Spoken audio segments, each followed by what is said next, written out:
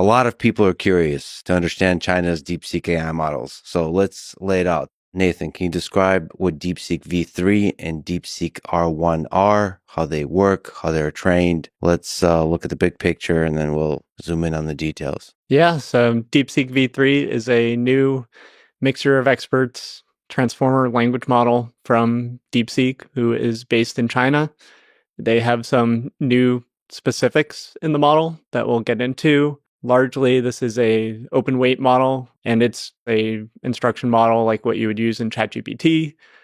They also release what is called the base model, which is before these techniques of post-training. Most people use instruction models today, and those are what's served in all sorts of applications. This was released on, I believe, December 26th or that week. And then weeks later, on January 20th, DeepSeek released DeepSeek R1, which is a reasoning model, which really accelerated a lot of this discussion. This reasoning model has a lot of overlapping training steps to DeepSeek V3, and it's confusing that you have a base model called V3 that you do something to get a chat model, and then you do some different things to get a reasoning model.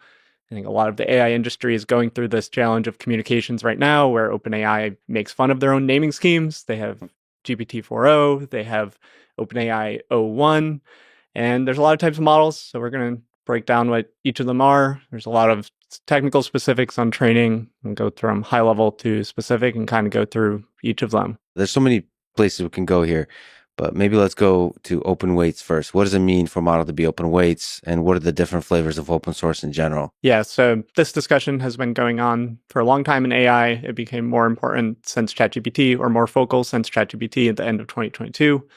Open weights is the accepted term for when model weights of a language model are available on the internet for people to download. Those weights can have different licenses, which is effectively the terms by which you can use the model.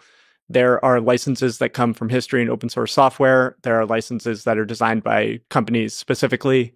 All of Llama, DeepSeek, Qwen, Mistral, these popular names in open weight models have some of their own licenses. It's complicated because not all the same models have the same terms.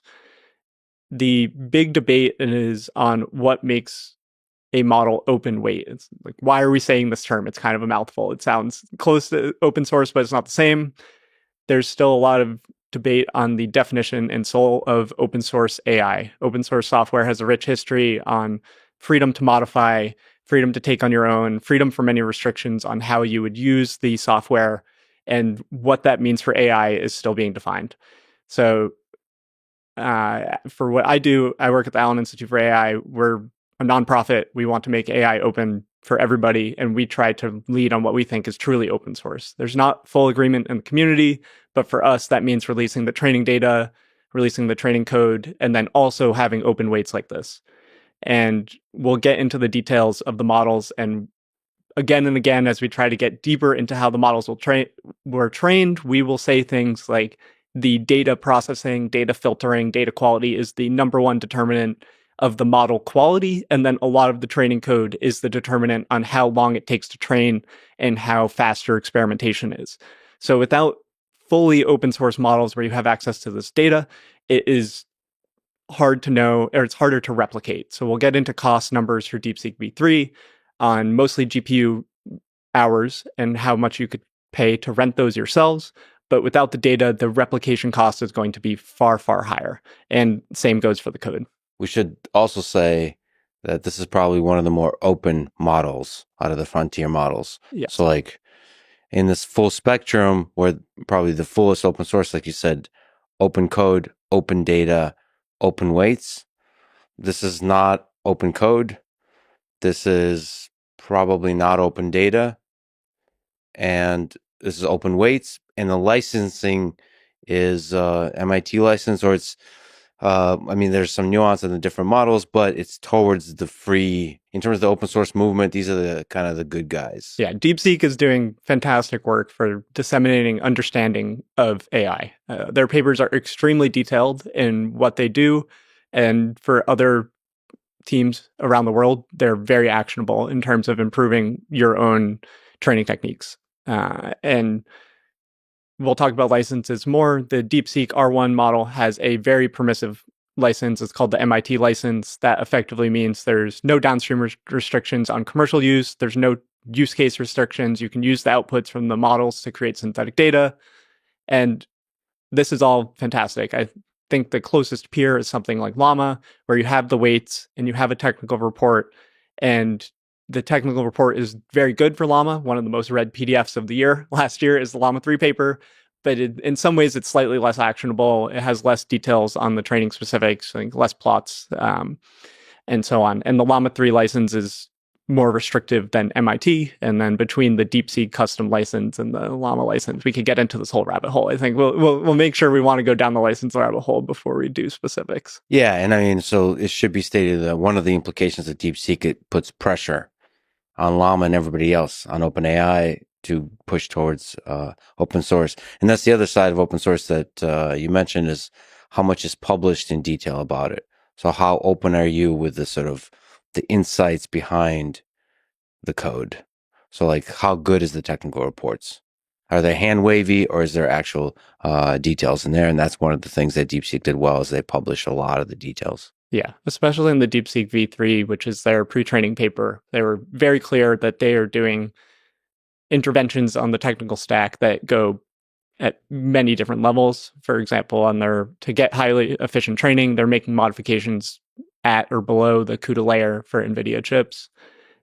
I have never worked there myself, and there are a few people in the world that do that very well, and some of them are at DeepSeek. And these types of people are at DeepSeek and leading American frontier labs, but there are not many places.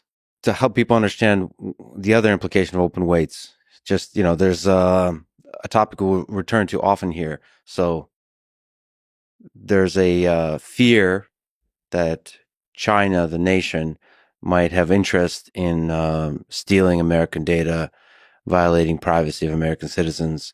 What can we say about open weights to help us understand what the weights are able to do? Yeah. In terms of stealing people's data. Yeah, so these weights that you can download from Hugging Face or other platforms are very big matrices of numbers. You can download them to a computer in your own house that has no internet, and you can run this model, and you're totally in control of your data. That is something that is different than how a lot of language model usage is actually done today, which is mostly through APIs, where you send your prompt to GPUs run by certain companies. And these companies will have different distributions and policies on how your data is stored, if it is used to train future models, where it is stored, if it is encrypted, and so on. So the open weights are, you have your fate of data in your own hands, and that is something that is deeply connected to the soul of open source. So it's not the model that steals your data, it's whoever's hosting the model, which could be China, if you're using the DeepSeek app, or it could be Perplexity. You're trusting them with your data. Or OpenAI, you're trusting them with your data. And some of these are American companies, some of these are Chinese companies. But the model itself is not doing the stealing. It's the host. All right. So back to the basics. What's the difference between DeepSeek v3 and DeepSeek R1? Can we try to lay out the confusion potential? Yes. So for one, I'm very understanding of many people being confused by these two model names. So I would say the best way to think about this is that when training a language model, you have what is called pre-training, which is when you're predicting the large amounts of mostly internet text. You're trying to predict the next token. And what to know about these new DeepSeek models is that they do this internet large-scale pre-training once to get what is called DeepSeek v3 base. This is a base model. It's just going to finish your sentences for you. It's going to be harder to work with than ChatGPT. And then what DeepSeek did is they've done two different post-training regimes to make the models have specific desirable behaviors. So what is the more normal model in terms of the last few years of AI, an instruct model, a chat model, a quote unquote aligned model, a helpful model, there are many ways to describe this, is more standard post-training. So this is things like instruction tuning, reinforcement learning from human feedback. We'll get into some of these words. And this is what they did to create the DeepSeek v3 model. This was the first model to be released, and it is very highly performant. It's competitive with GPT-4, Llama 405B, so on.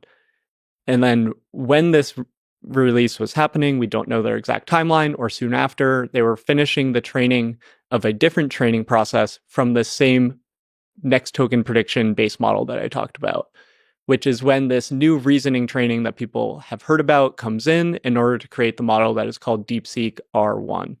The R through this conversation is good for grounding for reasoning, and the name is also similar to OpenAI's O1, which is the other reasoning model that people have heard about.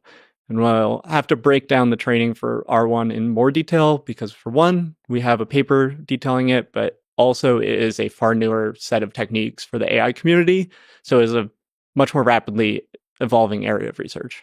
Maybe we should also say the big two categories of training of pre-training and post-training, these umbrella terms that people use. So what is pre-training and what is post-training, and what are the different flavors of things underneath post-training umbrella? Yeah, so pre-training, I'm using some of the same words to really get the message across, is you're doing what is called autoregressive prediction to predict the next token in a series of documents. This is done over standard practice is trillions of tokens. So this is a ton of data that is mostly scraped from the web.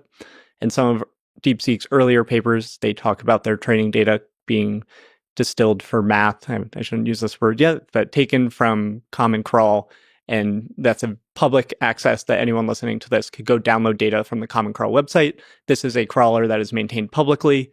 Yes, other tech companies eventually shift to their own crawler, and DeepSeek likely has done this as well, as most frontier labs do. But this sort of data is something that people can get started with, and you're just predicting text in a series of documents.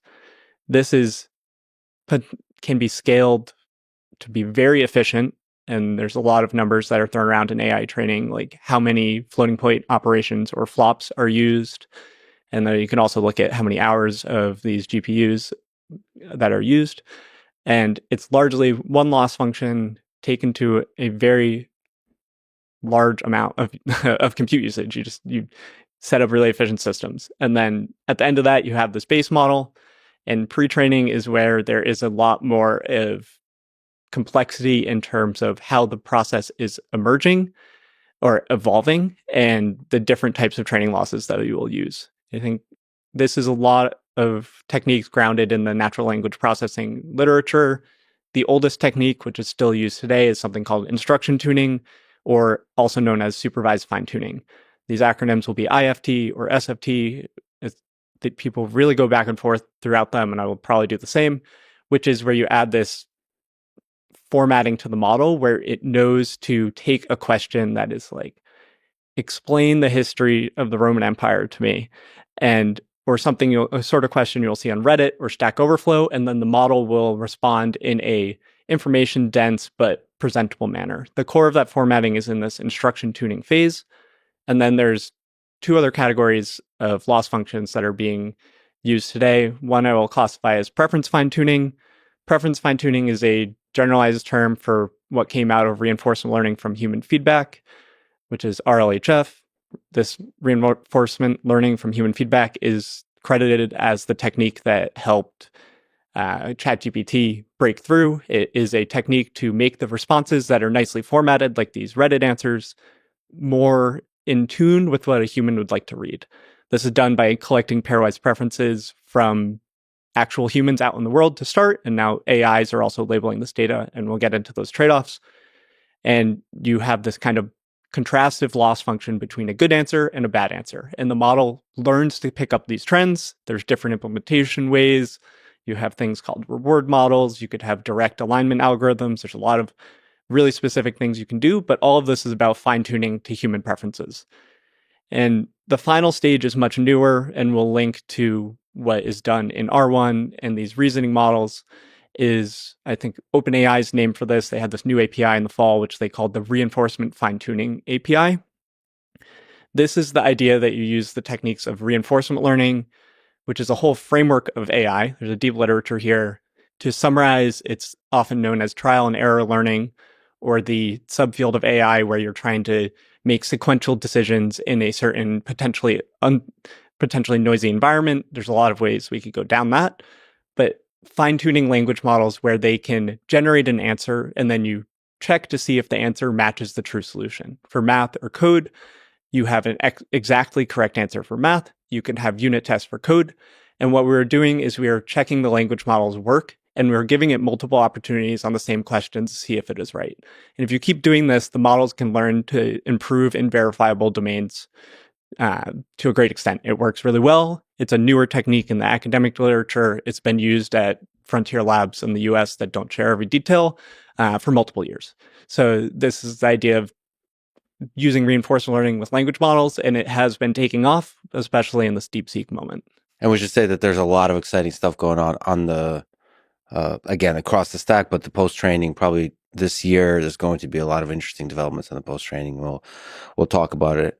I almost forgot to talk about the difference between DeepSeek V3 and R1 on the user experience side. So forget the technical stuff, forget all of that. Just people that don't know anything about AI, they show up. Like, what's the actual experience? What's the use case for each one when they actually like type and talk to it? What is each good at, and that kind of thing. So let's start with DeepSeek V3 again. It's what more people would have tried something like it. You ask it a question, it'll start generating tokens very fast, and those tokens will look like a very human legible answer. It'll be some sort of markdown list. It might have formatting to help you draw to the core details in the answer, and it'll generate tens to hundreds of tokens. A token is normally a word for common words or a subword part in a longer word.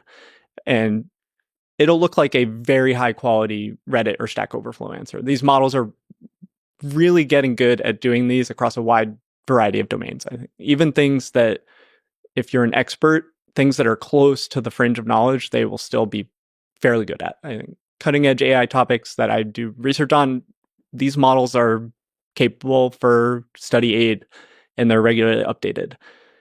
Where this changes is with the DeepSeek R1, what is called these reasoning models, is when you see tokens coming from these models to start, it will be a large chain of thought process. We'll get back to chain of thought in a second, which looks like a lot of tokens where the model is explaining the problem. The model will often break down the problem and be like, okay, they asked me for this. Let's break down the problem. I'm going to need to do this. And you'll see all of this generating from the model. It'll come very fast in most user experiences. These APIs are very fast, so you'll see a lot of tokens, a lot of words show up really fast. It'll keep flowing on the screen, and this is all the reasoning process. And then eventually the model will change its tone in R1, and it'll write the answer, where it summarizes its reasoning process and writes a similar answer to the first types of model. But in DeepSeek's case, which is part of why this was so popular even outside the AI community, is that you can see how the language model is breaking down problems. And then you get this answer. On a technical side, they train the model to do this specifically, where they have a section which is reasoning, and then it generates a special token, which is probably hidden from the user most of the time, which says, okay, I'm starting the answer. So the model is trained to do this two-stage process on its own. If you use a similar model in, say, OpenAI, OpenAI's user interface is trying to summarize this process for you nicely by kind of showing the sections that the model is doing, and it'll kind of click through. It'll say breaking down the problem, making X calculation, cleaning the result, and then the answer will come for something like OpenAI. Maybe it's useful here to go through like an example of it, DeepSeek R1 reasoning. Yeah, so if you're looking at the screen here, what you'll see is a screenshot of the DeepSeek chat app, and at the top is thought for 151 seconds with the drop-down arrow. Underneath that, if we were in an app that we were running, the drop-down arrow would have the reasoning. So in this case, the specific question, which, you know, I'm philosophically / pothead inclined. So this is asking DeepSeek R1 for one truly novel insight about humans.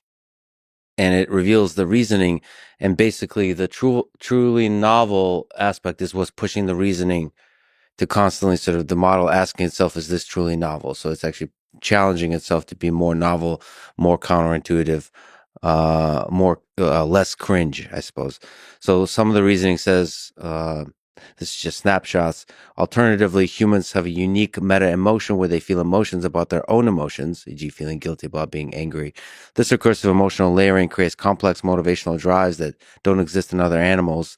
The insight is that human emotions are nested. So it's like it's reasoning through how humans feel emotions. It's reasoning about meta emotions. Going to have pages and pages Yeah, of this. exactly. It's almost too much to actually read, but it's nice to skim as it's coming. It's a stream of it's a James Joyce like stream of consciousness, and then it goes, wait. The user wants something that's not seen anywhere else. Let me dig deeper. And consider the human ability to hold contradictory beliefs simultaneously. Cognitive dissonance is known, but perhaps the function is to allow flexible adaptation, so on and so forth. I mean, that really captures the public imagination that, holy shit, this isn't, intelligent slash almost like an inkling of sentience, because like you're thinking through, you're self-reflecting, you're deliberating. And the final result of that after 157 seconds is humans instinctively convert selfish desires into cooperative systems by collectively pretending abstract rules, money, laws, rights are real. These shared hallucinations act as, quote, games, where competition is secretly redirected to benefit the group, turning conflict into society's fuel. Pretty profound. I mean, you know, This is a potential counterintuitive. digression, but a lot of people have found that these reasoning models can sometimes produce much more eloquent text. That is a at least interesting example. I think depending on how open-minded you are, you find language models interesting or not, and there's a spectrum there. Well, I mean, it's some of the, we'll talk about different benchmarks and so on, but some is just a vibe. Like that in itself is let's say, quote, fire tweet. Yeah. If we're trying to produce something where people are like, oh shit.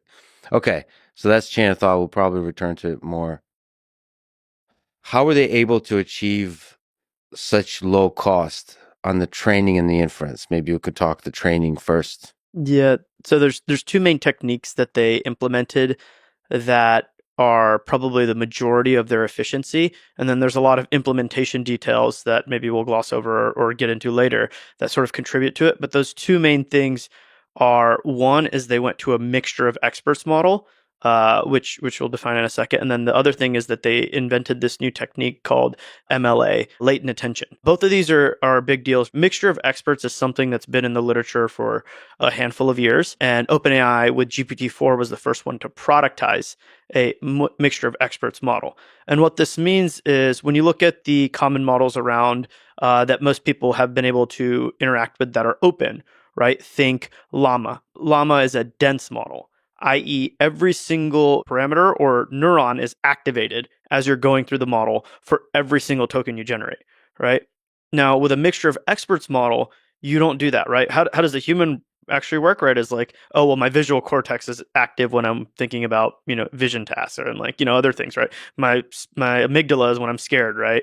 These different aspects of your brain are focused on different things. A mixture of experts model attempts to approximate this to some extent. It's nowhere close to what a brain architecture is, but different portions of the model activate, right? You'll have a set number of experts in the model and a set number that are activated each time. And this dramatically reduces both your training and inference costs because now if you think about the parameter count as the sort of total embedding space for all of this knowledge that you're compressing down during training, when you're embedding this data in, instead of having to activate every single parameter every single time you're training or running inference, now you can just activate on a subset.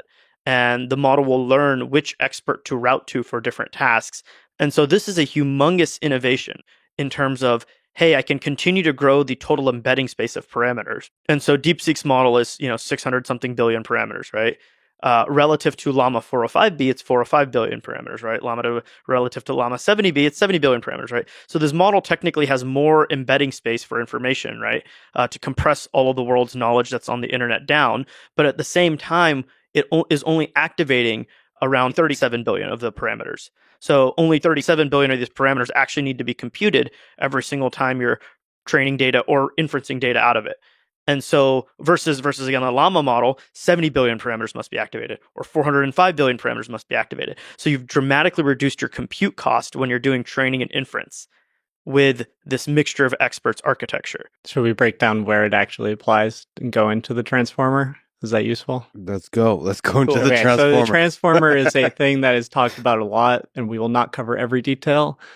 Essentially, the transformer is built on repeated blocks of this attention mechanism and then a traditional, dense, fully connected, multi-layer perceptron, whatever word you want to use for your normal neural network. And you alternate these blocks. There's other details. And where mixture of experts is applied is at this dense model. The dense model holds most of the weights if you count them in a transformer model. So you can get really big gains from this mixture of experts on parameter efficiency at training and inference because you get this efficiency by not activating all of these parameters. We should also say that a transformer is a giant neural network. Yeah. And then there's, for 15 years now, there's what's called the deep learning revolution. Networks gotten larger and larger, and at a certain point, the scaling laws appeared where people realized This is a scaling law shirt, by the way. representing scaling laws, where it became more and more formalized that bigger is better across multiple dimensions of what bigger means. So, but these are all sort of neural networks we're talking about, and we're talking about different architectures of how to construct these neural networks such that the training and the inference on them is super efficient. Yeah. Every different type of model has a different scaling law for it, which is effectively for how much compute you put in, the architecture will get to different levels of performance at test tasks. And mixture of experts is one of the ones at training time, even if you don't consider the inference benefits, which are also big. At training time, your efficiency with your GPUs is dramatically improved by using this architecture if it is well implemented. So you can get effectively the same performance model and evaluation scores with numbers like 30% less compute. I think there's going to be a wide variation depending on your implementation details and stuff. But it is just important to realize that this type of technical innovation is something that gives huge gains. And I expect most companies that are serving their models to move to this mixture of experts implementation. Historically, the reason why not everyone might do it is because it's an implementation complexity, especially when doing these big models. So this is one of the things that DeepSeek gets credit for, is they do this extremely well. They do mixture of experts extremely well. This architecture for what is called DeepSeek MOE. MOE is the shortened version of mixture of experts, is multiple papers old. This part of their training infrastructure is not new to these models alone. And same goes for what Dylan mentioned with multi-head latent attention. This is all about reducing memory usage during inference, and same things during training by using some fancy low rank approximation math. If you get into the details with this latent attention, it's one of those things I look at and it's like, okay, they're doing really complex implementations because there's other parts of the language models, such as embeddings that are used to extend the context length. The common one that DeepSeek used is rotary positional embeddings, which is called rope. And if you want to use rope with a normal MOE, it's kind of a sequential thing. You take two of the attention matrices and you rotate them by a complex value rotation, which is a matrix multiplication. With DeepSeek's MLA, with this new attention architecture, they need to do some clever things because they're not set up the same, and it just makes the implementation complexity much higher. So they're managing all of these things, and these are probably the sort of things that OpenAI, these closed labs, are doing. We don't know if they're doing the exact same techniques, but they actually shared them with the world, which is really nice to feel like this is the cutting edge of efficient language model training. And some of this requires low-level engineering. Just is a giant mess and trickery. So as I understand, they went below CUDA. So they go super low programming of GPUs. Effectively, NVIDIA builds this library called Nickel, right? In which, when you're training a model, you have all these communications between every single layer of the model, and you may have over 100 layers. What does right? a Nickel stand for? It's NCCL. NVIDIA Communications Collectives Library. Yeah. Nice. And so Damn. when you're training a model, right, you're going to have all reduces and all gathers, right? Between each layer, between the multi-layer perceptron or feed-forward network and the attention mechanism, you'll have basically the model synchronized, right? Or you'll have all reduce or an all gather. And this is a communication between all the GPUs in the network, whether it's in training or inference. So NVIDIA has a standard library. This is one of the reasons why it's really difficult to use anyone else's hardware for training, is because no one's really built a standard communications library. and NVIDIA's done this at a sort of a higher level, right? DeepSeek, because they have certain limitations around the GPUs that they have access to, the interconnects are limited to some extent by the restrictions of the GPUs that were shipped into China legally, not the ones that are smuggled, but legally shipped in, that they used to train this model. They had to figure out how to get efficiencies, right? And one of those things is that instead of just calling the NVIDIA library Nickel, right? They instead they scheduled their own communications, which some of the labs do, right?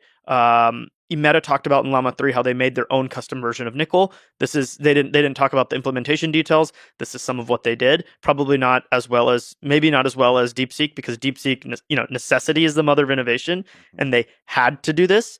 Whereas in the case, OpenAI has people that do this sort of stuff, Anthropic, etc. But DeepSeek certainly did it publicly, and they may have done it even better because they were gimped on a certain aspect of the chips that they have access to.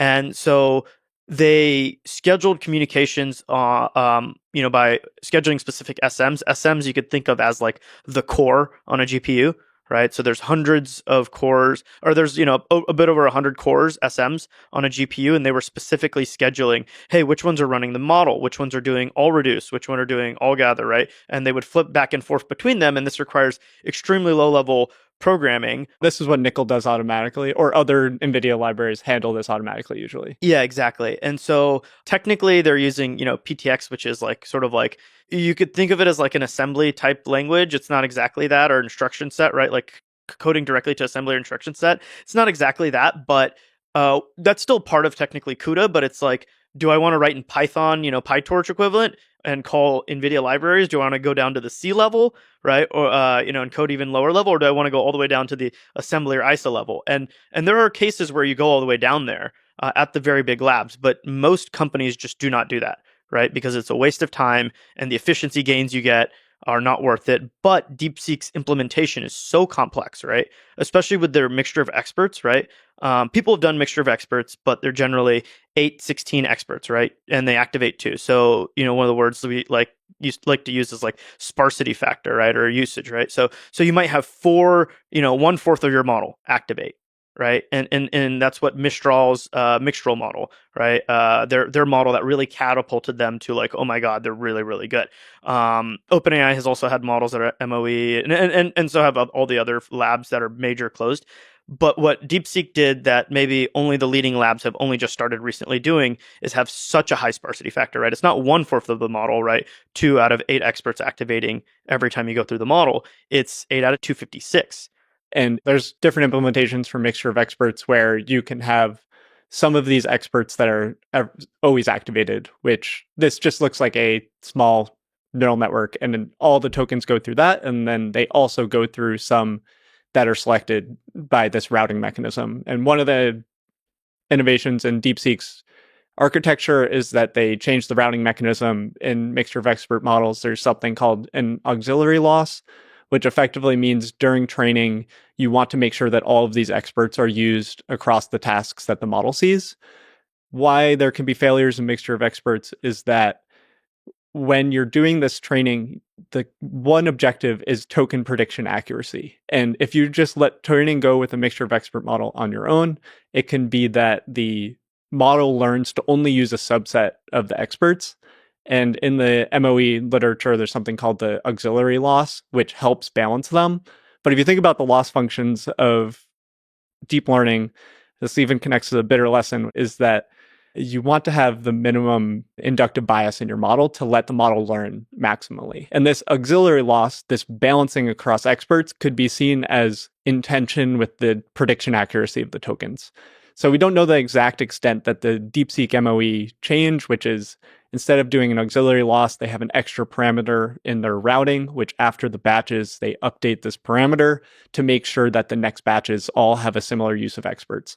And this type of change can be big, it can be small, but they add up over time.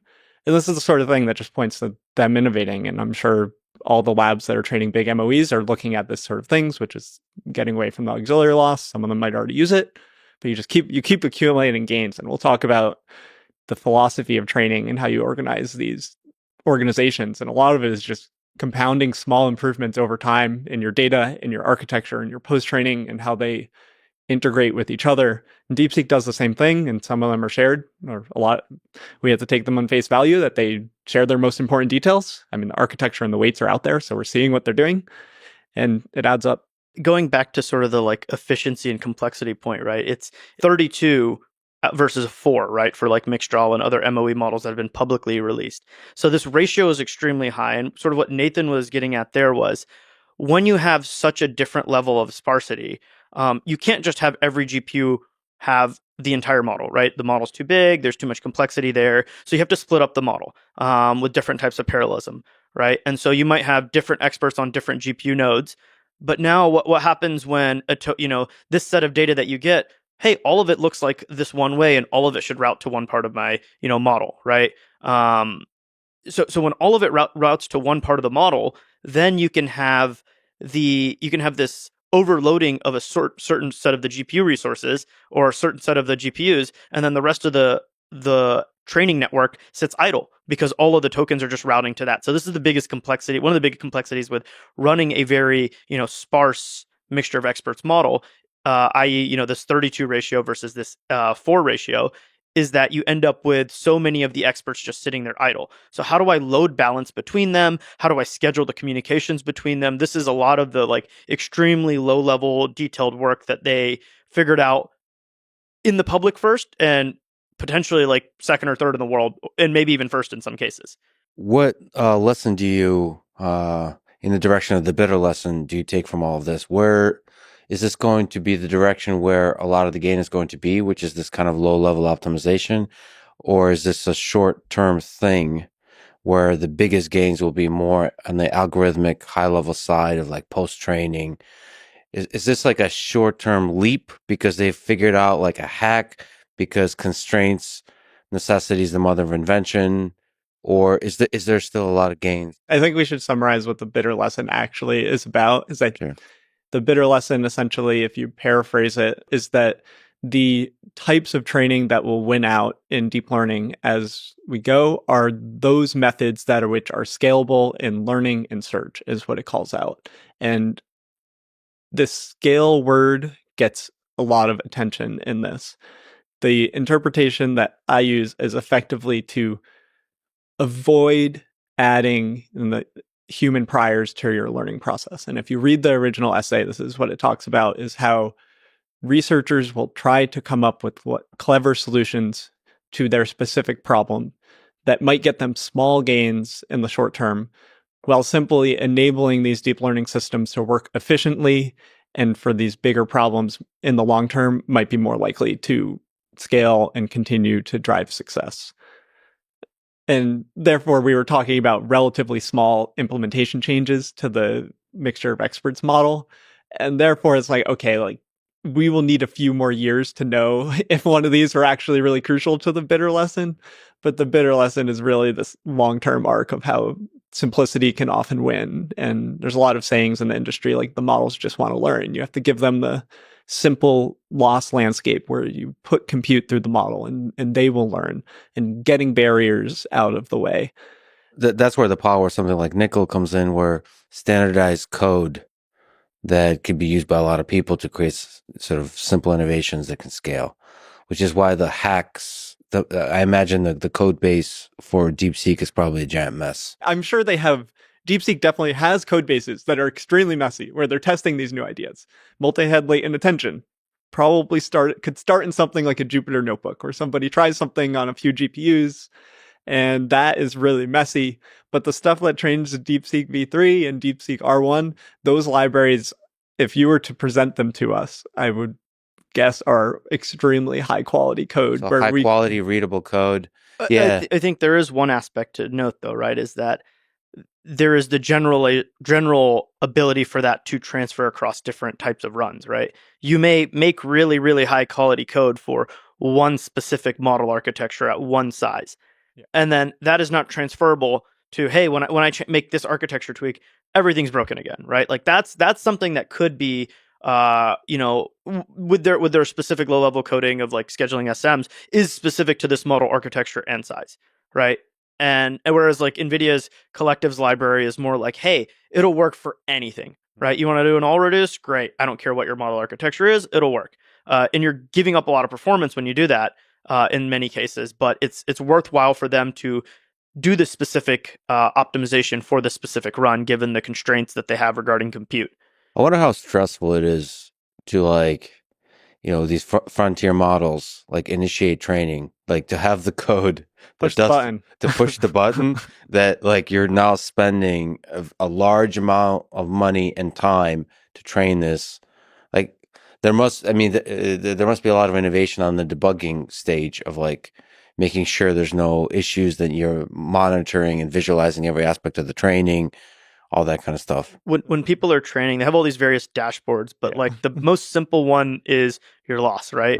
And it continues to go down, but in reality, especially with more complicated stuff like MOE, the biggest problem with it, or FP8 training, which is another innovation, going to a lower precision number format, i.e. less accurate, is that you end up with loss spikes. Right. And no one knows why the loss spike happened. And for some of them you do. Some of them you do. Some of them are bad data. Can I give the AI2's example of what blew up our earlier models? Is a subreddit called Microwave Gang. We love to shout this out. It's a real thing. You can pull up Microwave Gang. Essentially, it's a subreddit where everybody makes posts that are just the letter M. So it's like, So there's extremely long sequences of the letter M. And then the comments are like beep, beep, because it's from the microwave ends. Yeah. But if you pass this into a model that's trained to be a normal producing text, it's extremely high loss, because normally you see an M, you don't predict M's for a long time. So like this is something that causes a loss spikes for us. But when you have much, like this is old, this is not recent. And when you have more mature data systems, that's not the thing that causes the loss spike. And what Dylan is saying is true, but it's like it's levels to this sort of idea. With regards to the stress, right? Like, these people are like, you'll go out to dinner with like a friend that works at one of these labs, and they'll just be like looking at their phone every like 10 minutes, and they're not like, it's one thing if they're texting, but they're just like, is the loss it's literally like tokens per second, loss not blown up.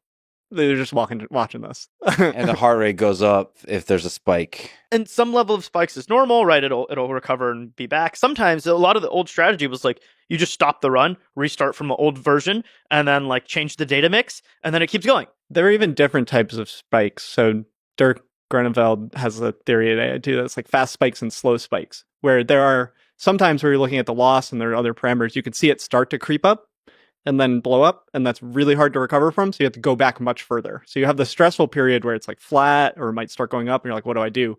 Whereas there are also loss spikes that it looks good, and then there's one spiky data point, and what you can do is you just skip those. You see that there's a spike, you're like, okay, I can ignore this data, don't update the model, and do the next one, and it'll recover quickly. But these like on trickier implementations, so as you get more complex in your architecture and you scale up to more GPUs, you have more potential for your loss blowing up. So it's like there's a distribution. The whole idea of grokking also comes in, right? It's like just because it slowed down from improving and loss doesn't mean it's not learning, because all of a sudden it could be like this and it could just spike down and loss again because it truly learned something, right? And it took some time for it to learn that. It's not like a gradual process, right? And that's what humans are like. That's what models are like. So it's really a stressful task, as you mentioned. And the whole time the dollar count is going up. Every company has failed runs. You need failed runs to push the envelope on your infrastructure. So a lot of news cycles are made of X company had Y failed run. Every company that's trying to push the frontier of AI has these. So yes, it's noteworthy because it's a lot of money and it can be week to month setback, but it is part of the process. But how do you get, if you're DeepSeek, how do you get to a place where, holy shit, there's a successful combination of hyperparameters? A lot of small failed runs. And so rapid iteration through failed runs until and successful ones. And then you build up some intuition like this mixture of expert works, and then this implementation of MLA works. Key hyperparameters like learning rate and regularization and things like this, and you find the regime that works for your code base. I've talking to people at Frontier Labs, there's a story that you can tell where training language models is kind of a path that you need to follow. So you need to like unlock the ability to train a certain type of model or a certain scale, and then your code base and your internal know-how of which hyperparameters work for it is kind of known. And you look at the DeepSeek papers and models, they've scaled up, they've added complexity, and it's just continuing to build the capabilities that they have. There's the concept of a YOLO run. So YOLO, you only live once. Yep. And what it is like, there's all this experimentation you do at the small scale, right? Research ablations, right? Like you have your Jupyter notebook where you're experimenting with MLA on like 3 GPUs or whatever, and you're doing all these different things like, hey, do I do 4 active experts, 128 experts? Do I arrange the experts this way? All these different model architecture things you're testing at a very small scale, right? Couple researchers, few GPUs, tens of GPUs, hundreds of GPUs, whatever it is. And then all of a sudden you're like, okay, guys, no more fucking around, right? No more screwing around. Everyone take all the resources we have. Let's pick what we think will work and just go for it, right? YOLO. Yeah. And this is where that sort of stress comes in, is like, well, I know it works here, but some things that work here don't work here, and some things that work here don't work down here, right? In this terms of scale, right? So it's really truly a YOLO run, and sort of like there is this like discussion of like certain researchers just have like this methodical nature, like they can find the whole search space and like figure out all the ablations of different research and really see what is best. And there's certain researchers who just kind of like, have that innate gut instinct of like, this is the YOLO run. Like, I'm looking at the data, I think this is it. This is why you want to work in post-training, because the GPU cost for training is lower, so you can make a higher percentage of your training runs YOLO runs. Yeah. For now. Yeah, for now. For now. So some of this is fundamentally luck still.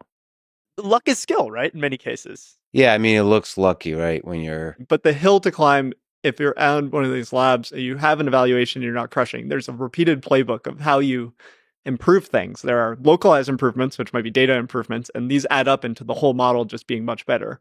And when you zoom in really close, it can be really obvious that this model is just really bad at this thing, and we can fix it, and you just add these up. So like, some of it feels like luck, but on the ground, especially with these new reasoning models we're talking to, it's just so many ways that we can poke around, and normally it's that some of them give big improvements. The search space is near infinite, right? And yet the amount of compute and time you have is very low, and you have to hit release schedules. You have to not get blown past by everyone. Otherwise, what happened with DeepSeek, crushing Meta and Mistral and Cohere and all these guys, they moved too slow, right? They maybe were too methodical. I don't know. They didn't hit the YOLO run, whatever the reason was. Maybe they weren't as skilled. Whatever, you can call it luck if you want, but at the end of the day, it's skill. So 2025 is the year of the YOLO run. It seems like all the labs are like going in. I think it's even more impressive what OpenAI did in 2022.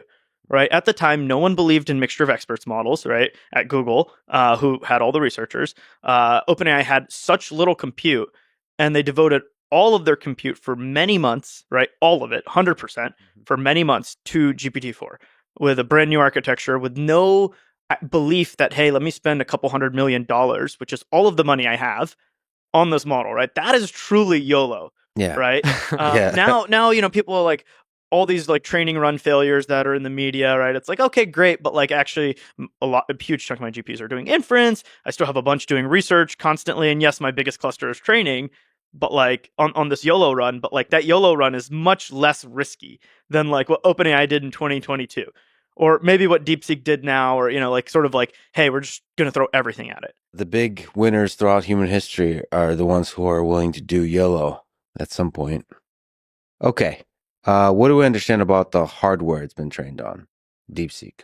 DeepSeek is very interesting. Right? This is where a second to take us to zoom out of who they are, first of all, right? Highflyer is a hedge fund that has historically done quantitative trading in China as well as elsewhere.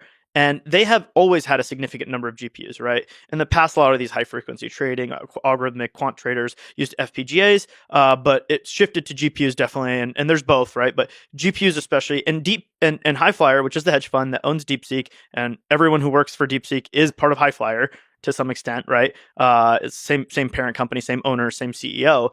They had all these resources and infrastructure for trading. And then they devoted a humongous portion of them to training models, both language models and otherwise, right? Because these techniques were heavily AI influenced. More recently, people have realized, hey, trading with like even when you go back to like Renaissance and all these like quantitative firms, natural language processing is the key to like trading really fast, right? Understanding a press release and making the right trade, right? And so DeepSeek has always been really good at this. And even as far back as 2021, they have press releases and papers saying, like, hey, we're the first company in China with an A100 cluster this large. It was 10,000 A100 GPUs, right? This is in 2021. Now, this wasn't all for training, large language models. This was mostly for training models for their quantitative aspects, their quantitative trading, as well as, a lot of that was natural language processing, to be clear, right? And so this is the sort of history, right? So verifiable fact is that in 2021, they built the largest Chinese cluster. At least they claim it was the largest cluster in China, 10,000 GPUs. Before export controls started. Yeah. It's like they've had a huge cluster before any conversation of export controls. So then you step it forward to like, what have they done over the last 4 years since then, right? Obviously, they've continued to operate the hedge fund, probably make tons of money. And the other thing is that they've leaned more and more and more into AI. The CEO, Lian Feng, You're not putting me spot on this. We discussed this before. Lian Feng, right? The CEO, he We're all owns maybe Lian Feng. He owns maybe a little bit more than half the company, allegedly, right? Is an extremely like Elon Jensen kind of figure where he's just like involved in everything, right? And so over that time period, he's gotten really in depth into AI. He actually has a bit of a like if you see some of his statements, a bit of an EAC vibe almost, right? Total AGI vibes. So like, we need to do this. We need to make a new ecosystem of open AI. We need China to lead on this sort of ecosystem because historically the Western countries have led on software ecosystems, and he straight up acknowledges like, in order to do this, we need to do something different. DeepSeek is his way of doing this. Some of the translated interviews with him are so he has fantastic. done interviews. Yeah. You think he would do a Western interview or no? Or is there controls on there hasn't been one yet, but okay. I would try it. Well, I just got a Chinese translator, so it's great. This is all push. So fascinating figure, engineer, pushing full on into AI, leveraging the success from the high frequency trading. Very direct quotes, like, we will not switch to closed source when asked about this stuff. He very long-term motivated in how the ecosystem of AI should work. And I think from a Chinese perspective, he wants a Chinese company to build this vision. And so this is sort of like the quote unquote visionary behind the company, right? This hedge fund still exists, right? This quantitative firm. And so DeepSeek is the sort of slowly he got turned to this full view of like AI, everything about this, right? But at some point it slowly maneuvered and he made DeepSeek. And DeepSeek has done multiple models since then. They've acquired more and more GPUs. They share infrastructure with the fund, right?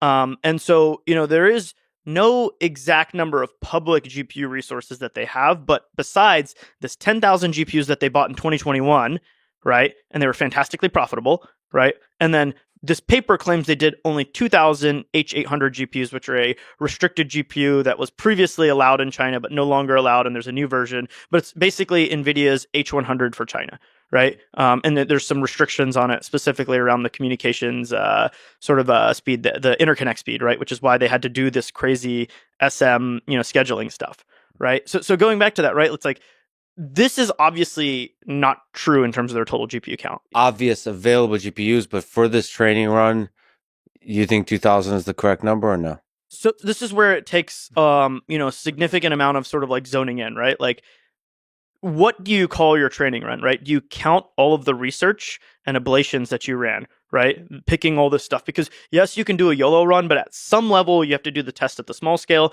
and then you have to do some test at medium scale before you go to a large scale. Accepted practice is that for any given model that is a notable advancement, you're going to do 2 to 4x compute of the full training run in experiments alone. So a lot of this compute that's being scaled up is probably used in large part at this time for research.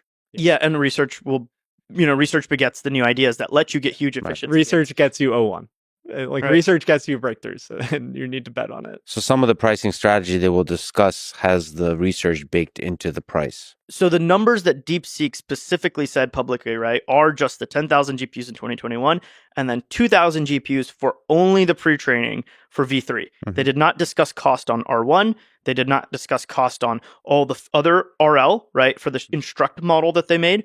Right? They only discussed the pre-training for the base model, and they did not discuss anything on research and ablations. And they do not talk about any of the resources that are shared in terms of, hey, the fund is using all these GPUs, right? And we know that they're very profitable and that 10,000 GPUs in 2021. So the some of the research that we've found is that we actually believe they have closer to 50,000 GPUs. We is semi-analysis. So we should say that you're sort of one of the world experts in figuring out what everybody's doing in terms of the semiconductor, in terms of cluster build-outs, in terms of like who's doing what in terms of training runs. So yeah, so that's the we. Okay, go ahead. Yeah, sorry. We believe they actually have something closer to 50,000 GPUs, right? Yeah. Now, this is split across many tasks, right? Again, the fund, research and ablations. For ballpark, how much would OpenAI or Anthropic had? I think the clearest example we have, because Meta is also open, they talk about like order of 60K to 100K H100 equivalent GPUs in their training clusters. Right. So like Llama 3, they said they trained on 16,000 H100s, right? But the company of Meta last year publicly disclosed they bought like 400 something thousand GPUs. Yeah. Right. So of course, tiny percentage on the training. Again, like most of it is like serving me the best Instagram reels, right? Or whatever, right? I mean, we could get into a cost of like, what is the cost of ownership for a 2,000 GPU cluster, 10,000? Like, there's just different sizes of companies that can afford these things, and DeepSeek is reasonably big.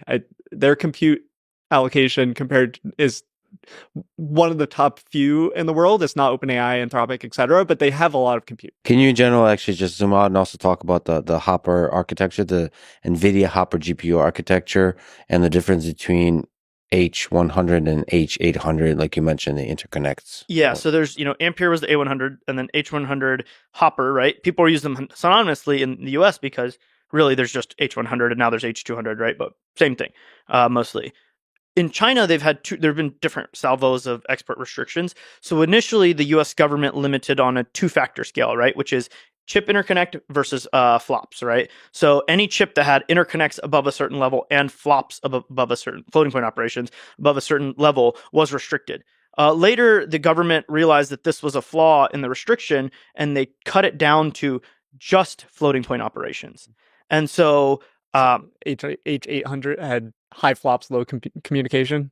Exactly. So the H800 was the same performance as H100 on flops, right? But it didn't. It just had the interconnect bandwidth cut. DeepSeek knew how to utilize this. Hey, even though we're cut back on the interconnect, we can do all this fancy stuff to figure out how to use the GPU fully, anyways. Right. Mm-hmm. And so that was back in October 2022.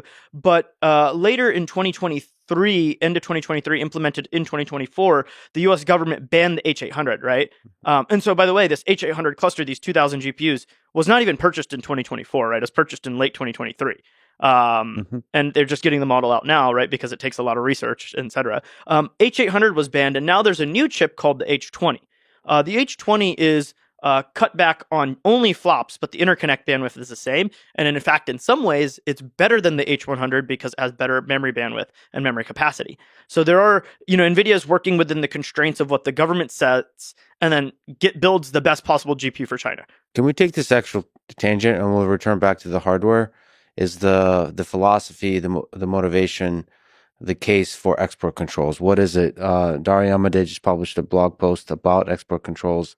The case he makes is that if AI becomes super powerful, and he says by 2026 we'll have AGI or super powerful AI, and that's going to give whoever builds that will have a significant military advantage.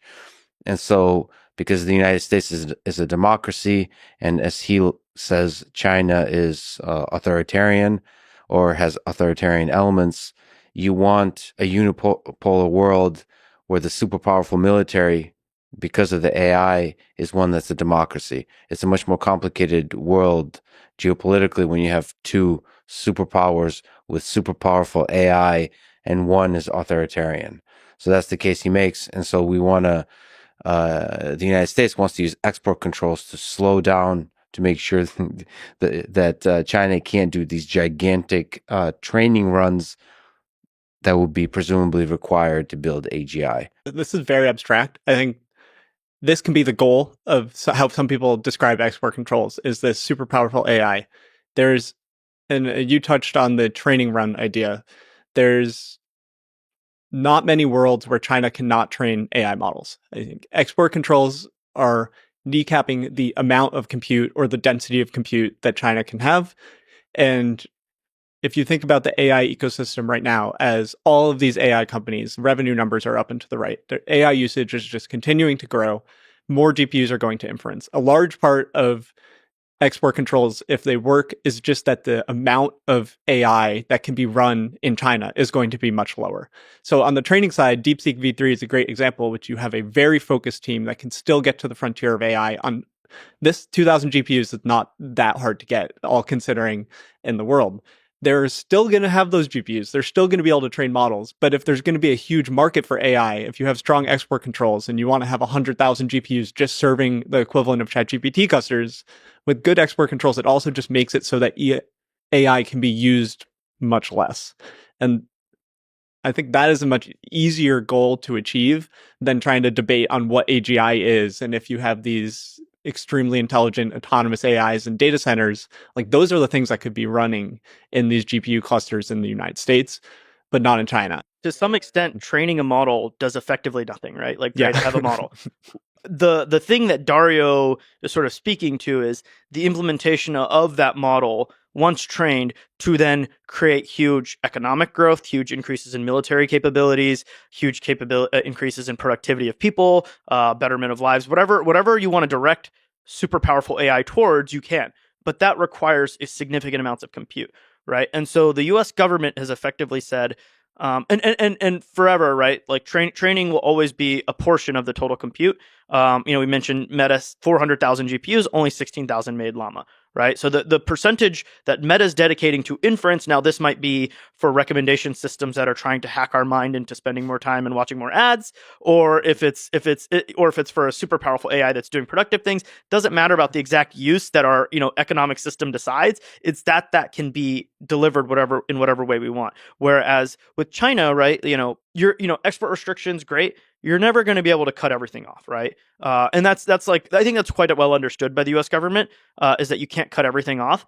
And they'll make their own chips. And they're trying to make their own chips. They'll be worse than ours, but this is the whole point, is to just keep a gap, right? Yeah. And therefore, at some point, as the AI, in a world where 2-3% economic growth, this is really dumb, by the way, right? To cut off, high tech and not make money off of it. But in a world where super powerful AI comes about and then starts creating significant changes in society, which is what all the AI leaders and big tech companies believe. I think super powerful AI is going to change society massively. And therefore, this compounding effect of the difference in compute is really important. There's some sci-fi out there where like AI is like measured in the power of how much power is delivered to compute, right? Or how much is being, that's sort of a way of thinking about what's the economic output, is just how much power you directing towards that AI. Should we talk about reasoning models with this as a way that this might be actionable as something that people can actually see? So the reasoning models that are coming out with R1 and O1, they're designed to use more compute. There's a lot of buzzy words in the AI community about this: test time compute, inference time compute,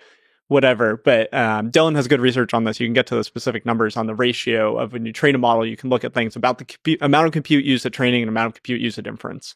These reasoning models are making inference way more important to doing complex tasks.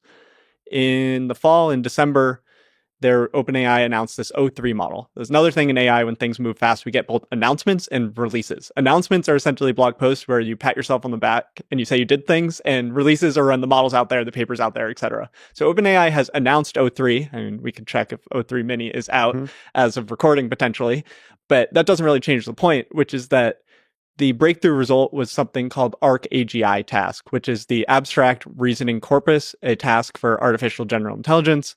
Francois Chollet is the guy who's been, it's a multi-year-old paper. It's a brilliant benchmark. And the number for OpenAI O3 to solve this was that it used some sort of number of samples in the API. The API has like thinking effort and number of samples. They used 1,000 samples to solve this task, and it comes out to be like $5 to $20 per question, which you're putting in effectively a math puzzle, and then it takes orders of dollars to answer one question. And this is a lot of compute. If this is going to take off in the US, OpenAI needs a ton of GPUs on inference to capture this. They have this OpenAI ChatGPT Pro subscription, which is $200 a month. Which Sam said they're losing money on. Which means that people are burning a lot of GPUs on inference. And I've signed up with it. I've played with it. I don't think I'm a power user, but I use it. And it's like, that is the thing that a Chinese company with mediumly strong export controls, there will always be loopholes, might not be able to do at all. And if the main result for O3 is also a spectacular coding performance, and if that feeds back into AI companies being able to experiment better. So presumably the idea is for an AGI, a much larger fraction of the compute would be used for this test time compute for the reasoning. For the AGI goes into a room and thinks about how to take over the world, and that come back in 2.7 hours. This and, is what and that it's going to take a lot of compute. This is what people like CEO or leaders of OpenAI and Anthropic talk about, is like autonomous AI models, which is you give them a task and they work on it in the background. I think my personal definition of AGI is much simpler. Like I think language models are a form of AGI, and all of this super powerful stuff is a next step that's great if we get these tools. But a language model has so much value in so many domains. It is a general intelligence to me.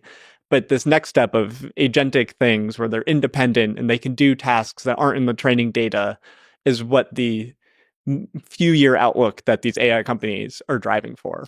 I think the terminology here that Dario uses is super powerful AI. So I agree with you on the AGI. I think we already have something like that's exceptionally impressive that Alan Turing would for sure say is AGI.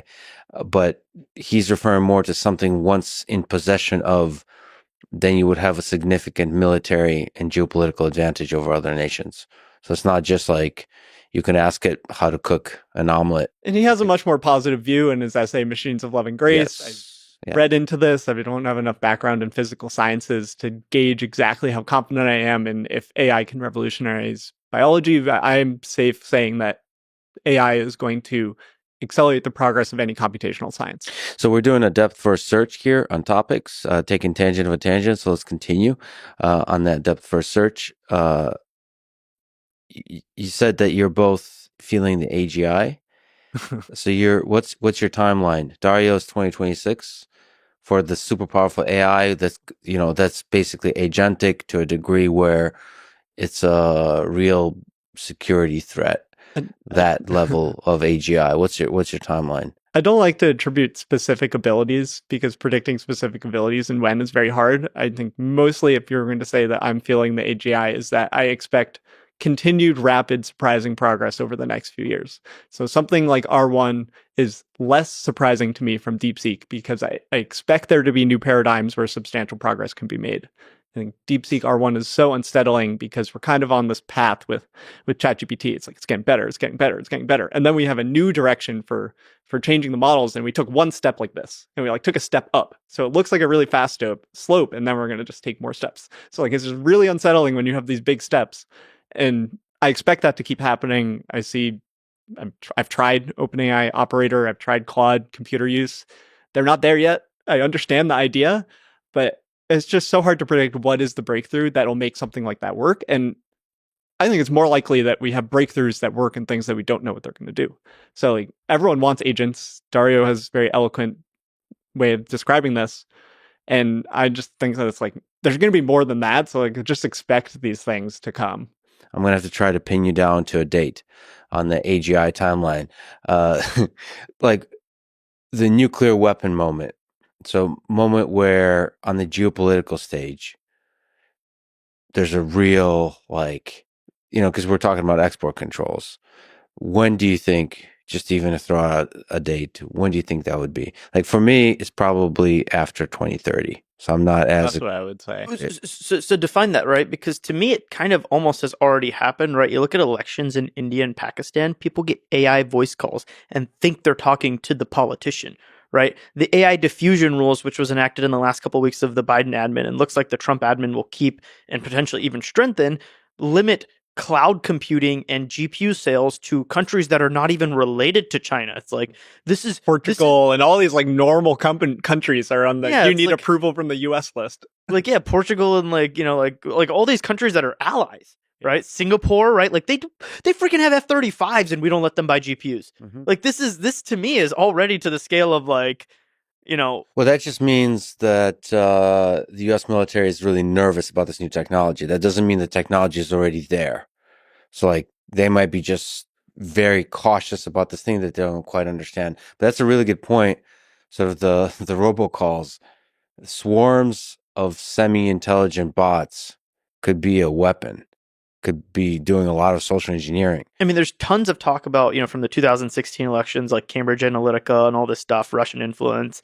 I mean, every country in the world is pushing stuff onto the internet and has narratives they want, right? Like that's every like technically competent, whether it's Russia, China, US, Israel, etc., right? People are pushing viewpoints onto the internet en masse, and language models crash the cost of like very intelligent sounding language. There's some research that shows that the distribution is actually the limiting factor. So language models haven't yet made misinformation particularly like change the equation there. The internet is still ongoing. I think there's a blog, AI Snake Oil, and some of my friends at Princeton that write on this stuff. So there is research. It's like it's a default that everyone assumes, and I would have thought the same thing, is that misinformation is going to get far worse with language models. I think in terms of internet posts and things that people have been measuring, it hasn't been a exponential increase or something extremely measurable. And things you're talking about with like voice calls and stuff like that, it could be in modalities that are harder to measure. So it's something that it's too soon to tell in terms of, I think that's like political instability via the web is it's monitored by a lot of researchers to see what's happening. I think that you're asking about like the AGI thing. If you make me give a year, I would be like, okay, I have AI CEOs saying this. They've been saying 2 years for a while. Mm-hmm. I think that people like Dario at Anthropic, the CEO, had thought about this so deeply. I need to take their words seriously, but also understand that they have different incentives. So I would be like, add a few years to that, which is how you get something similar to 2030 or a little after 2030. I think to some extent we have capabilities that hit a certain point where any one person could say, oh, okay, if I can leverage those capabilities for X amount of time, this is AGI, right? Call it 27, 28.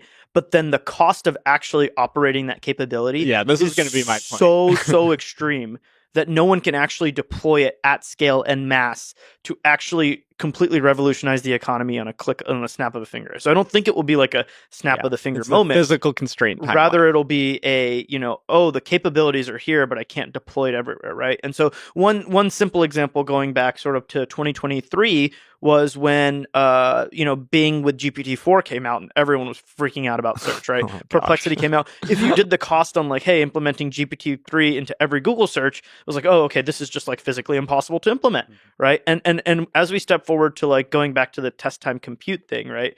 A query for, you ask ChatGPT a question, it costs cents, right? For their most capable model of chat, right? To get a query back. To solve an Arc AGI problem, though, cost $5 to $20, right? And this is it's only going up from there. This is 1,000, 10,000x factor difference in cost to respond to a query versus do a task. And the task of Arc AGI is not like it's simple to some extent, but it's also like, what are the tasks that we want? AGI, quote unquote, what we have today can do Arc AGI. 3 years from now, it can do much more complicated problems, but the cost is going to be measured in thousands and thousands and hundreds of thousands of dollars of GPU time, and there just won't be enough power, GPUs, infrastructure to operate this and therefore shift everything in the world on the snap of the finger. But at that moment, who gets to control and point the AGI at a task? And so this was in Dario's post that he's like, hey, China can effectively and more quickly than us point their AGI at military tasks. Right. And they have been in many ways faster at adopting certain new technologies into their military, right? Especially with regards to drones, right? The US maybe has a longstanding, large air sort of, fighter jet type of thing, bombers. But when it comes to asymmetric arms, such as drones, they've completely leapfrogged the US and the West. And the fear that Dario is sort of pointing out there, I think, is that, yeah, great, we'll have AGI in the commercial sector. The US military won't be able to implement it super fast. Chinese military could, and they could direct all their resources to implementing it in the military and therefore solving, military logistics or solving some other aspect of like disinformation for targeted certain set of people so that they can flip a country's politics or something like that is actually like catastrophic.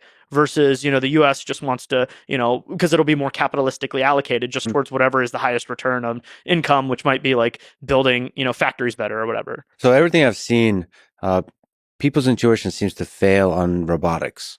So you have this kind of general optimism. I've seen this on self-driving cars. People think it's a much easier problem than it is. Similar with drones. Here, I understand it a little bit less, but I've just seen the reality of the war in Ukraine and the usage of drones on both sides.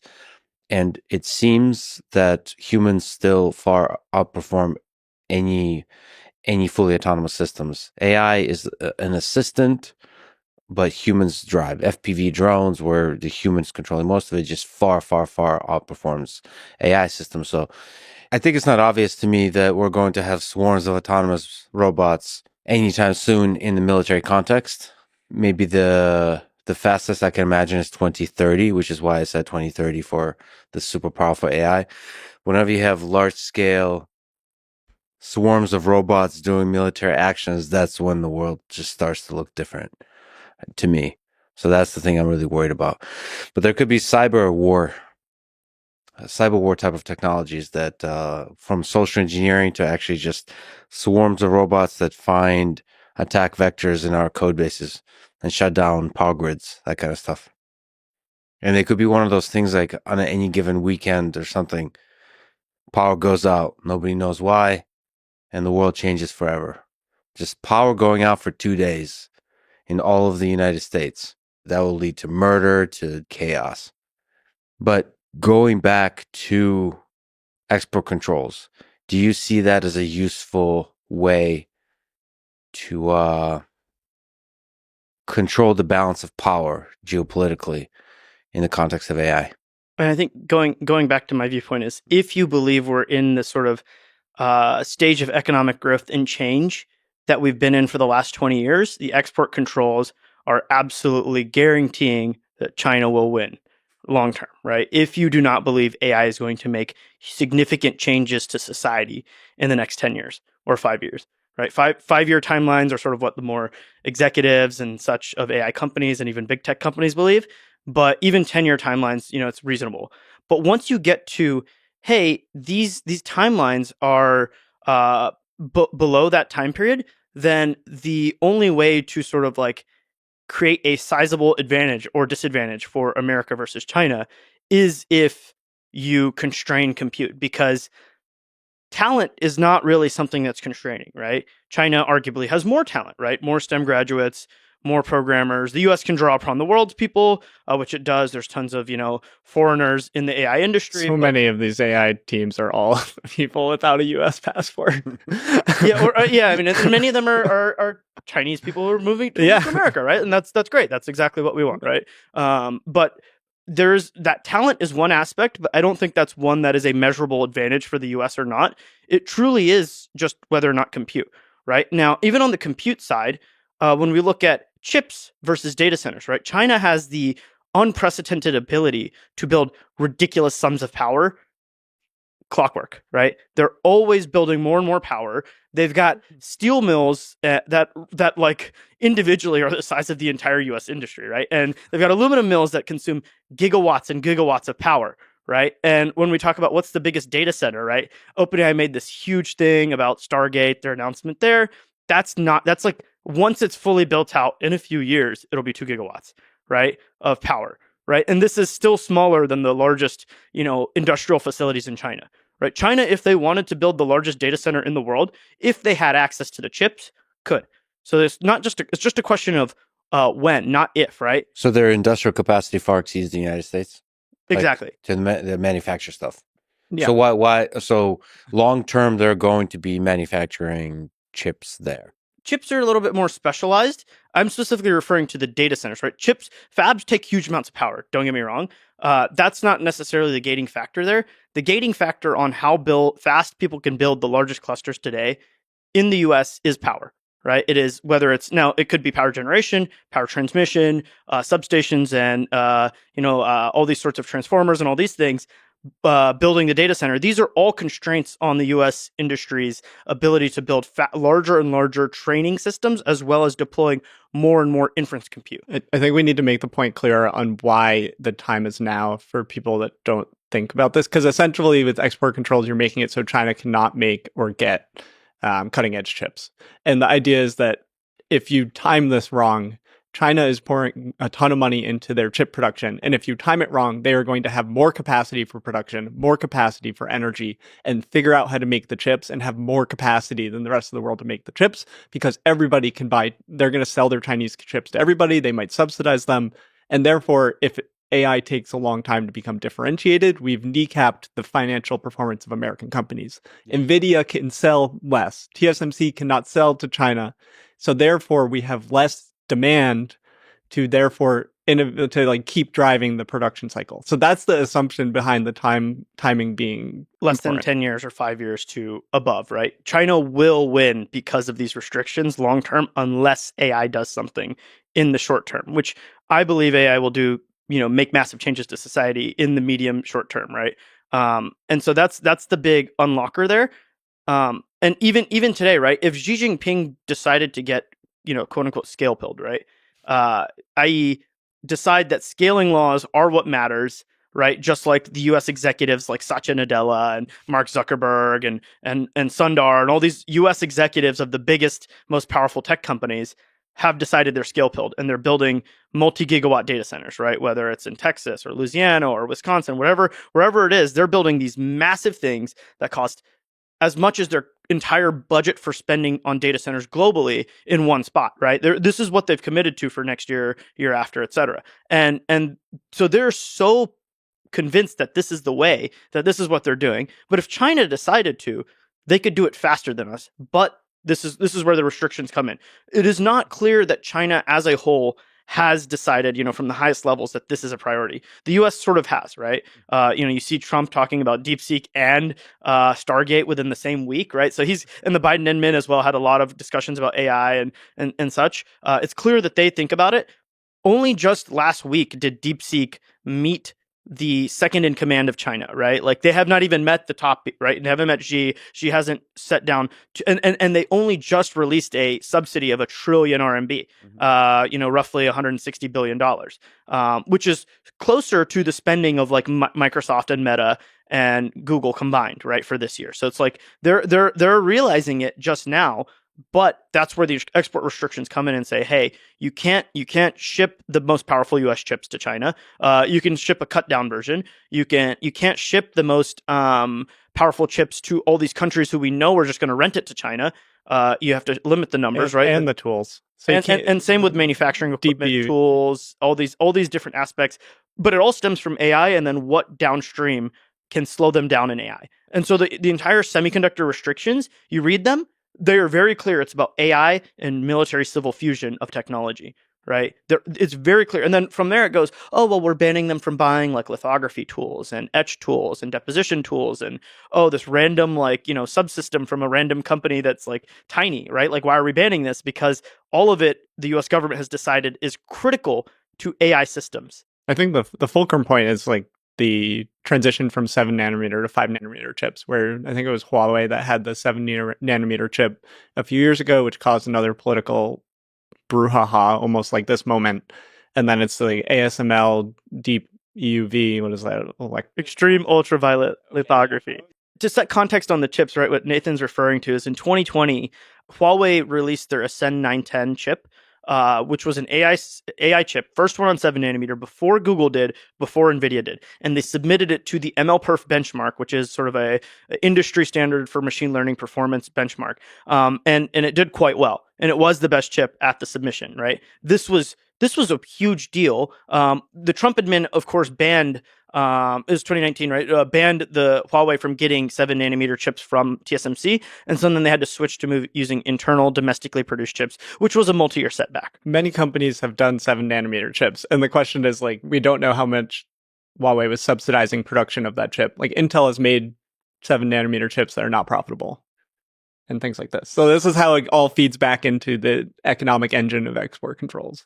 Well, so you're saying that for now, Xi Jinping has not felt the AGI, but it feels like the DeepSeek moment might, like, there might be meetings going on now where he's going to start wearing the same T-shirt and things are going to escalate. I mean, this, he may have woken up last week, right? Lian Feng met the the second command guy, and they had a meeting.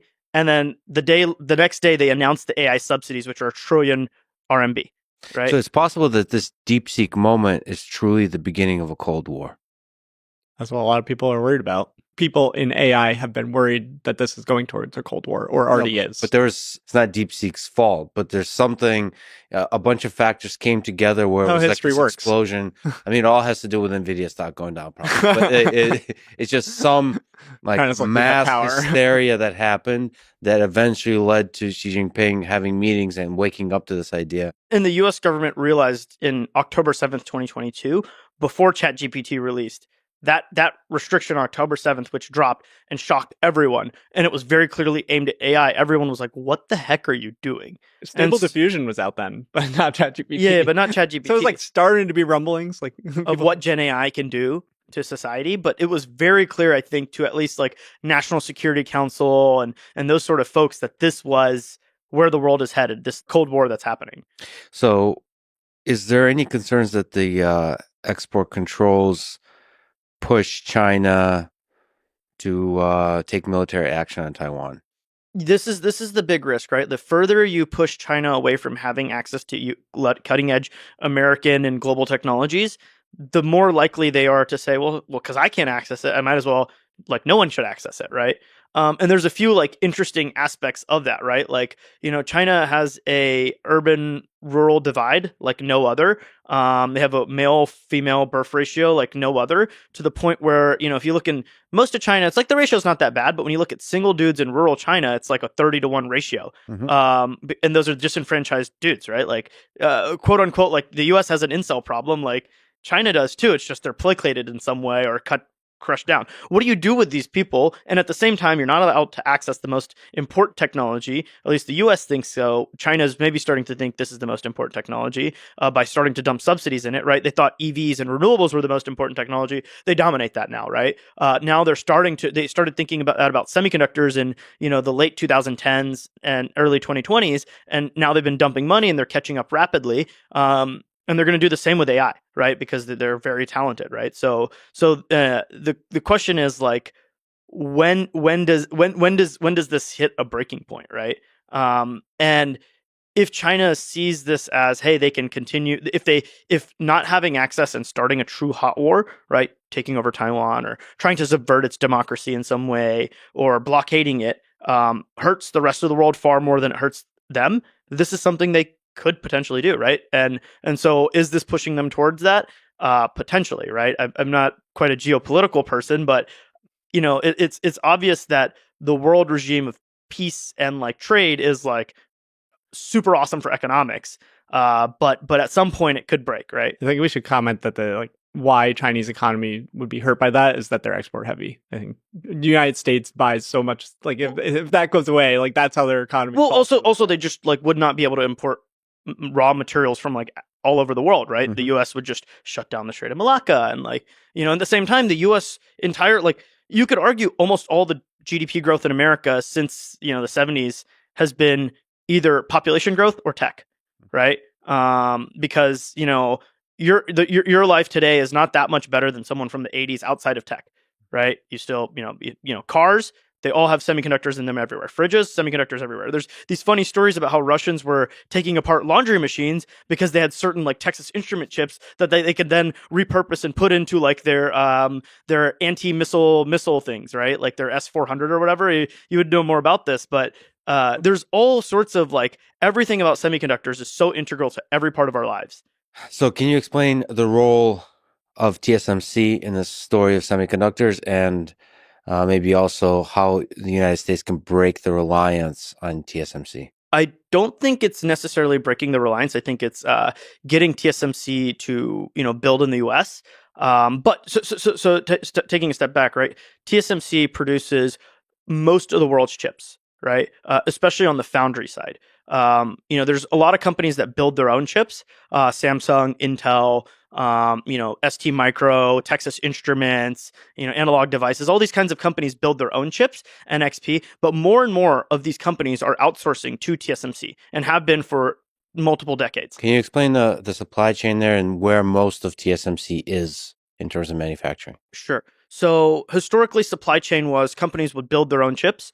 They would, it'd be a company started, they'd build their own chips, and then they'd design the chip and build the chip and sell it.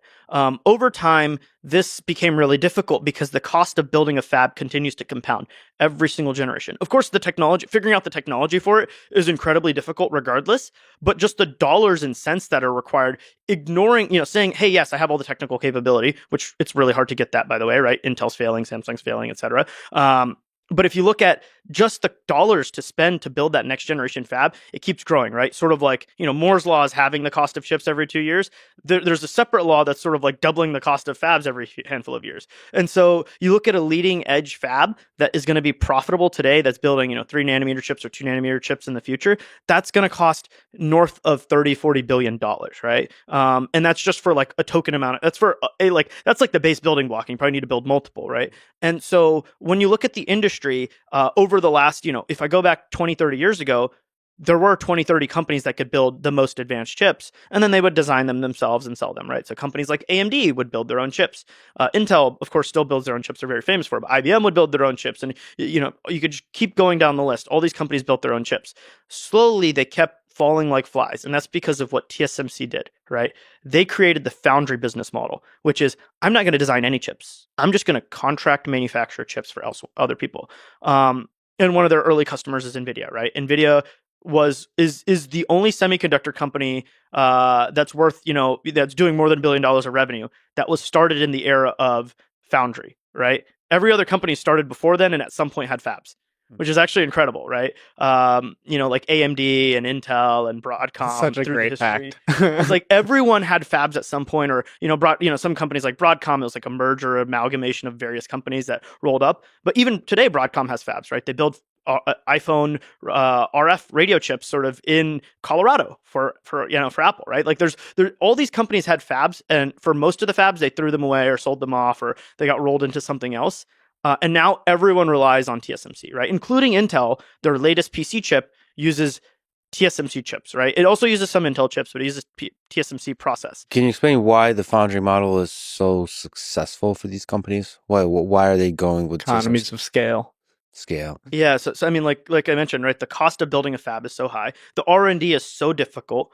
And when you look at like these like companies that had their own vertical stack, there was an antiquated process of like, okay, like I'm so hyper customized to each specific chip, right? But as we've gone through the history of sort of like the last 50 years of electronics and semiconductors, you need more and more specialization, right? Because Moore's law has died. Dennard scaling has died, i.e. chips are not getting better just for free, right?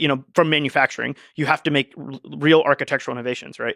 Google is not just running on Intel CPUs for web serving. They have a YouTube chip, they have TPUs, they have Pixel chips, they have a wide diversity of chips that, generate all the economic value of Google, right? It's running all the services and stuff. And this is just Google, and you could go across any company in the industry, and it's like this, right? Cars contain 5,000 chips, 200 different varieties of them, right?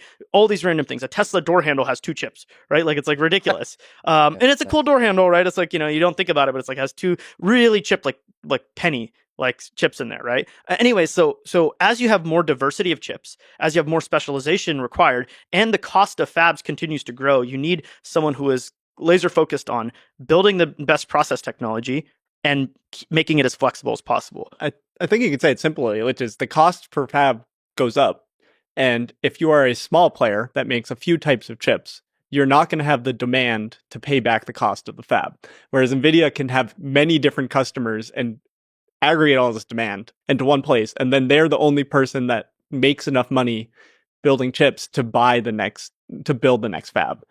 So this is kind of why the companies slowly get killed, because they have 10 years ago a chip that is profitable and is good enough, but the cost to build the next one goes up. They may try to do this, fail because they don't have the money to make it work, and then they don't have any chips, or they build it and it's too expensive and they just have or they run chips. There's more failure points, right? You could have one little process related to like some sort of like chemical etch, or some sort of like plasma etch, or some little process that screws up. You didn't engineer it right, and now the whole company falls apart. You can't make chips, right? And so super, super powerful companies like Intel, they had like the weathering storm to like, hey, they still exist today, even though they really screwed up their manufacturing 6-7 years ago. But in the case of like AMD, they almost went bankrupt. They had to sell their fabs to Mubadala, UAE, right? And like that became a separate company called Global Foundries, which is a foundry firm. And then AMD was able to then focus on like on the return back up was like, hey, let's focus on making chiplets and a bunch of different chips for different markets, and focusing on specific workloads rather than all of these different things. And so you get more diversity of chips. You have more companies than ever designing chips, but you have fewer companies than ever manufacturing them, right? And this is where TSMC comes in, is they've just been the best, right? They are so good at it, right? They're customer focused. They make it easy for you to fabricate your chips. They take all of that complexity and like kind of try and abstract a lot of it away from you. They make good money. They don't make insane money, but they make good money. And they're able to aggregate all this demand and continue to build the next fab, the next fab, the next fab. So why is Taiwan so special for TSMC? Why is it happening there? Can it be replicated inside the United States? Yeah, so there's aspects of it that I would say yes, and aspects that I'd say no, right?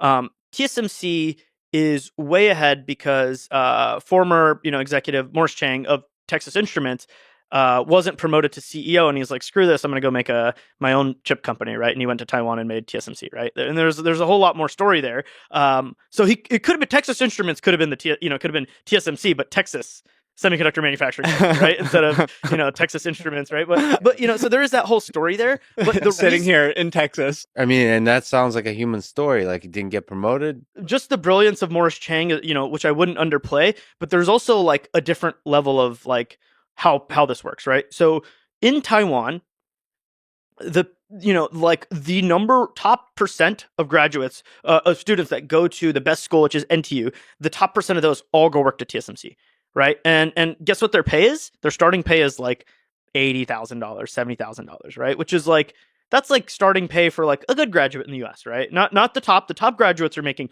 hundreds of thousands of dollars at the Googles and the Amazons, and now I guess the OpenAIs of the world, right? So there is a large dichotomy of like, what is the top 1% of the society doing, and where are they headed because of economic reasons, right? Intel never paid that crazy good, right? And it didn't make sense to them, right? That's one aspect, right? Where is the best going? Second is the work ethic, right? Like, we like to work, you work a lot, we work a lot. But at the end of the day, when there's what is the time and amount of work that you're doing, and what does a fab require, right? Fabs are not work from home jobs. You go into the fab and grueling work, right? There's hey, if there is any amount of vibration, right? An earthquake happens, vibrates the machines. They're all, they're either broken, you've scrapped some of your production, and then in many cases they're like not calibrated properly. So when there's an earthquake, right? Recently there's been an earthquake. TSMC doesn't call their employees. They just go to the fab, and like they just show up, the parking lot gets slammed, and people just go into the fab and fix it, right? Like it's like it's like ants, right? Like it's like, a hive of ants doesn't get told by the queen what to do. The ants just know. It's like one person just specializes on these one task. And it's like, you're going to take this one tool and you're the best person in the world. And this is what you're going to do for your whole life, is this one task in the fab. Which is like some special chemistry plus nano manufacturing on one line of tools that continues to get iterated. And yeah, it's like specific plasma etch for removing silicon dioxide, right? That's all you focus on your whole career. And it's like such a specialized thing. And so it's not like the tasks are transferable. AI today is awesome because like people can pick it up like that. Semiconductor manufacturing is very antiquated and difficult. None of the materials are online for people to read easily and learn, right? The papers are very dense, and like it takes a lot of experience to learn. And so it makes the barrier to entry much higher too. So when you talk about, hey, you have all these people that are super specialized, they will work, 80 hours a week in a factory, right? In a fab. And if anything goes wrong, they'll go show up in the middle of the night because some earthquake. Their wife's like, there was an earthquake. He's like, great, I'm gonna go to the fab. It's time to grind. Would you like, as an American, do that, right? It's like these sorts of things are like what, I guess are the exemplifying like why TSMC is so amazing. Now, can you replicate it in the US? Let's not ignore Intel was the leader in manufacturing for over 20 years. They brought every technology to market first, besides EUV, strained silicon, high-K metal gates, FinFET, and the list just goes on and on and on of technologies that Intel brought to market first, made the most money from, and manufactured at scale, first, best, highest profit margins, right? So we shouldn't ignore that Intel can't do this, right? It's that the culture has broken, right? You've invested in the wrong things. They said no to the iPhone. They had all these different things regarding mismanagement of the fabs, mismanagement of designs, this lockup, right? And at the same time, all these brilliant people, right? These 50,000 PhDs, or masters that have been working on specific chemical or physical processes or nano manufacturing processes for decades in Oregon. They're still there. They're still producing amazing work. It's just getting it to the last mile of production at high yield, where you can where you can manufacture dozens and hundreds of different kinds of chips. And it's good customer experience has broken, right? It's that customer experience. It's part of it is people will say Intel was too pompous in the 2010s, right? They just thought they were better than everyone. The tool guys were like, oh, I don't think that this is mature enough. And they're like, you just don't know. We know, right? This sort of stuff would happen. And so can the U.S. bring it to the, can the U.S. bring leading edge semiconductor manufacturing to the U.S.? Emphatically, yes, right? And we are, right? It's happening. Arizona is getting better and better as time goes on. TSMC has built, roughly 20% of their capacity for 5 nanometer in the US, right? Now, this is nowhere near enough, right? 20% of capacity in the US is nothing, right? And furthermore, this is still dependent on Taiwan existing, right? There's sort of important way to separate it out. There's R&D and there's high volume manufacturing. There are 3 places in the world that are doing leading edge R&D. There's Hsinchu, Taiwan, there's Hillsboro, Oregon, and there is Pyongyang, South Korea, right? These 3 places are doing the leading edge R&D for the rest of the world's leading edge semiconductors, right? Now, manufacturing can be distributed more globally, right?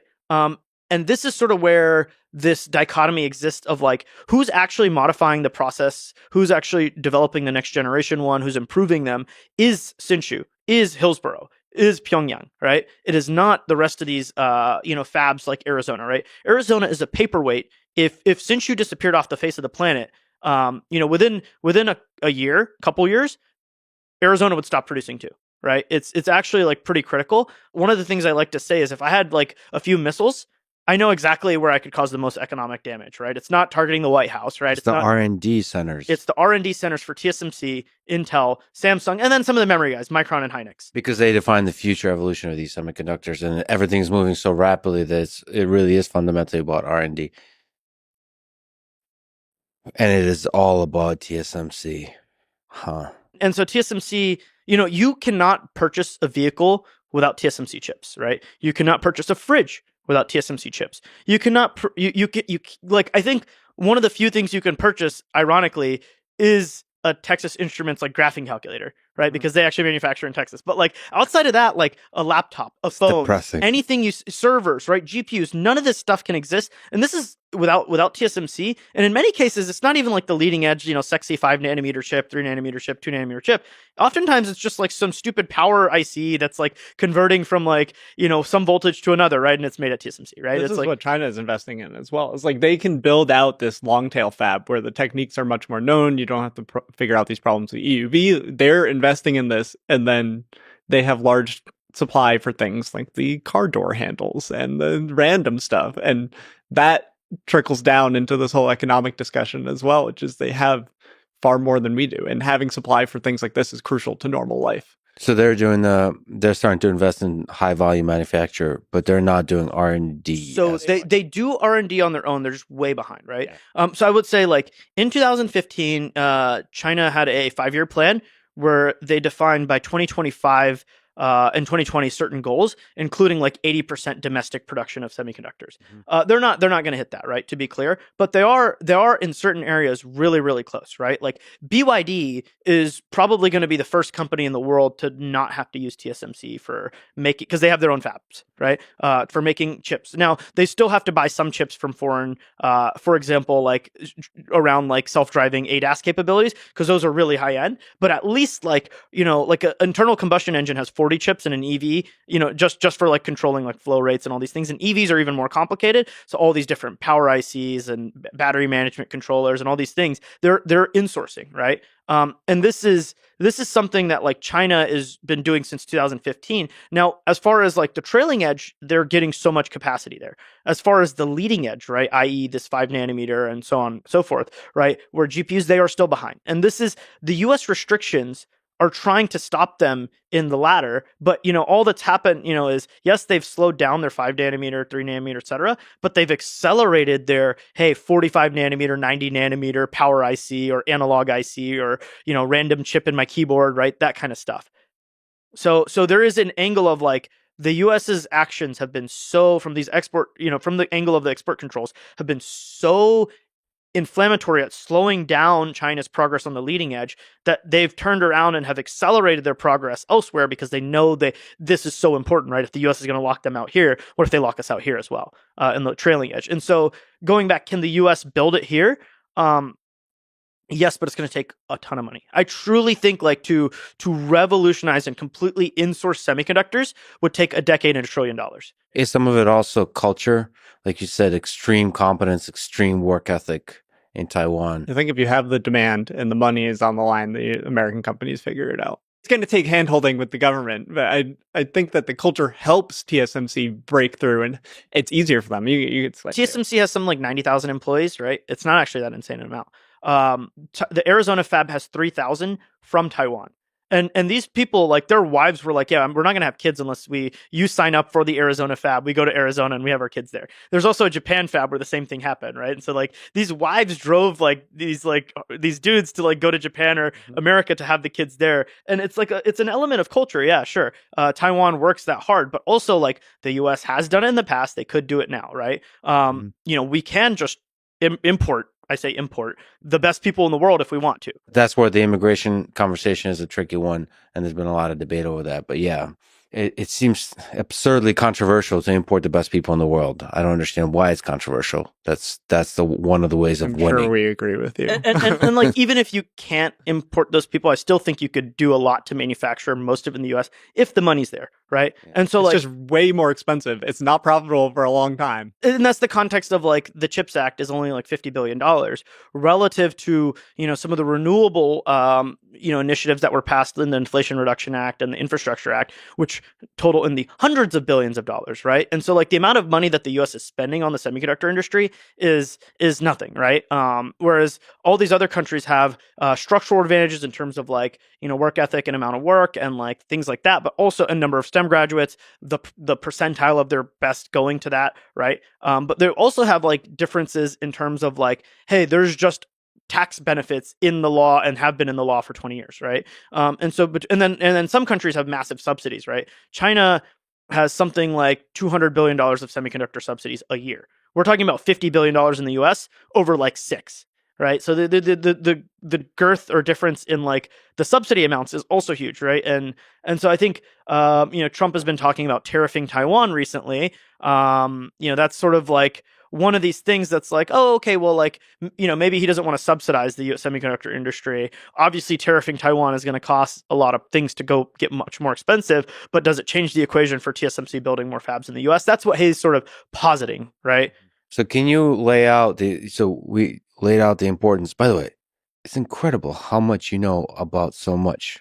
We told you Dylan knows all this stuff. Yeah. So, okay, you laid out why TSMC is really important. If we look out into the future, 10, 20 years out, US-China relationship seems like it can go to a dark place of Cold War, escalated Cold War, or even hot war, or to a good place of anything from frenemies to cooperation to working together. So in this game theory, complicated game, what are the different trajectories? What should U.S. be doing? Like, what do you see as the different possible trajectories of U.S.-China relations as both leaders start to feel the AGI more and more and see the importance of chips and the importance of AI? I mean, ultimately, the export controls are pointing towards a separate future economy. I think the U.S. has made it clear to Chinese leaders that we intend to control this technology at whatever cost to global economic integration. So that It's hard to unwind that. Like the same card has extent- been played. To the same extent, they've also limited U.S. companies from entering China, right? So it is, it's been a long time coming. At some point, there was a convergence, right? But over at least the last decade, it's been branching further and further out, right? Like U.S. companies can't enter China, Chinese companies can't enter the U.S. The U.S. is saying, hey, China, you can't get access to our technologies in certain areas, and China's rebuttaling with the same thing around, like, they've done some sort of specific materials in, gallium and things like that they've tried to limit the U.S. on. There's a U.S. drone company that's not allowed to buy batteries, and they have like military customers, and this drone company just tells the military customers like, hey, just get it from Amazon because I can't actually physically get them, right? Like, there's all these things that are happening that point to further and further divergence. I have zero idea, and I would love if we could all hold hands and sing Kumbaya, but like, I have zero idea how that could possibly happen. is the divergence good or bad for avoiding war? Is it possible that the divergence in terms of manufacture of chips, of training AI systems, is actually good for avoiding military It's conflict? an objective fact that the world has been the most peaceful it has ever been when there are global hegemons, right? Or regional hegemons, right? In historical context, right? The Mediterranean was the most peaceful ever when the Romans were there, right? China had very peaceful and warring times, and the peaceful times were when dynasties had a lockhold over not just themselves, but all their tributaries around them, right? And likewise, the most peaceful time in human history has been when the U.S. was the global hegemon, right? The last decades. Now we've sort of seen things start to slide, right? With Russia, Ukraine, with what's going on in the Middle East, and Taiwan risk. All these different things are starting to bubble up. Still, objectively, extremely peaceful. Now, what happens when it's not one global hegemon, but it's two?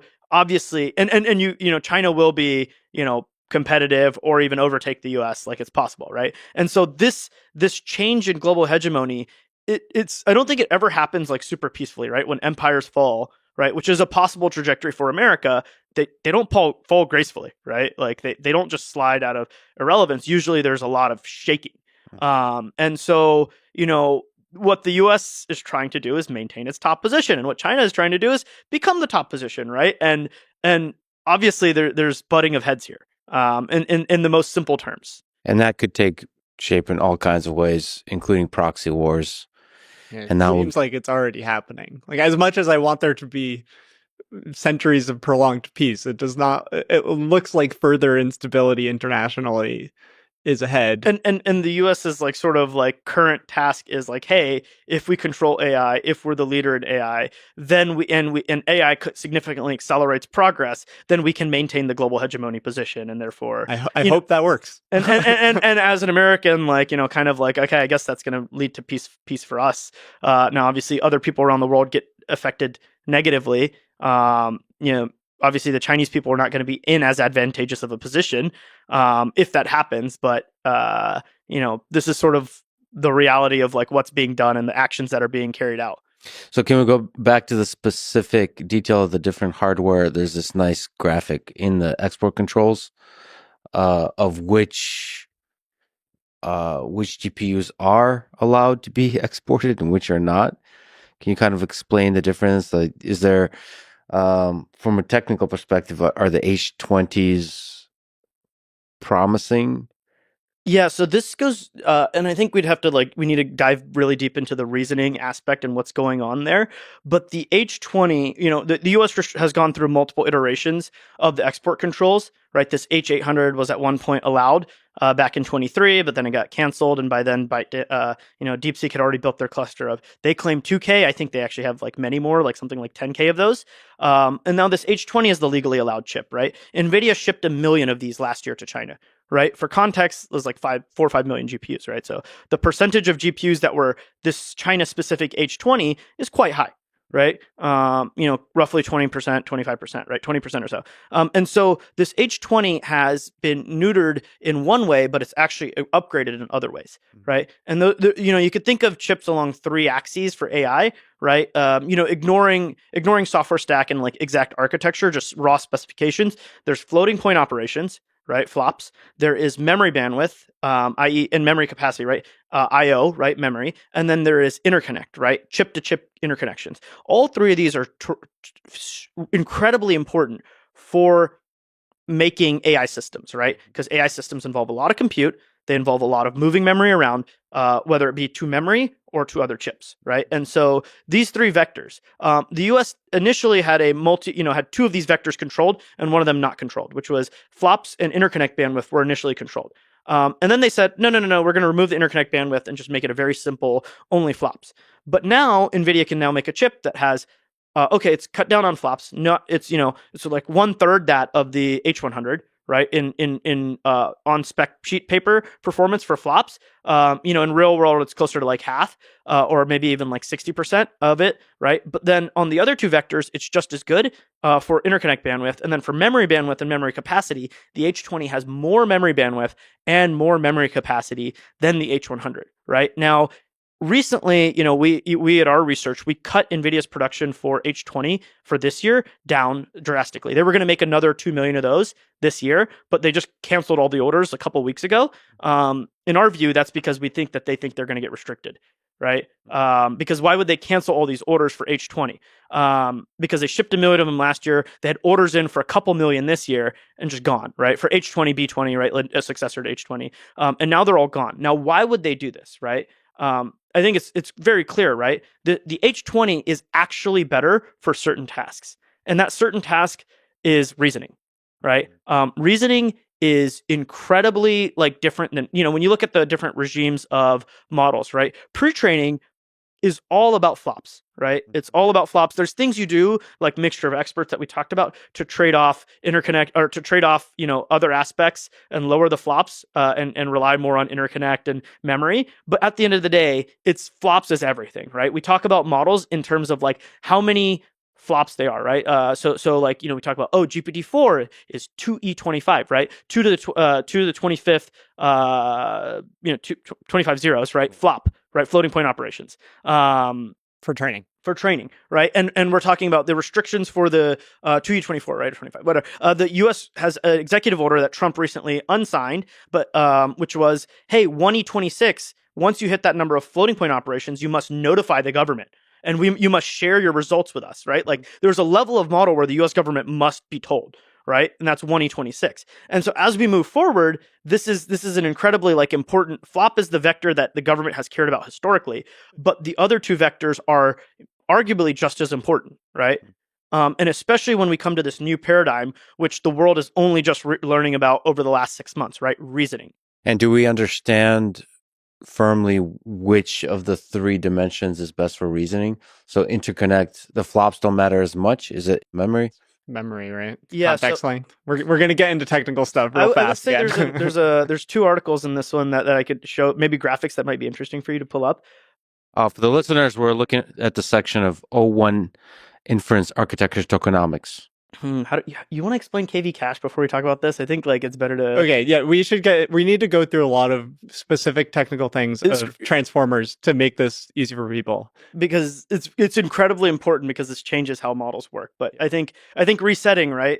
Why is memory so important? It's because so far we've talked about parameter counts, right? And mixture of experts, you can change how many active parameters versus total parameters to embed more data but have less flops.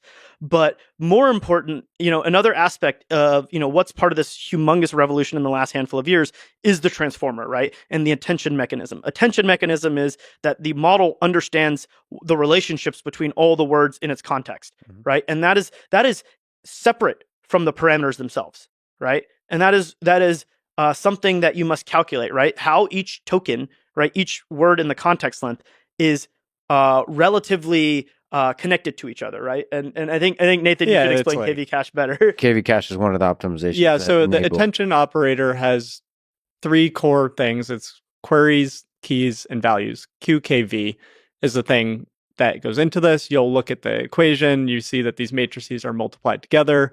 These words, query, key, and value come from information retrieval backgrounds, where the query is the thing you're trying to get the values for, and you access the keys, and the values is reweighting. My background's not in information retrieval and things like this. It's just fun to have backlinks. And what effectively happens is that when you're doing these matrix multiplications, you're having matrices that are of the size of the context length, so the number of tokens that you put into the model. And the KV cache is effectively some form of compressed representation of all the previous tokens in the model. So when you're doing this, we talk about autoregressive models. You predict one token at a time. You start with whatever your prompt was. You ask a question, like who was the president in 1825? The model then is going to generate its first token. For each of these tokens, you're doing the same attention operator where you're multiplying these query key value matrices, but the math is very nice so that when you're doing this repeatedly, this KV cache, this key value operation, you can keep appending the new values to it. So you keep track of what your previous values you're inferring over in this autoregressive chain. You keep it in memory the whole time. And this is a really crucial thing to manage when serving inference at scale. There are far bigger experts in this, and there are so many levels of detail that you can go into. Essentially, one of the key quote unquote drawbacks of the attention operator and the transformer is that there is a form of quadratic memory cost in proportion to the context length. So as you put in longer questions, the memory used in order to make that computation is going up in the form of a quadratic. You'll hear about a lot of other language model architectures that are like subquadratic or linear attention forms, which is like state space models. We don't need to go down all these now. And then there's innovations on attention to make this memory usage and the ability to attend over long contexts much more accurate and high performance. And those innovations are going to help you with, you're highly memory constrained. They help with memory constraint and performance. So if you put in a book into, I think Gemini is the model that has the longest context length that people are using. Gemini is known for 1 million and now 2 million context length. You put a whole book into Gemini and sometimes it'll draw facts out of it. It's not perfect. They're getting better, but so there's two things. It's like one, to be able to serve this on the memory level. Google has magic with their TPU stack where they can serve really long contexts. And then there's also many decisions along the way to actually make long context performance work. This applies to data. There's subtle changes to these computations in attention, and it changes the architecture. But serving long context is extremely memory constrained, especially when you're making a lot of predictions. I actually don't know why input and output tokens are more expensive, but I think essentially output tokens, you have to do more computation because you have to sample from the model. I can explain that. So today, if you use a model, like you look at an API, OpenAI charges a certain price per million tokens, right? And that price for input and output tokens is different, right? And the reason is that there is when you're inputting a query into the model, right? Let's say you have a book, right? That book you must now calculate the entire KV cache for, right? This key value cache. And so when you do that, that is a parallel operation.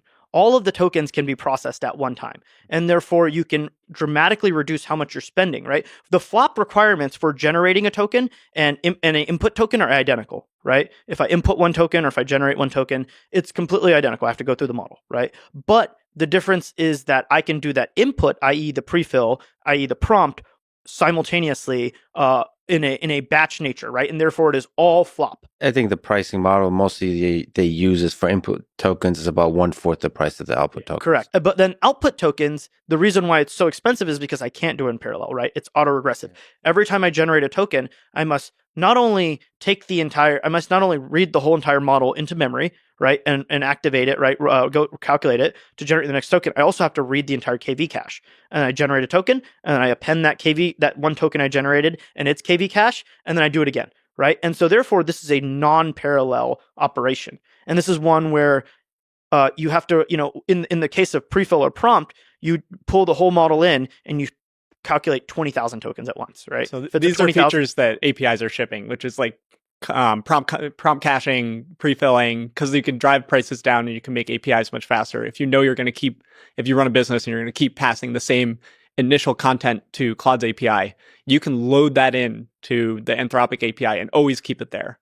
But it's very different than we're kind of leading to those reasoning models, which we showed this example earlier and read some of this kind of mumbling stuff. And what happens is that the output context length is so much higher. And I learned a lot about this from Dylan's work, which is essentially as the output length gets higher, you're writing this quadratic in terms of memory used. And then the GPUs that we have effectively you're going to run out of memory, and they're all trying to serve multiple requests at once. So they're doing this batch processing where not all of the prompts are exactly the same, really complex handling.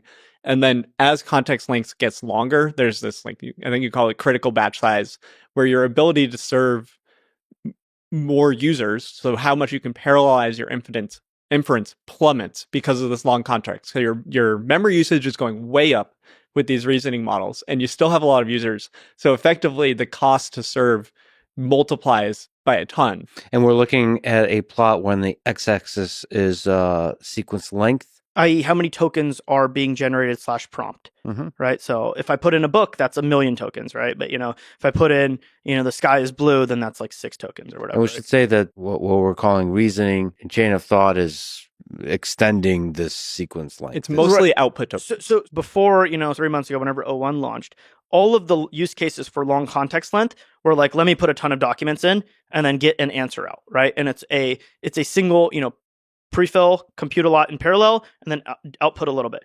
Now with reasoning and agents, this is a very different idea, right? Now instead, I might only have like, hey, do this task, or I might have all these documents.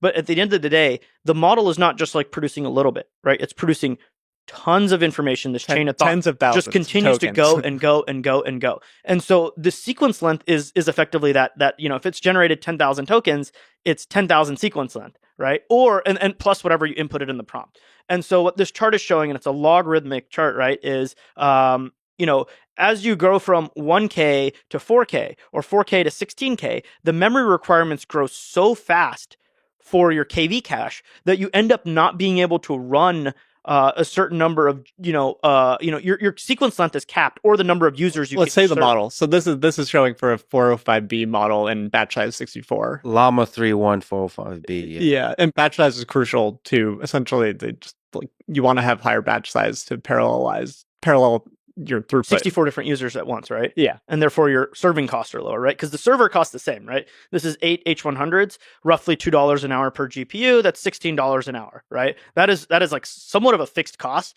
You can do things to make it lower, of course, but it's like $16 an hour.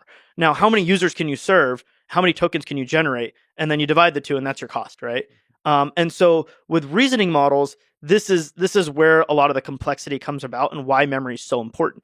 Because if you have limited amounts of memory, then you can't serve so many users. If you have limited amounts of memory, your serving speeds get lower, right? And so your costs get a lot worse.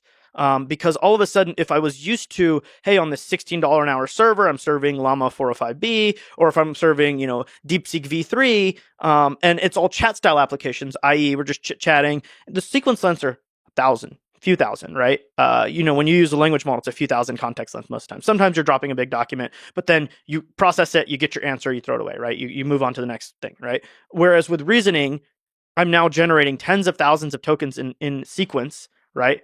And so this memory, this KV cache has to stay resident, and you have to keep loading it. You have to keep it in memory constantly. And now this butts out other users, right? If there's now a reasoning task, right, and the model is capable of reasoning, then all of a sudden, that memory pressure means that I can't serve as many users simultaneously. Let's go into DeepSeek again. So we're in the post DeepSeek R1 time, I think, and there's two sides to this market, watching how hard it is to serve it. On one side, we're going to talk about DeepSeek themselves. They now have a chat app that got to #1 on the App Store. Disclaimer, #1 on the App Store is measured by velocity, so it's not necessarily saying that more people have the DeepSeek app than the ChatGPT app. Yep. But it is still remarkable. Claude has never hit the #1 in the App Store, even though everyone in San Francisco is like, oh my God, you got to use Claude, don't use ChatGPT. So DeepSeek hit this. They also launched an API product recently where you can ping their API and get these super long responses for R1 out. At the same time as these are out, we'll get to what's happened to them. Because the model weights for DeepSeek R1 are openly available and the license is very friendly, the MIT license commercially available, all of these mid-sized companies and big companies are trying to be first to serve R1 to their users. We were trying to evaluate R1 because we have really similar research going on. We released the model and we're trying to compare to it. And out of all the companies that are quote unquote serving R1, and they're doing it at prices that are way higher than the DeepSeek API, most of them barely work and the throughput is really low. To give context, right? One of the parts of like freaking this out was like China reached capabilities. The other aspect is they did it so cheap, right? And the so cheap, we kind of talked about on the training side, why it was so cheap. Yeah, let's talk about why it's so cheap on the inference. It works well and it's cheap. Why is R1 so damn cheap? So I think there's a couple factors here, right? One is that they do have model architecture innovations, right? This MLA, this new attention that they've done is different than the attention from attention is all you need, the transformer attention, right? Now, others have already innovated. There's a lot of work like MQA, GQA, local, global, all these different innovations that like try to bend the curve, right? It's still quadratic, but the constant is now smaller, right? Related to our previous discussion, this multi-head latent attention can save about 80 to 90% in memory from the attention mechanism, which helps especially at long contexts. It's 80 to 90% versus the original, but then versus what people are actually doing. It's still an innovation. This 80 to 90% doesn't say that the whole model is 80 to 90% cheaper, just as one part of it. Well, and not just that, right? Like other people have implemented techniques like local, global, and sliding window and GQ, MQA. But anyways, like DeepSeek has their attention mechanism is a true architectural innovation. They did tons of experimentation, and this dramatically reduces the memory pressure. It's still there, right? It's still it's still attention. It's still quadratic. It's just dramatically reduced it relative to prior forms. Yeah, right. That's the memory pressure. I should say, in case people don't know, R1 is 27 times cheaper than O1. We think that OpenAI had a large margin built in. Okay, so that's one. There's multiple factors. We should break down the factors. I think it's $2 per million token output for R1 and $60 per million token output for O1. Yeah, let's look at this. So I think this is very important, right? OpenAI is, that drastic gap between DeepSeek in pricing. But DeepSeek is offering the same model because they open weighted it to everyone else for a very similar, like much lower price than what others are able to serve it for, right? So there's two factors here, right? Their model is cheaper, right? It is 27 times cheaper. Well, I don't remember the number exactly off the top of my head. So we're looking at a graphic that's showing different places serving V3, DeepSeek V3, which is similar to DeepSeek R1, and there's a vast difference in serving cost, right? In serving cost, and what explains that difference? And so like part of it is OpenAI has a fantastic margin, right? They're serving when they're doing inference, their gross margins are north of 75%, right? So that's a 4 to 5x factor right there of the cost difference. Is that OpenAI is just making crazy amounts of money because they're the only one with the capability. Do they need that money? Are they using it for R&D? They're losing money, obviously, as a company because they spend so much on training, right? So the inference itself is a very high margin, but it doesn't recoup the cost of everything else they're doing. Okay. So yes, they need that money because the revenue and margins pay for continuing to build the next thing, right? So, alongside raising more money. So the suggestion is that DeepSeek is like really bleeding out money. Well, so here's one thing, right? We'll get to this in a second, but like DeepSeek doesn't have any capacity to actually serve the model. They stopped signups. The ability to use it is like non-existent now, right? For most people, because so many people are trying to use it, they just don't have the GPUs to serve it, right? OpenAI has hundreds of thousands of GPUs between them and Microsoft to serve their models. DeepSeek has a factor of much lower, right? Even if you believe our research, which is 50,000 GPUs, and a portion of those are for research, portion of those are for the hedge fund, right? They still have nowhere close to the GPU volumes and capacity to serve the model, right, at scale. So it is cheaper. A part of that is OpenAI making a ton of money. Is DeepSeek making money on their API? Unknown. I don't actually think so. And part of that is this chart, right? Look at all the other providers, right? Together AI, Fireworks AI are very high-end companies, right? XMeta, Together AI is TreeDAO and the inventor of like flash attention, right? Which is a huge efficiency technique, right? They're very efficient, good companies. And they're and I do know those companies make money, right? Not tons of money on inference, but they make money. And so they're serving at like a 5 to 7x difference in cost, right? And so, now when you equate, okay, OpenAI is making tons of money, that's like a 5x difference. And the companies that are trying to make money for this model is like a 5x difference. There is still a gap, right? There's still a gap, and that is just DeepSeek being really freaking good, right? The model architecture, MLA, the way they did the MOE, all these things. There is like legitimate just efficiency differences. Like all their low-level libraries that we talked about in training, some of them probably translate to inference, and those weren't released. So we may go a bit into conspiracy land, but is it possible the Chinese government is subsidizing DeepSeek? I actually don't think they are. I think when you look at the Chinese labs, there's Huawei has a lab, Moonshot AI. There's a couple other labs out there that are really close with the government, and then there's labs like Alibaba and DeepSeek, which are not close with the government.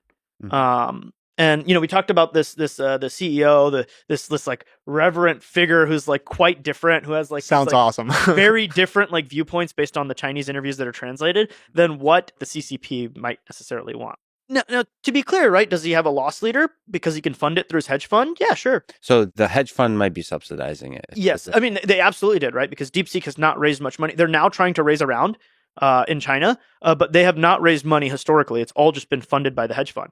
And he owns like over half the company, like 50-60% of the company is owned by him. Some of the interviews, there's discussion on how like doing this is a recruiting tool. You see this at the American companies too. It's like having GPUs, recruiting tool. Being at the cutting edge of AI, recruiting tool. Open sourcing, Meta's recruiting tool. So much talent. They were so far behind, and they got so much talent because they just open source stuff.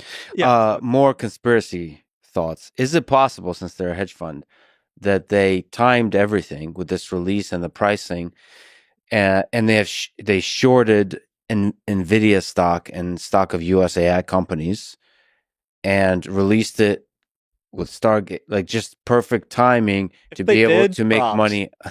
Like they've released it on Inauguration Day. They know what is on the international calendar, but I mean, I don't expect them to. If you listen to their motivations for AI, it's like no. They released V3 on like December 26th. Like who releases the day after Christmas? No one looks, right? They released the papers before this, right? The V3 paper and the R1 paper. So people have been looking at it and been like, wow. And then they just released the R1 model. I think they're just shipping as fast as they can. And like, who cares about Christmas? Who cares about, get it out before Chinese New Year, right? Obviously, which just happened. I don't think they actually were like timing the market or trying to make the biggest splash possible. I think they're just like shipping. I think that's one of their big advantages. We know that a lot of the American companies are very invested in safety. And that is the central culture of a place like Anthropic. And I think Anthropic sounds like a wonderful place to work. But if safety is your number one goal, it takes way longer to get artifacts out. That's why Anthropic is not open sourcing things. That's their claims.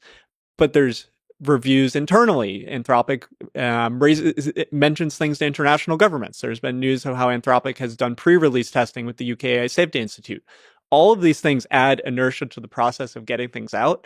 And we're on this trend line where the progress is very high. So if you reduce the time from when your model is done training, you run evals that's good, you want to get it out as soon as possible to maximize the perceived quality of your outputs.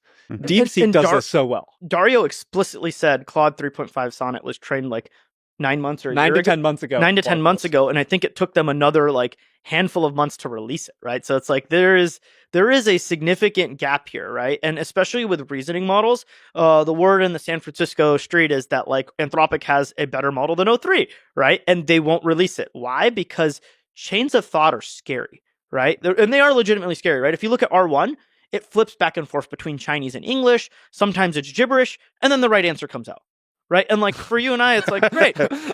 I mean, like, why people are infatuated with you. Like, you're telling me this is a high value thing and it works and it's doing this. It's amazing. Yeah, I mean, you talked about that sort of like chain of thought for that philosophical thing, which is not something they trained it to be philosophically good. It's just sort of an artifact of the chain of thought training it did. But like that's super important in that, like, can I inspect your mind and what you're thinking right now? No. And so I don't know if you're lying to my face. And chain of thought models are that way, right? Like this is a true quote unquote risk between, a chat application where, hey, I asked the model to say, bad words or whatever, or how to make anthrax. And it tells me that's unsafe. Sure. But that's something I can get out relatively easily. What if I tell the AI to do a task and then it does the task all of a sudden randomly in a way that I don't want it, right? And now that has like much more task versus like response is very different, right? So the bar for safety is much higher. At least this is Anthropic's case, right? Like for DeepSeek, they're like, ship, right? Yeah. So, I mean, the bar for safety is probably lowered a bit because of DeepSeek. I mean, there's parallels here to the space race.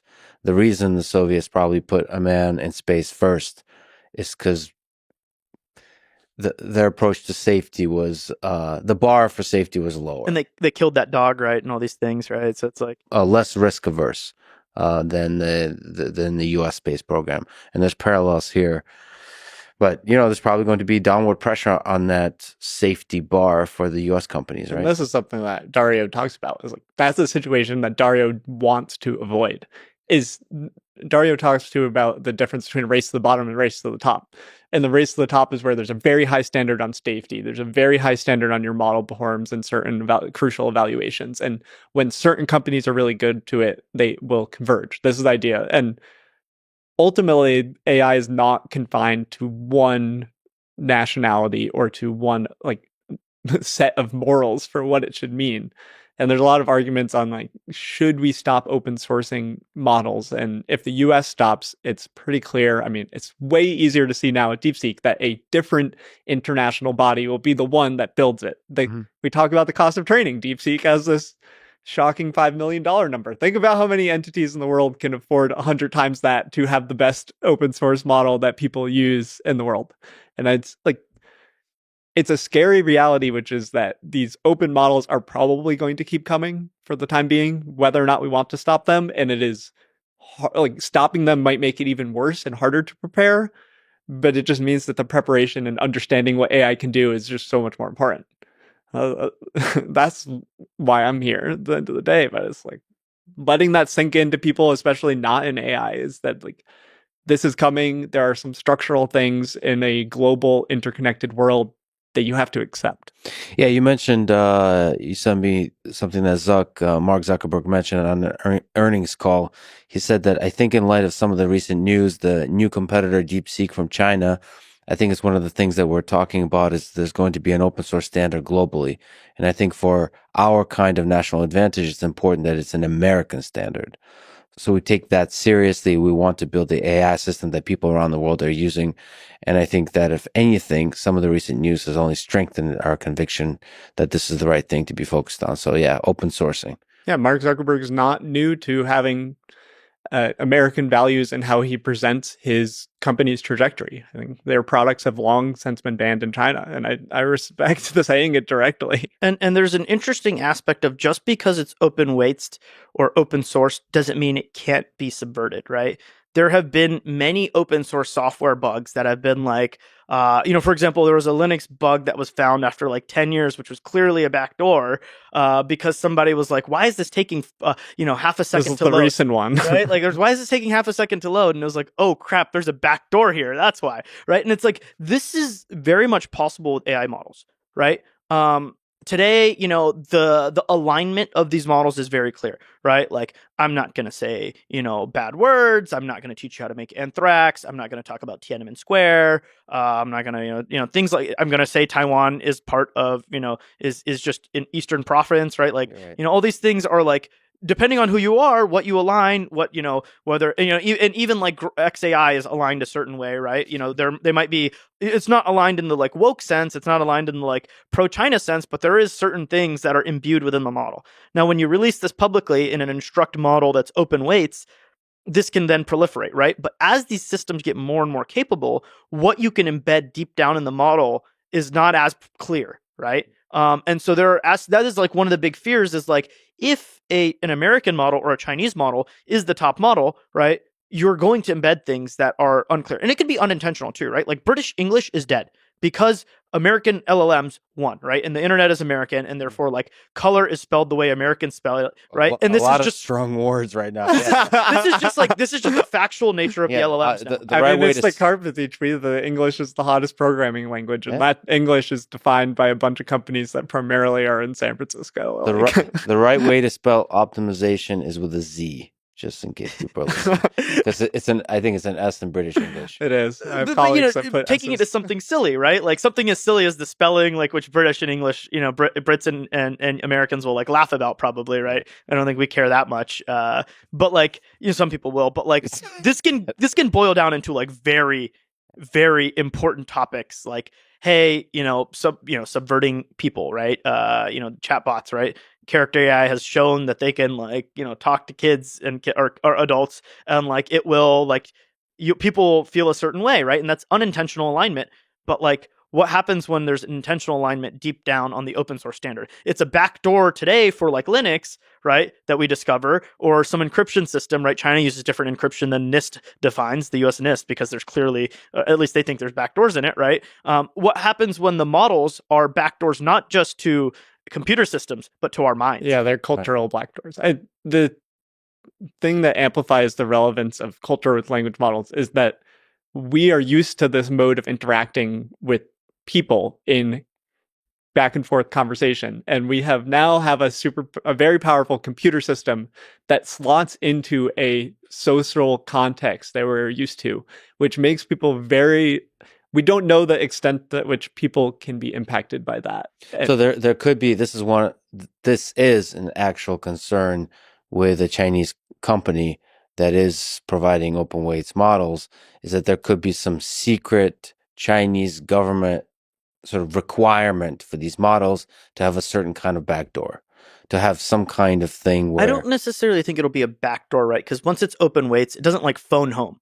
It's more about like if it recognizes a certain system, it could like if now it could be a backdoor in the sense of like, hey, if you're building a software, something in software, all of a sudden it's a software agent. Oh, program this backdoor that only we know about. Or it could be like subvert the mind to think that like XYZ opinion is the correct one. Anthropic has research on this where they show that if you put certain phrases in at pre-training, you can then elicit different behavior when you're actually using the model because they've like poisoned the pre-training data.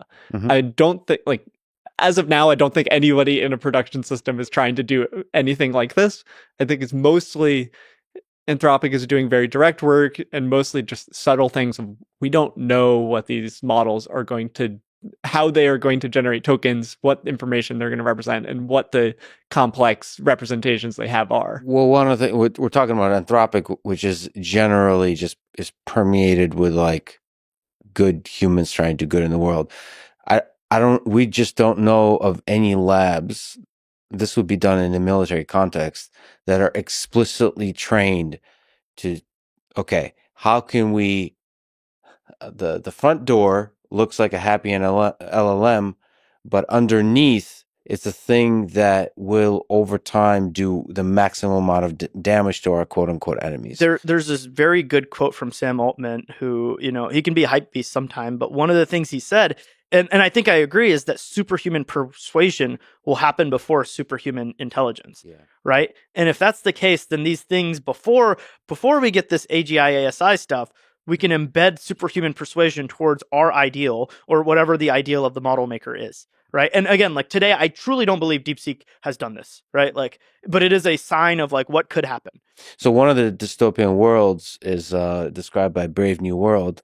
So we could just be stuck scrolling Instagram, looking at cute puppies or worse, and then talking to bots that are giving us a narrative, and we completely get lost in that world that's controlled by somebody else, but versus thinking independently. And that's a major concern as we rely more and more on these kinds of systems.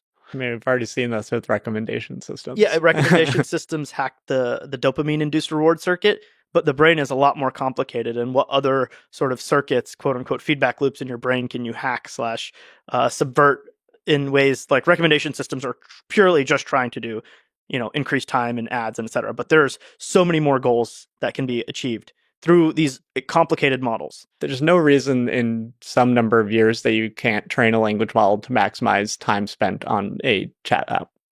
Like right now they are trained. I mean, is that not what character AI has done? Their time per session is like 2 hours. Yeah, character AI very likely could be optimizing this, where it's like the way that this data is collected is naive, where it's like you're presented a few options and you choose them, but that's not the only way that these models are going to be trained. It's naive stuff like talk to an anime girl, but like it can be like, yeah, this is a risk, right? Like it's a bit of a cliche thing to say, but I've over the past year had a few stretches of time where I didn't use social media or the internet at all, and just read books and was out in nature, and it clearly has an effect on the mind, where like it changes. Like I feel like I'm returning. Of course, I was raised before the internet really took off, but I'm returning to some more.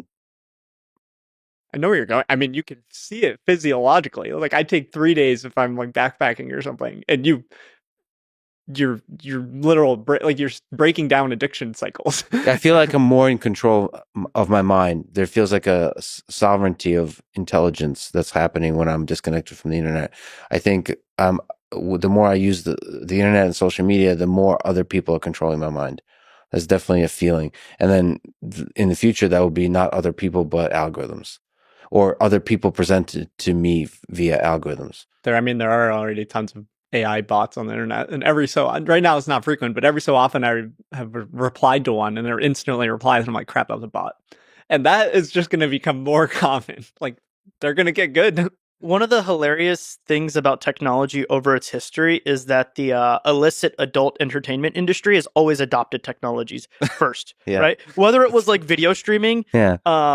to like where there's now the like sort of like independent adult illicit content creators who have their subscription pages, and there they actually heavily utilize generative AI has already been like diffusion models and all that is huge there, but now these subscription based individual creators do use bots to approximate themselves and chat with their whales. People pay a lot for it, and people pay a lot, right? It's a lot of times it's them, but there are agencies that do this for these creators and do it like on a like mass scale. So the largest creators are like able to talk to hundreds or thousands of like people at a time because of these bots. And so it's already being used there.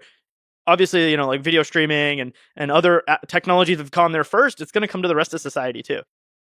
There's a general concern that models get censored by the companies that deploy them.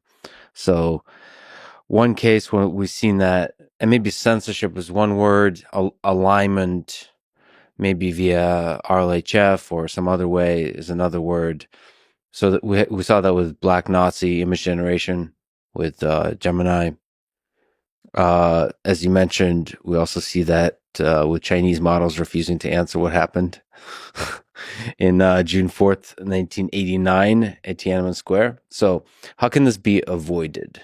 And maybe can you just in general talk about how this happens and how can it be avoided? You give multiple examples. There's probably a few things to keep in mind here. One is the kind of Tiananmen Square factual knowledge, like how does that get embedded into the models? Two is the Gemini, what you call the Black Nazi incident, which is when Gemini as a system had this extra thing put into it that dramatically changed the behavior. And then three is what most people would call general alignment, RLHF post-training. Each of these have very different scopes in how they are applied.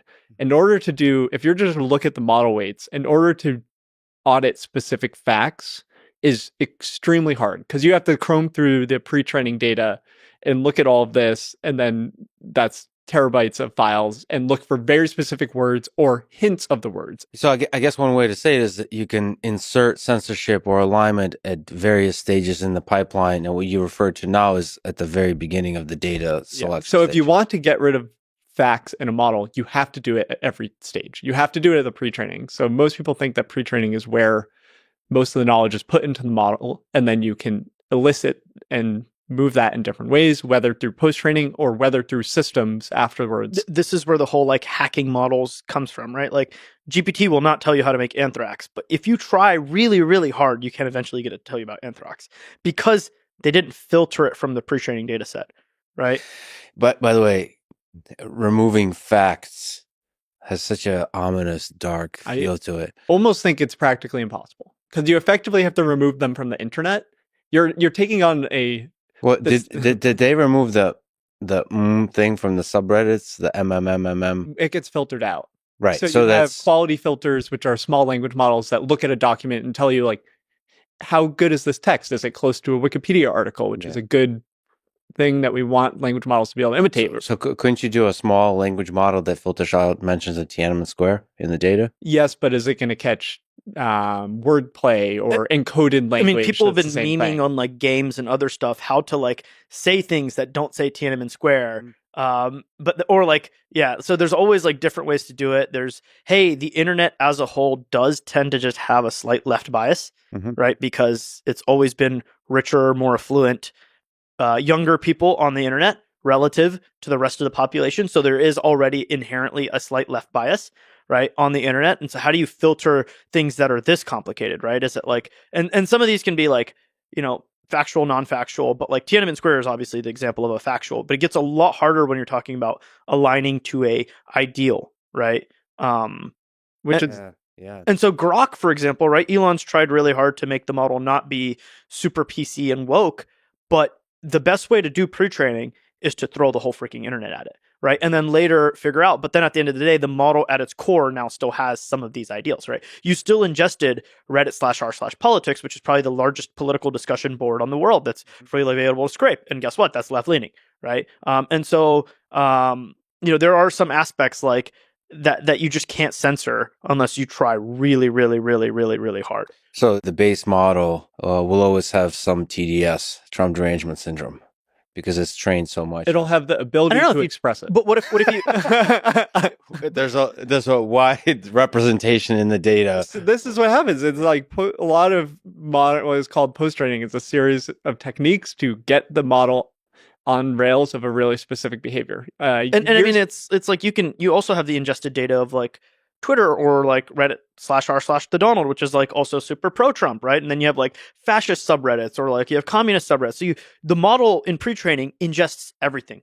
It has no worldview. Now it does have like some skew because more of the text is skewed a certain way, which is general, like slight left, like, but also like, somewhat like, intellectual, somewhat like, it's just like the general internet is a certain way. Mm-hmm. And then as Nathan's about to describe eloquently, right? Like you can elicit certain things out. And there's a lot of history here, so we can go through multiple examples and what happened. Llama 2 was a launch that the phrase like too much RLHF or like too much safety was a lot. It's just, that was the whole narrative after Llama 2's chat models released. And the examples are sorts of things like you would ask Llama 2 chat, how do you kill a Python process? And it would say, I can't talk about killing because that's a bad thing. Mm-hmm. And anyone that is trying to design an AI model will probably agree that that's just like, model, you messed up a bit on the training there. I don't think they meant to do this, but this was in the model weight. So this is not like it didn't necessarily be, there's things called system prompts, which are when you're querying a model, it's a piece of text that is shown to the model, but not to the user. So a fun example is your system prompt could be talk like a pirate. So no matter what the user says to the model, it'll respond like a pirate. Mm-hmm. In practice, what they are is you are a helpful assistant. You should break down problems. If you don't know about something, don't tell them. Your date cutoff is this. Today's date is this. It's a lot of really useful context for how can you answer a question well. And Anthropic publishes their system prompt. Which I think is great. And there's a lot of research that goes into this. And one of your previous guests, Amanda Askell, is like probably the most knowledgeable person, that at least in the combination of execution and sharing. She's the person that should talk about system prompts and character of models. Yeah, and then people should read these system prompts because you're like trying to nudge, sometimes through extreme politeness, the model to be a certain way. And you could use this for bad things. I mean, we've done tests, which is, what if I tell the model to be a dumb model? Like, which evaluation scores go down? And it's like, we'll have this behavior where it could sometimes like say, oh, I'm supposed to be dumb. And sometimes it's like, it doesn't affect like math abilities as much, but something like if you're trying, it's just the quality of a human judgment would draw to the floor. Let's go back to post-training, specifically RLHF around Llama 2 it was too much safety prioritization was baked into the model weights. This makes you refuse things in a really annoying way for users. It's not great. It caused a lot of like awareness to be attached to RLHF that it makes the models dumb. And it stigmatized the word. It did in AI culture. And as the techniques have evolved, that's no longer the case, where all of these labs have very fine-grained control over what they get out of the models through techniques like RLHF. Although different labs are definitely different levels. Like on one end of the spectrum is Google, and then like maybe OpenAI does less and Anthropic does less. And then like on the other end of the spectrum is like XAI, but they all have different forms of RLHF trying to make them a certain way. And the important thing to say is that no matter how you want the model to behave, these RLHF and preference tuning techniques also improve performance. So on things like math evals and code evals, there is something innate to these, what is called contrastive loss functions. We could start to get into RL here. We don't really need to, but RLHF also boosts performance on anything from a chat task to a math problem to a code problem. So it is becoming a much more useful tool to these labs. So this kind of takes us through the arc of, we've talked about pre-training, hard to get rid of things. We've talked about post-training and how post-training, if you can mess it up. It's a complex, multifaceted optimization with 10 to 100 person teams converging on one artifact. It's really easy to not do it perfectly. And then there's the third case, which is what we talked about Gemini. The thing that was about Gemini is this was a served product where Google has their internal model weights that have done all these processes that we talked about. And in the served product, what came out after this was that they had a prompt that they were rewriting user queries to boost diversity or something. And this just made it, the outputs were just blatantly wrong. It was some sort of organizational failure that had this prompt in that position. And I think Google executives probably have owned this. I didn't pay that attention, that detail, but it was just a mess up in execution that led to this ridiculous thing. But at the system level, the model weights might have been fine. So at the very end of the pipeline, there was a rewriting to something like a system prompt. It was like the system prompt, or what is called in industry is like you rewrite prompts. So especially for image models, if you're using DALL-E or ChatGPT can generate you an image, you'll say, draw me a beautiful car. Mm-hmm. With these leading image models, they benefit from highly descriptive prompts. So what would happen is if you do that on ChatGPT, a language model behind the scenes will rewrite the prompt, say, make this more descriptive, and then that is passed to the image model. So prompt rewriting is something that is used at multiple levels of industry, and it's used effectively for image models, and the Gemini example is just a failed execution. Big philosophical question here with the RLHF. To generalize, where is human input, human in the loop, human data most useful at the current stage?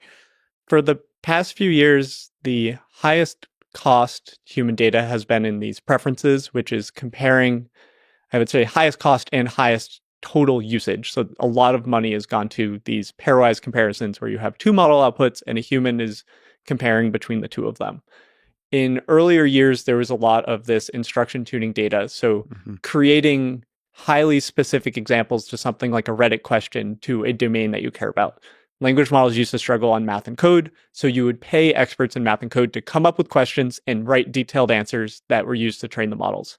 Now it is the case that there are many model options that are way better than humans at writing detailed and eloquent answers for things like model and code. So they talked about this with the Llama 3 release, where they switched to using Llama 3 405B to write their answers for math and code.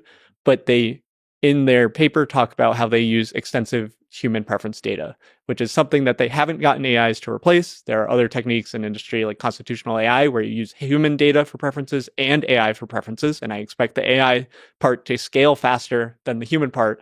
But among the research that we have access to is that humans are in this kind of preference loop. So for as reasoning becomes bigger and bigger and bigger, as we said, where's the role of humans in that? It's even less prevalent. So it's the remarkable thing about these reasoning results, and especially the DeepSeek R1 paper, is this result that they call DeepSeek R10, which is they took one of these pre-trained models, they took DeepSeek V3 base, and then they do this reinforcement learning optimization on verifiable questions or verifiable rewards for a lot of questions and a lot of training. And these reasoning behaviors emerge naturally. So these things like, wait, let me see, wait, let me check this. Oh, that might be a mistake. And they emerge from only having questions and answers. And when you're using the model, the part that you look at is the completion. So in this case, all of that just emerges from this large scale RL training. And that model, which the weights are available, has no human preferences added into the post-training. The DeepSeek R1 full model has some of this human preference tuning, this RLHF, after the reasoning stage. But the very remarkable thing is that you can get these reasoning behaviors, and it's very unlikely that there's humans writing out reasoning chains. It's very unlikely that they somehow hacked OpenAI and they got access to OpenAI O1's reasoning chains. It's something about the pre-trained language models and this RL training where you reward the model for getting the question right. And therefore, it's trying multiple solutions, and it emerges this chain of thought. This might be a good place to mention the eloquent and the insightful tweet of the great and the powerful Andrej Karpathy. I think he had a bunch of thoughts, but one of them, last thought, not sure if this is obvious. You know something profound is coming when you're saying it's not sure if it's obvious. There are two major types of learning in both children and in deep learning. There's one, imitation learning, watch and repeat, i.e. pre-training, supervised fine-tuning, and two, trial and error learning, reinforcement learning. My favorite simple example is AlphaGo. One is learning by imitating expert players. Two is reinforcement learning to win the game. Almost every single shocking result of deep learning and the source of all magic is always 2. 2 is significantly more powerful. 2 is what surprises you. 2 is when the paddle learns to hit the ball behind the blocks and break out. 2 is when AlphaGo beats even Lee Sedol. And 2 is the aha moment when the DeepSeek or O1, etc., discovers that it works well to reevaluate your assumptions, backtrack, try something else, etc. It's the solving strategies you see this model use in its chain of thought. It's how it goes back and forth thinking to itself. These thoughts are emergent, 3 exclamation points. And this is actually seriously incredible, impressive, and new, and is publicly available and documented. The model could never learn this with imitation because the cognition of the model and the cognition of the human labeler is different. The human would never know to correctly annotate these kinds of solving strategies and what they should even look like. They have to be discovered during reinforcement learning as empirically and statistically useful towards the final outcome. Anyway, the AlphaZero sort of metaphor analogy here. Can you speak to that, the magic of the chain of thought that he's referring to? I think it's good to recap AlphaGo and AlphaZero because it plays nicely with these analogies between imitation learning and learning from scratch. So AlphaGo, the beginning of the process was learning from humans where they started this is the first expert level Go player or chess player in DeepMind's series of models where they had some human data. And then why it is called AlphaZero is that there was zero human data in the loop. And that change to AlphaZero made a model that was dramatically more powerful for DeepMind. So this remove of the human prior, the human inductive bias, makes the final system far more powerful. This we mentioned Bitter Lesson hours ago, and this is all aligned with this. And then there's been a lot of discussion in language models. This is not new. This goes back to the whole Q-star rumors, which if you piece together the pieces is probably the start of OpenAI figuring out its O1 stuff when last year in November, the Q-star rumors came out. There's a lot of intellectual drive to know when is something like this going to happen with language models, because we know these models are so powerful and we know it has been so successful in the past.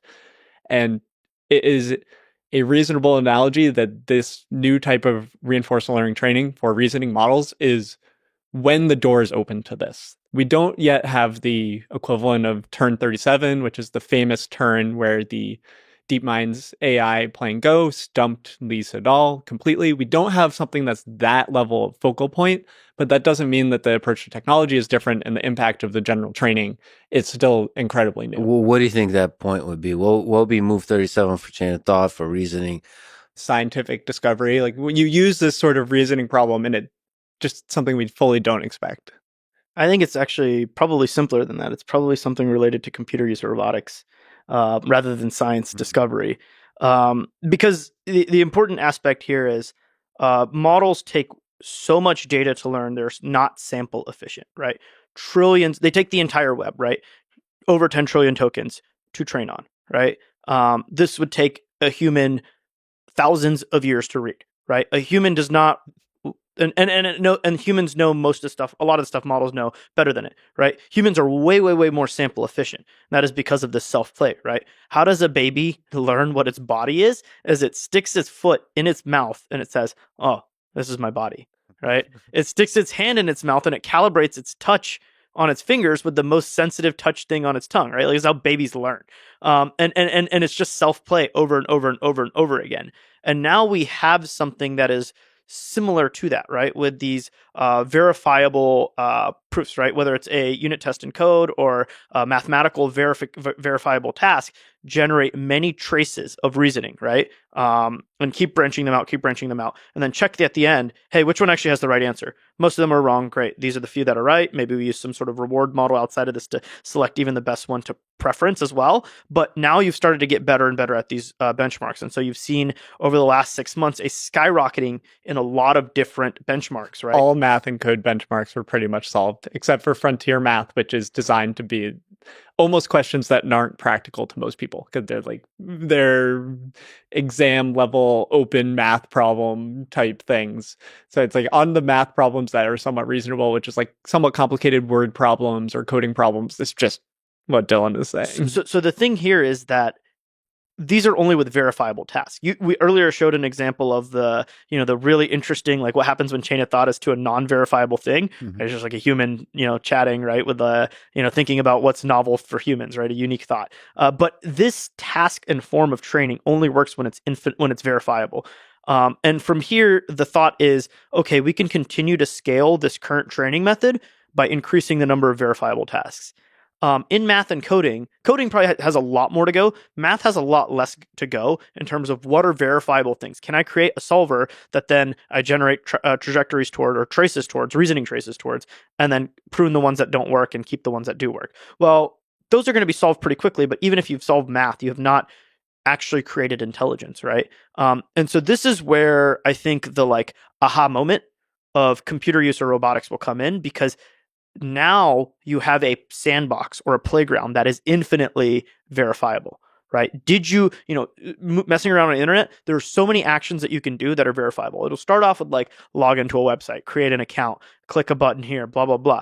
But it'll then get to the point where it's, hey, go do a task on Tasker or whatever all these various task websites. Hey, go get hundreds of likes, right? And it's going to fail. It's going to spawn hundreds of accounts. It's going to fail on most of them, but this one got to 1,000. Great. Now you've reached the verifiable thing, and you just keep iterating this loop over and over. And that's when, and same with robotics, right? That's where, where you have an infinite playground of tasks like, hey, did I put the ball in the bucket, all the way to oh, did I build a car, right? There's a whole trajectory to speed run, or, what models can do. But at some point, I truly think that we'll spawn models, and initially all the training will be in sandboxes, but then at some point, the language model pre-training is going to be dwarfed by what is this reinforcement learning. You'll pre-train a multimodal model that can see, that can read, that can write, blah, blah, blah, whatever, vision, audio, etc. But then you'll have it play in a sandbox infinitely and figure out math, figure out code, figure out navigating the web, figure out operating a robot arm, right? And then it'll learn so much, and the aha moment, I think, will be when this is available to then create something that's not good, right? Oh, cool, part of it was figuring out how to use the web. Now all of a sudden it's figured out really well how to just get hundreds of thousands of followers that are real, and real engagement on Twitter, because all of a sudden this is one of the things that are verifiable. And maybe not just engagement, but make money. Yes, that could be the thing where almost fully automated, it makes $10 million by being an influencer, selling a product, creating the product, and I'm not referring to a hype product, but an actual product where holy shit, this thing created a business. It's running it. It's the face of the business, that kind of thing. Maybe a number one song, it creates the whole infrastructure required to create the song, to be the influencer that represents that song, that kind of thing, and makes a lot of. That could be the move. Our culture respects money in that kind of way, and it's verifiable, right? It's verifiable. Right. The bank account can't lie. Exactly. There's surprising evidence that once you set up the ways of collecting the verifiable domain, that this can work.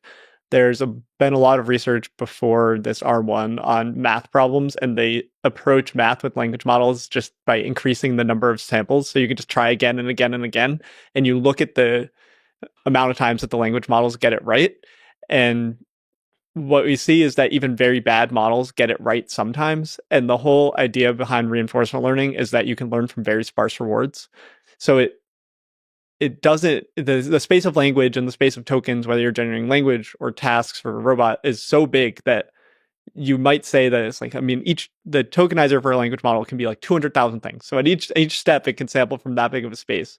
So if it can generate a bit of a signal that it can climb onto, that's what the whole field of RL is around, is learning from sparse rewards.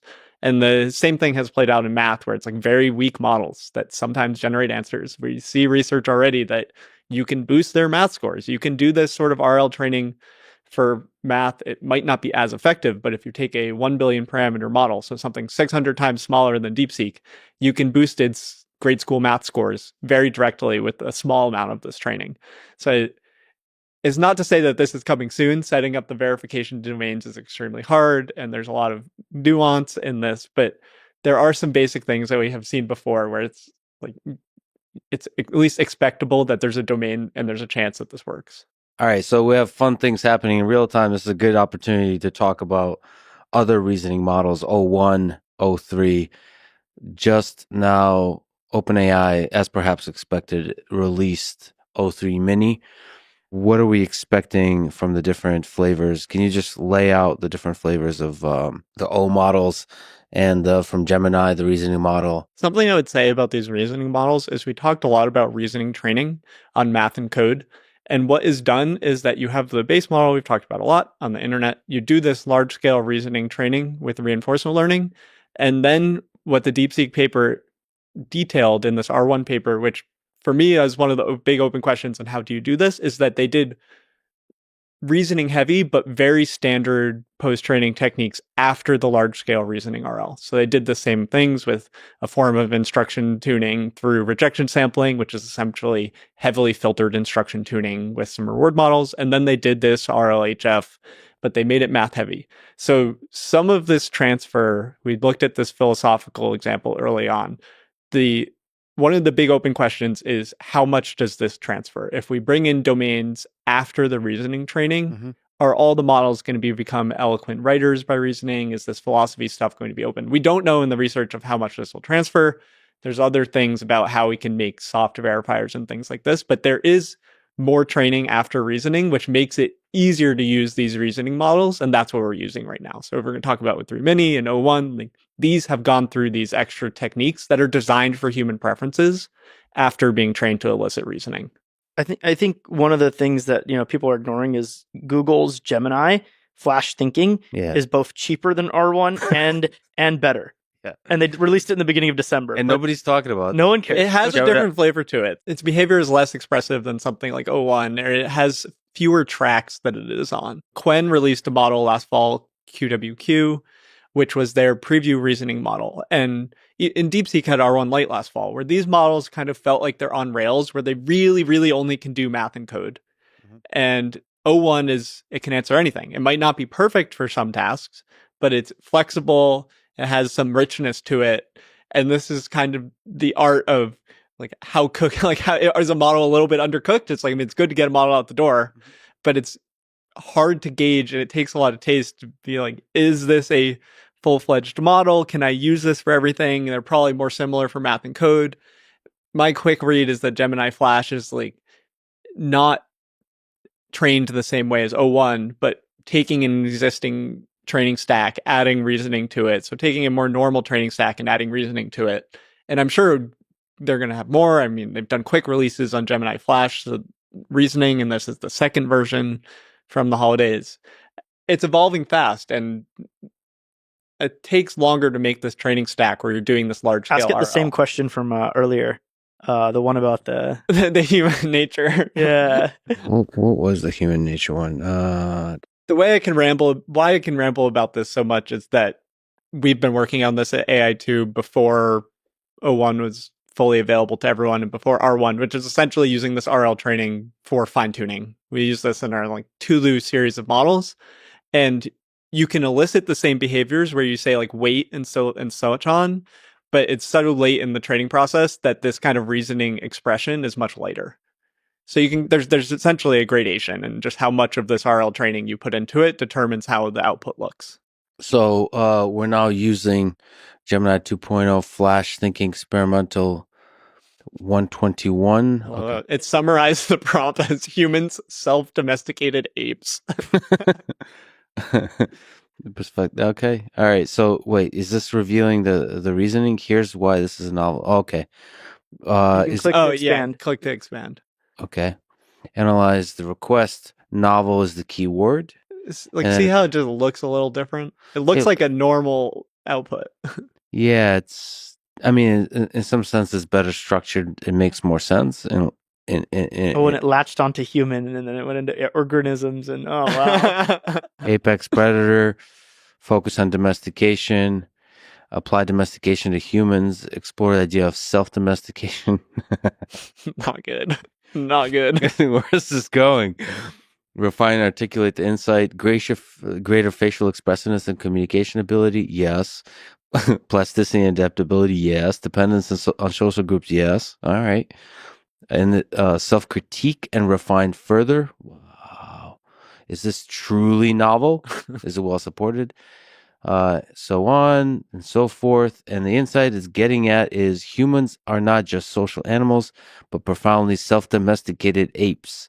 And this self-domestication is the key to understanding our unique cognitive and social abilities. Self-domesticated apes. I prefer the DeepSeek response. I mean, it's novel. The insight is novel. I mean, that's like a good book title, Self-Domesticated Apes. Like there could be a case made for that. I mean, yeah, it's cool. And it's revealing the reasoning. It's magical. It's magical. Like this is really powerful. Hello, everyone. This is Lex with a quick intermission recorded after the podcast. Since we reviewed responses from DeepSeek R1 and Gemini Flash 2.0 thinking during this conversation, I thought at this moment it would be nice to insert myself quickly doing the same for OpenAI O1 Pro and O3 Mini with the same prompt. The prompt being, give one truly novel insight about humans.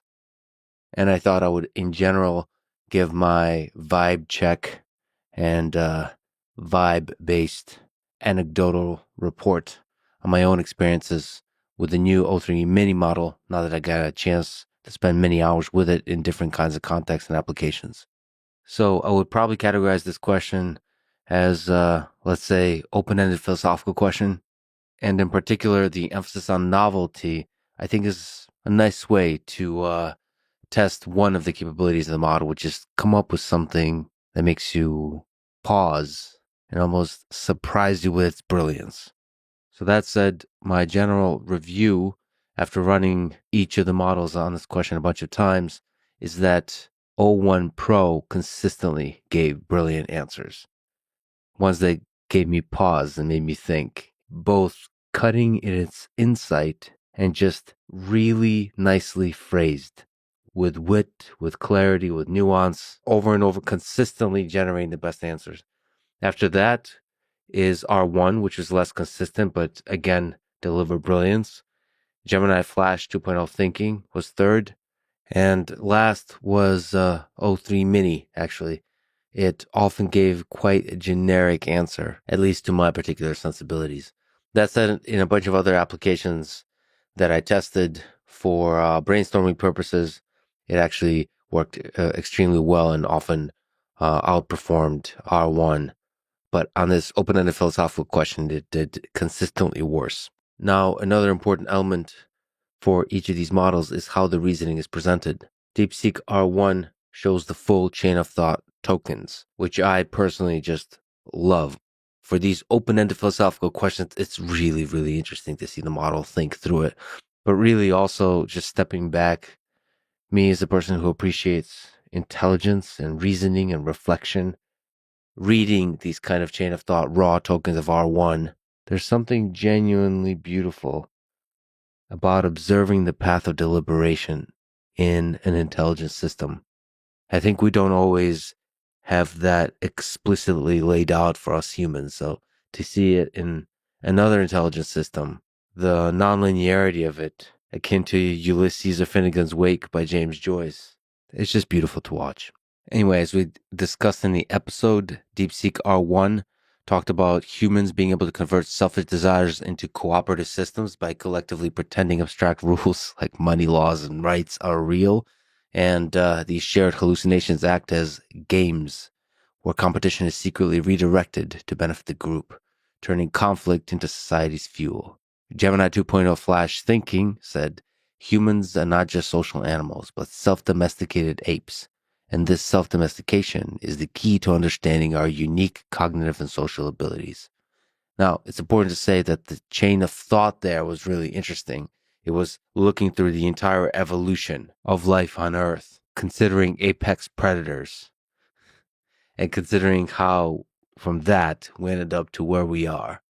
I think that domestication by choice is a really interesting angle. Again, it's one of those things when somebody presents a different angle on a seemingly obvious thing, it just makes me smile. And the same with DeepSeek R1, that these hallucinations of money, laws, and rights, and us collectively pretending like it's real, and we play games with them that look like competition when secretly we're just cooperating with each other. and that is the fuel of progress. Beautifully put. Now, OpenAI O1 Pro consistently over and over delivered bangers. I can go through many of them, but the first one was humans are the only species that turns raw materials into symbolic resources, then uses those symbols to reorganize the very materials they came from, creating a closed feedback loop between meaning and matter. Here, I just ran it again. Banger after banger, I'm telling you. Humans are unique among known species in that they simultaneously rewrite two layers of reality, the external world and their own private mental landscapes, and then merge these two rewritten layers into a continuous personal narrative that feels objectively true. Feels true. This is poetry. Okay. And then O3 Mini High for me was smart, fast, actually, and kind of generic. Never quite got there for me. So here's the first one I got from O3 Mini. Humans are not fixed beings, but rather ongoing narratives, dynamic stories that we continuously write, edit, and reinterpret. This narrative plasticity is more than just memory or self-reflection. It's an intrinsic cognitive process that acts like an internal error correction system.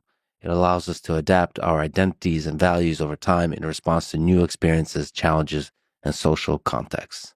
Now, it almost sneaks up to something approximating cutting insight with narrative plasticity in quotes. But then it goes back to the sort of the generic.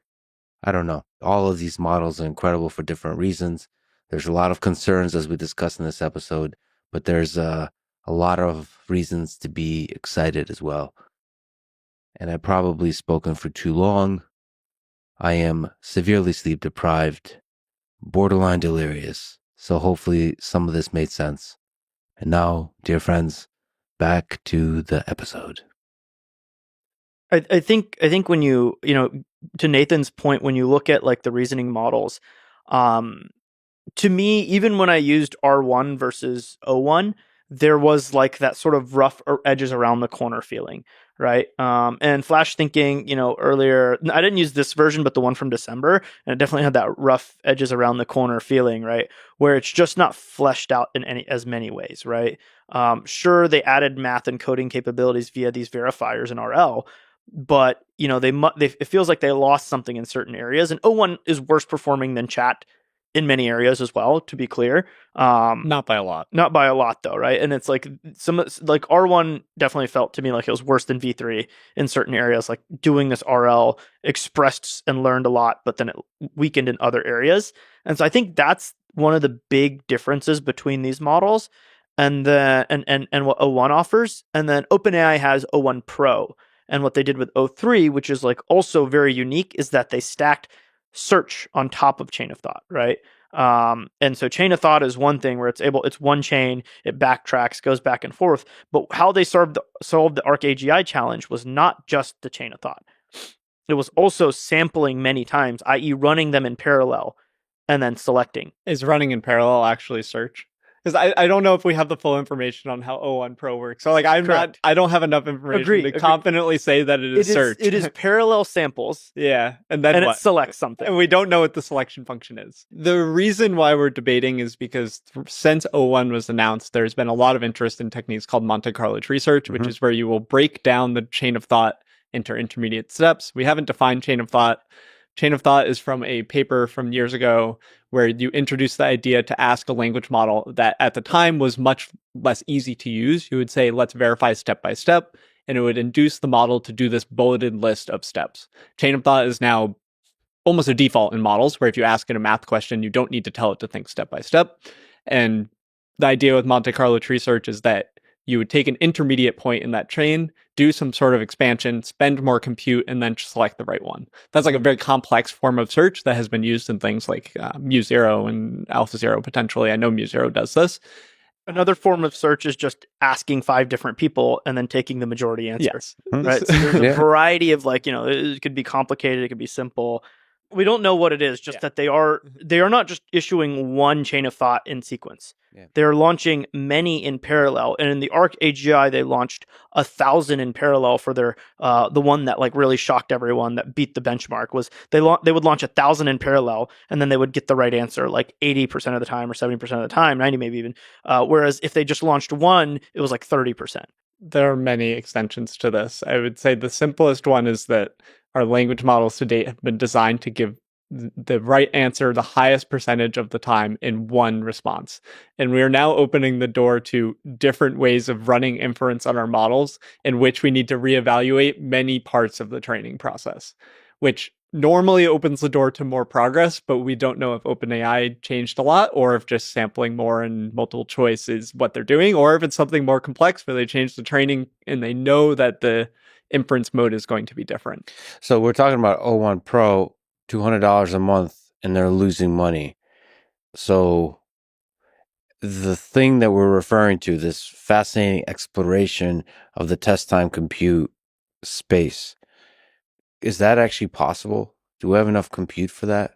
Does the financials make sense? So the fantastic thing is, and there, it's in the thing that I pulled up earlier, but the cost for GPT-3 has plummeted. If you scroll up just a few images, I think.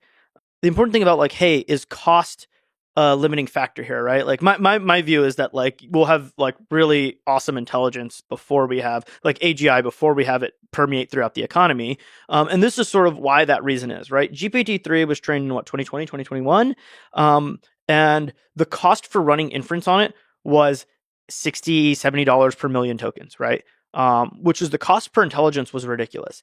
Now, as we scaled forward 2 years, we've had a 1,200x reduction in cost to achieve the same level of intelligence as GPT-3. So here on the x-axis is time over just a couple of years, and on the y-axis is log scale dollars to run inference on a million tokens. Yeah, a million. And so you have just like a linear decline on log scale from GPT-3 through 3.5 to Llama. It's like 5 cents or something like that now, right? Which is versus $60, 1,200x. That's not the exact numbers, but it's 1,200x. I remember that number is the humongous cost per intelligence, right? Now the freak out over DeepSeek is, oh my god, they made it so cheap.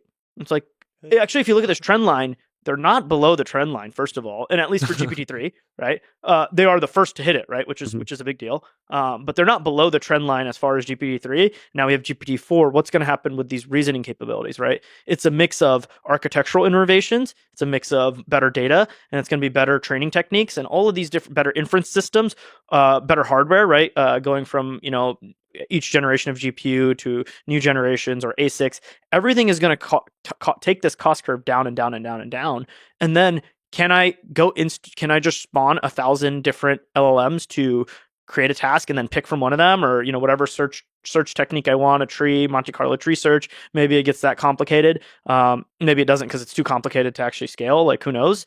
Bitter lesson, right? The question is I think when, not if, because the rate of progress is so fast, right?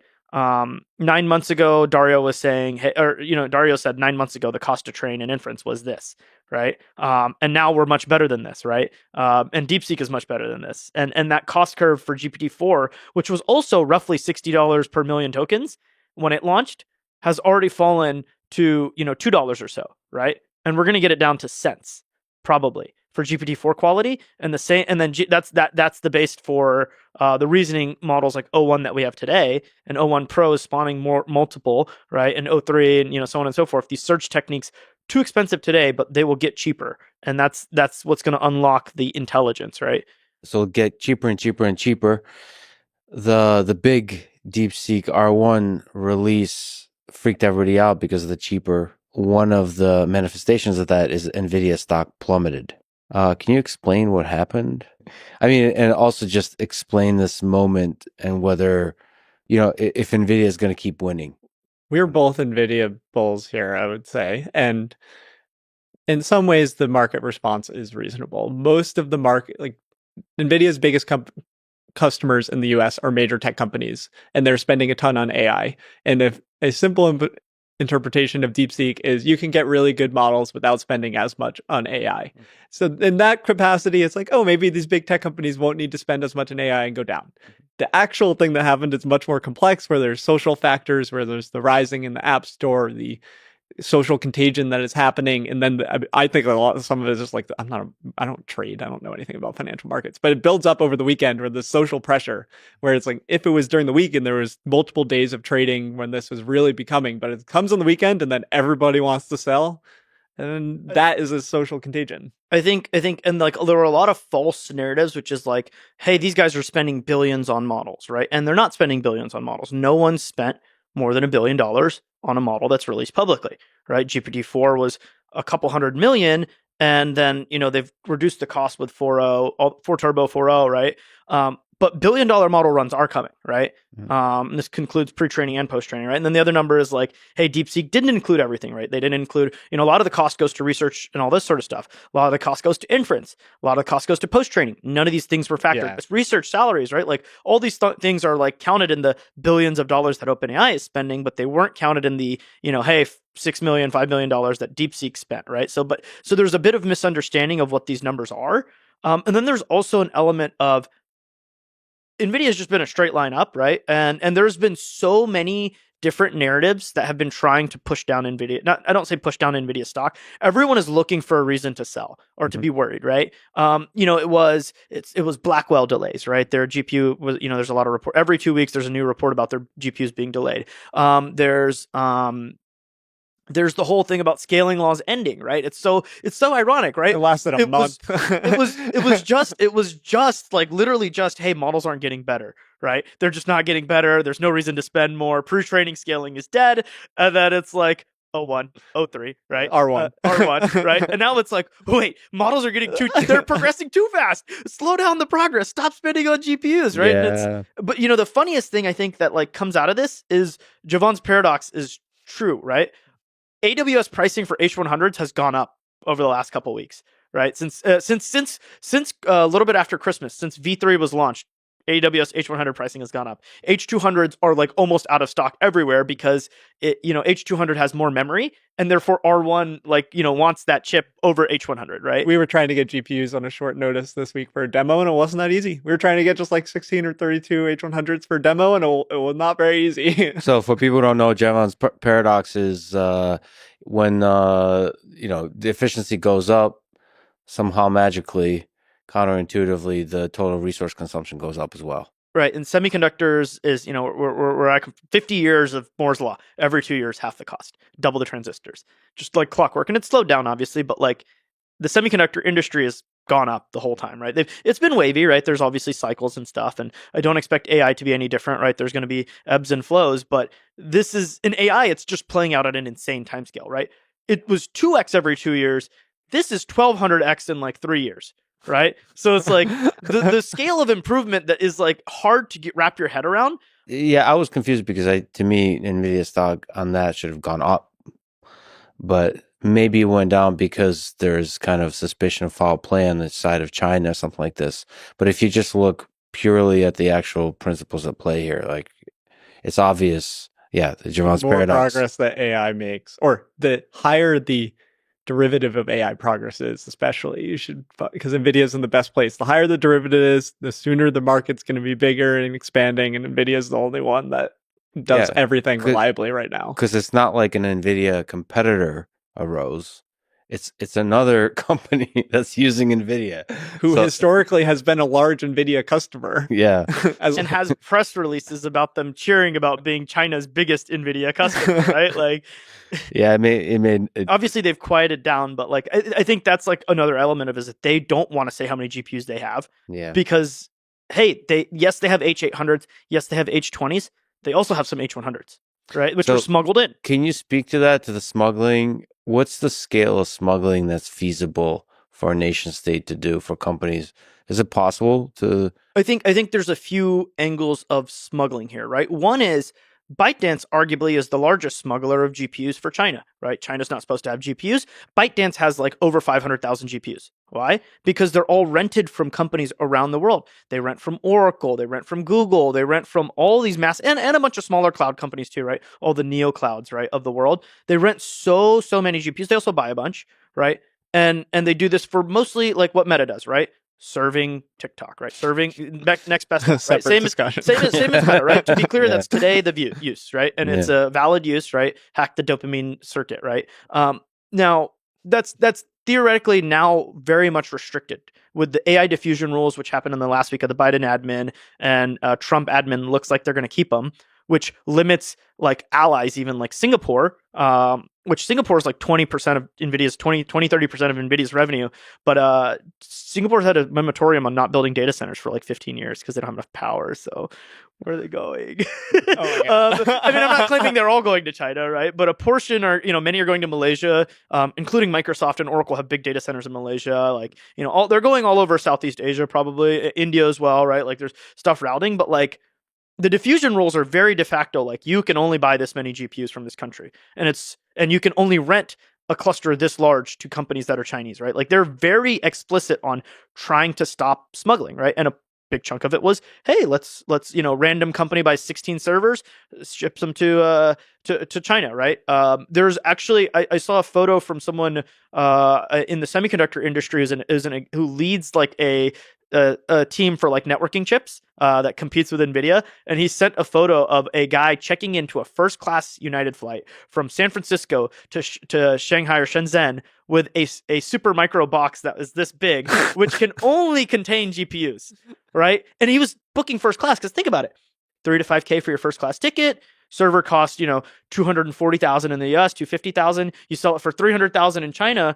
Wait, you just got a free first class ticket and a lot more money. So it's like, and that's like small scale smuggling. Most of the large scale smuggling is like companies in Singapore and Malaysia, like routing them around or renting GPUs completely legally. I want to jump in. How much is the scale? I think there's been some number, like some people that are higher level economics understanding say that it's like as you go from 1 billion of smuggling to 10 billion, it's like you're hiding certain levels of economic activity. And that's the most reasonable thing to me, is that there's going to be some level where it's so obvious that it's easier to find this economic activity. And so my belief is that last year roughly so NVIDIA made 1 million H20s, which are legally allowed to be shipped to China, which we talked about is better for reasoning, right? Inference, at least. Not training, but reasoning inference, and inference generally. Then they also had, a couple 100,000, we think like 200 to 300,000 GPUs were routed to China from, Singapore, Malaysia, US, wherever.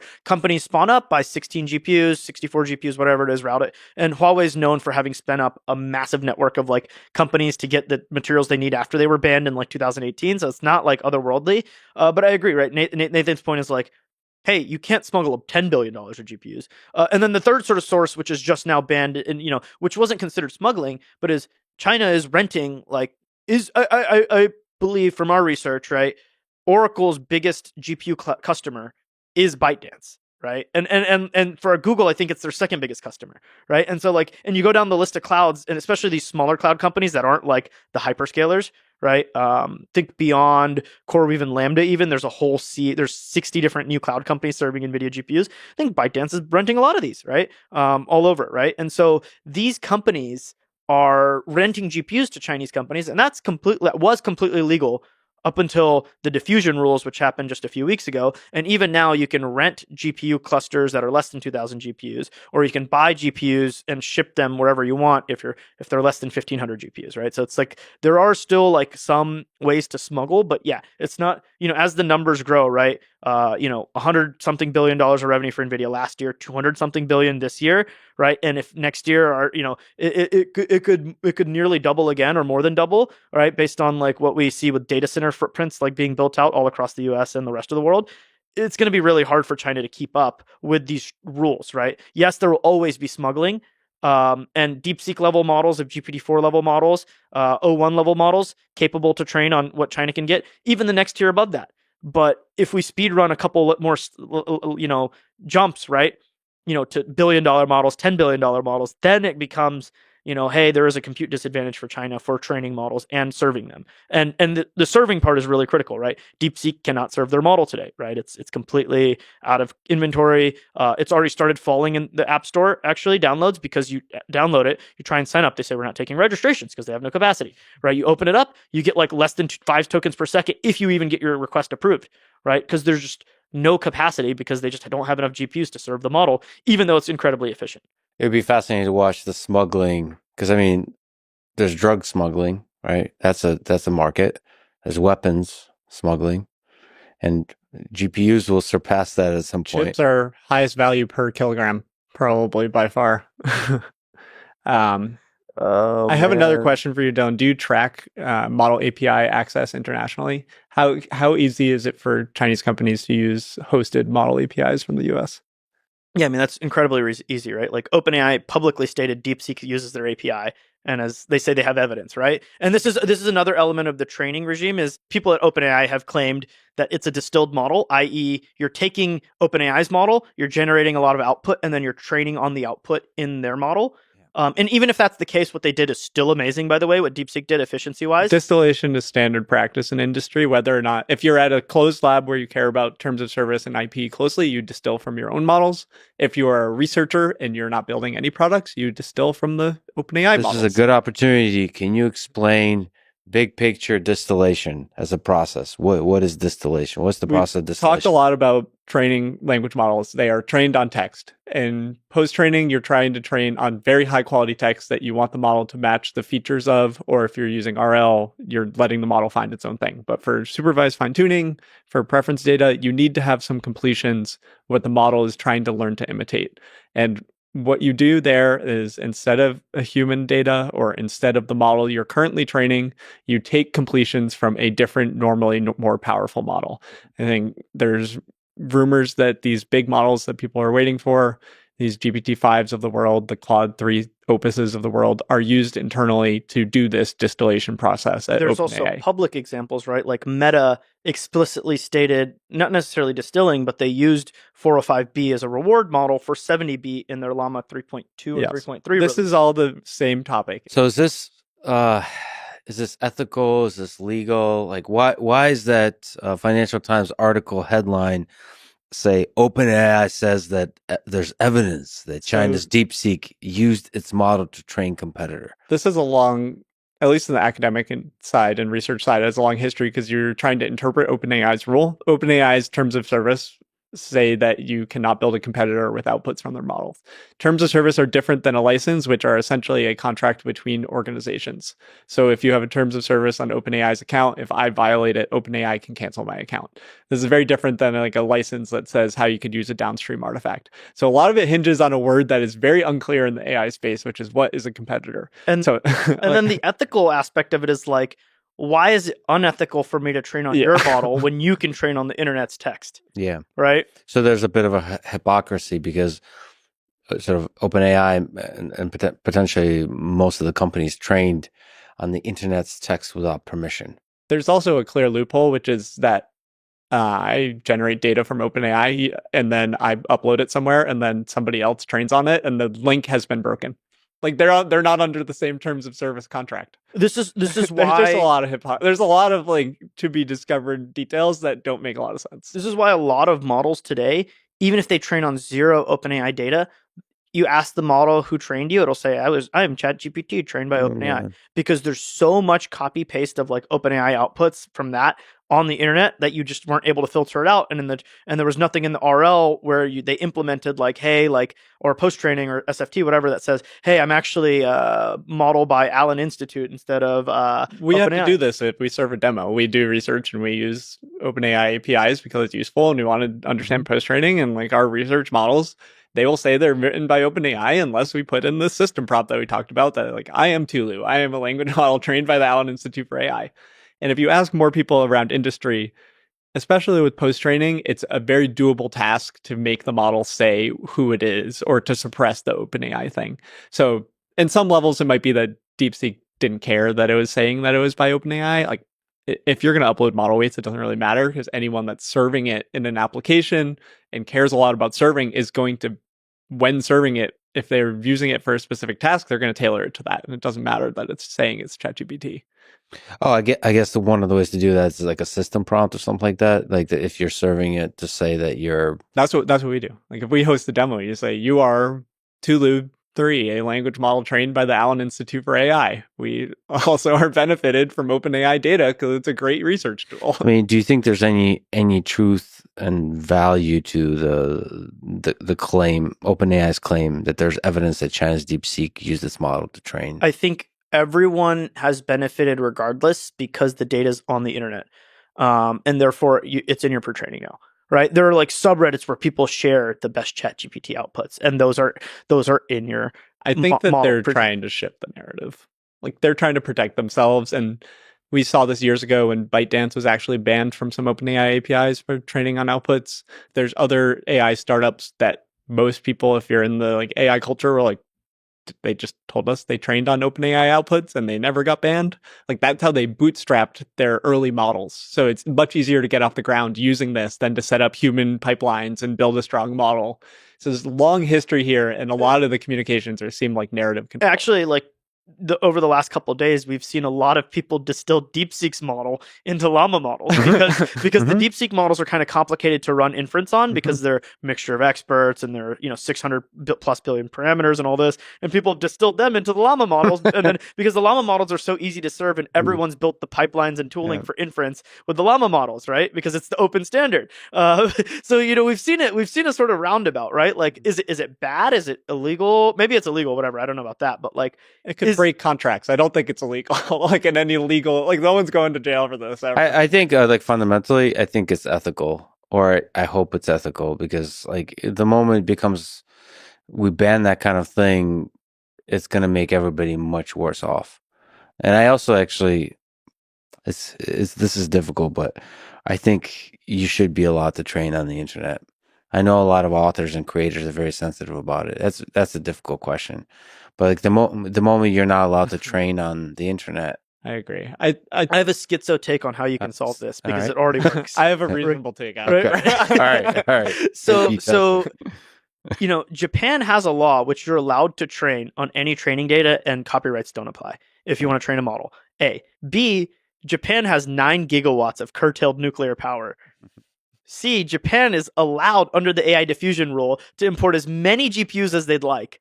So all we have to do, we have a market here to make. We build massive data centers, we rent them to the labs, and then we train models in a legally permissible way, and there's no ifs, ands, or buts. And now the models have no like potential copyright lawsuit from New York Times or anything like that. No, it's just like completely legal. Yeah. No, so genius. The early copyright lawsuits have fallen in the favor of AI training.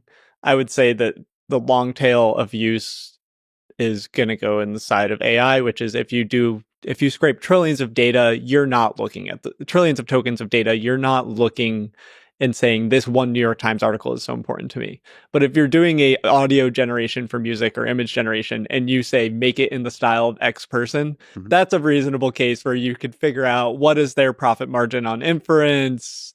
I don't know if it's going to be the 50-50 of YouTube creator program or something, but I would opt into that program as a writer. Like, please, like that. It's going to be a rough journey, but there will be some solutions like that make sense. But there's a long tail where it's just on the internet.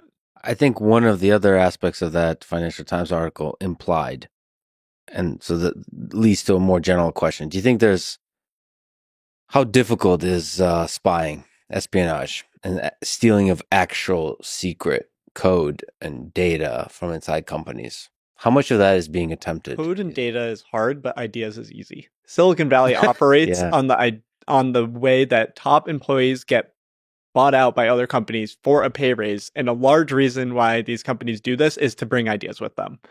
And in California, there's rules that like certain like non-competes or whatever are illegal in California. And whether or not there's NDAs and things, that is how a lot of it happens. Recently, there was somebody from Gemini who helped make this 1 million context length, and everyone is saying the next llama he went to the Meta team is going to have 1 million context length. And that's kind of how the world works. As far as like industrial espionage and things, that has been greatly successful in the past, right? The Americans did it to the Brits. The Chinese have done it to the Americans, right? And so on and so forth. It is a fact of life. And so, like, to argue industrial espionage can be stopped is probably unlikely. You can make it difficult, but even then, like, there's all these stories about, like, hey, F-35 and F-22 have already been, like, sort of, like, given to China in terms of design plans and stuff. Code and stuff, like, between, I say companies, not nation states, is probably very difficult. But ideas are discussed a lot, right? Whether it be a house party in San Francisco or a company changing employees, or the always the like mythical honeypot that always gets talked about, right? Like someone gets honeypotted, right? Because everyone working on AI is a single dude who's in their 20s and 30s. Not everyone, but like a insane amount of insane percentages. So there's always like all these like and obviously so honeypotted is like a spy, a female spy approaches you and like Yeah. or male, right? It's San Francisco, right? But as a single dude, I will say in his late 20s, right, is like we are very easily corrupted, right? Like like not corrupted myself, but we are, right? Everybody else, not me. Yeah, exactly. I'm too oblivious and I am not single, so I'm safe from one espionage access. Yeah, you have to make sure to close all security vulnerabilities. So you, Dylan, collect a lot of information about each of the mega clusters for each of the major AI companies. Can you talk about the build outs for each one that stand out? Yeah, so I think the thing that's like really important about these mega cluster buildouts is they're completely unprecedented in scale, right? US, sort of like data center power consumption has been slowly on the rise, and it's gone up to 2-3% even through the cloud computing revolution, right? Data center consumption as a percentage of total US. And that's been over decades, right, of data centers, et cetera. It's been climbing slowly. But now 2-3%. Now by the end of this decade, it's like even under like, when I say like 10%, a lot of people that are traditionally by like 2028, 2030, people traditionally traditional data center people like that's nuts. But then like people who are in like AI who have like really looked at this at like the Anthropics and OpenAIs are like that's not enough. And I'm like, okay, but like. This is both through globally distributed or distributed throughout the U.S. as well as like centralized clusters, right? The distributed throughout the U.S. is exciting and it's the bulk of it, right? Like, hey, OpenAI or say Meta is adding a gigawatt, right? But most of it is distributed through the U.S. for inference and all these other things, right? So maybe we should lay out what a cluster is. So, does this include AWS? Maybe it's good to talk about the different kinds of clusters and what you mean by mega clusters and what's a GPU and what's a computer and what is getting, not that far back, but yeah. So like, what do we mean by the clusters? Oh and the man, build-outs? I thought I was about to do the Apple ad, right? What's a computer? So traditionally, data centers and data center tasks have been a distributed systems problem that is capable of being spread very far and widely, right? I.e., I send a request to Google, it gets routed to a data center somewhat close to me. It does whatever search ranking recommendation, sends a result back, right? The nature of the task is changing rapidly in that there's two tasks that people are really focused on now, right? It's not database access. It's not serve me the right page, serve me the right ad. It's now inference. And inference is dramatically different from traditional distributed systems, but it looks a lot more similar. And then there's training, right?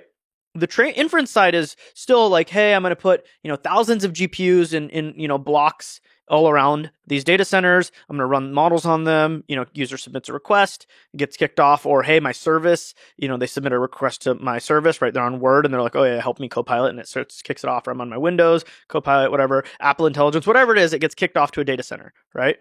And that data center does some work and sends it back. That's inference. That is going to be the bulk of compute, but then that's like, there's thousands of data centers that we're tracking with like satellites and like all these other things. And those are the bulk of what's being built. But the scale of, and so that's like what's really reshaping, and that's what's getting millions of GPUs. But the scale of the largest cluster is also really important, right?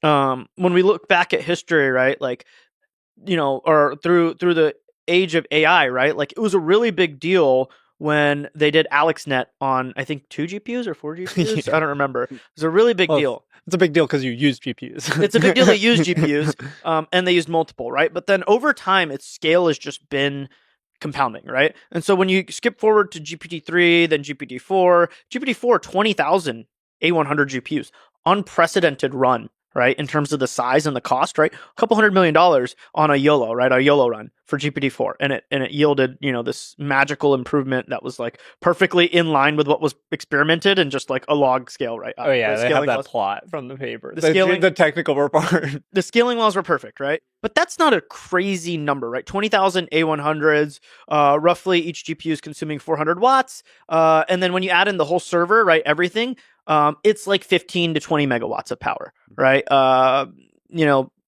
Maybe you could look up what the power of consumption of a person is because the numbers are going to get silly. But like that 15 to 20 megawatts was standard data center size. It was just unprecedented. That was all GPUs running one task. How many watts was a toaster? Yeah, so a toaster is like it's a good example. A similar power consumption to an A100, right? H100 comes around, they increase the power from like 400 to 700 watts, and that's just per GPU, and then there's all the associated stuff around it. So once you count all that, it's roughly like 1,200 to 1,400 watts for everything, networking, CPUs, memory, blah, blah, blah. So we should also say, what's required? You said power, so a lot of power is required, a lot of heat is generated, so cooling is required. And because there's a lot of GPUs that have to be, or CPUs or whatever, they have to be connected. So there's a lot of networking. Yeah. Right. So I think, sorry for skipping past that.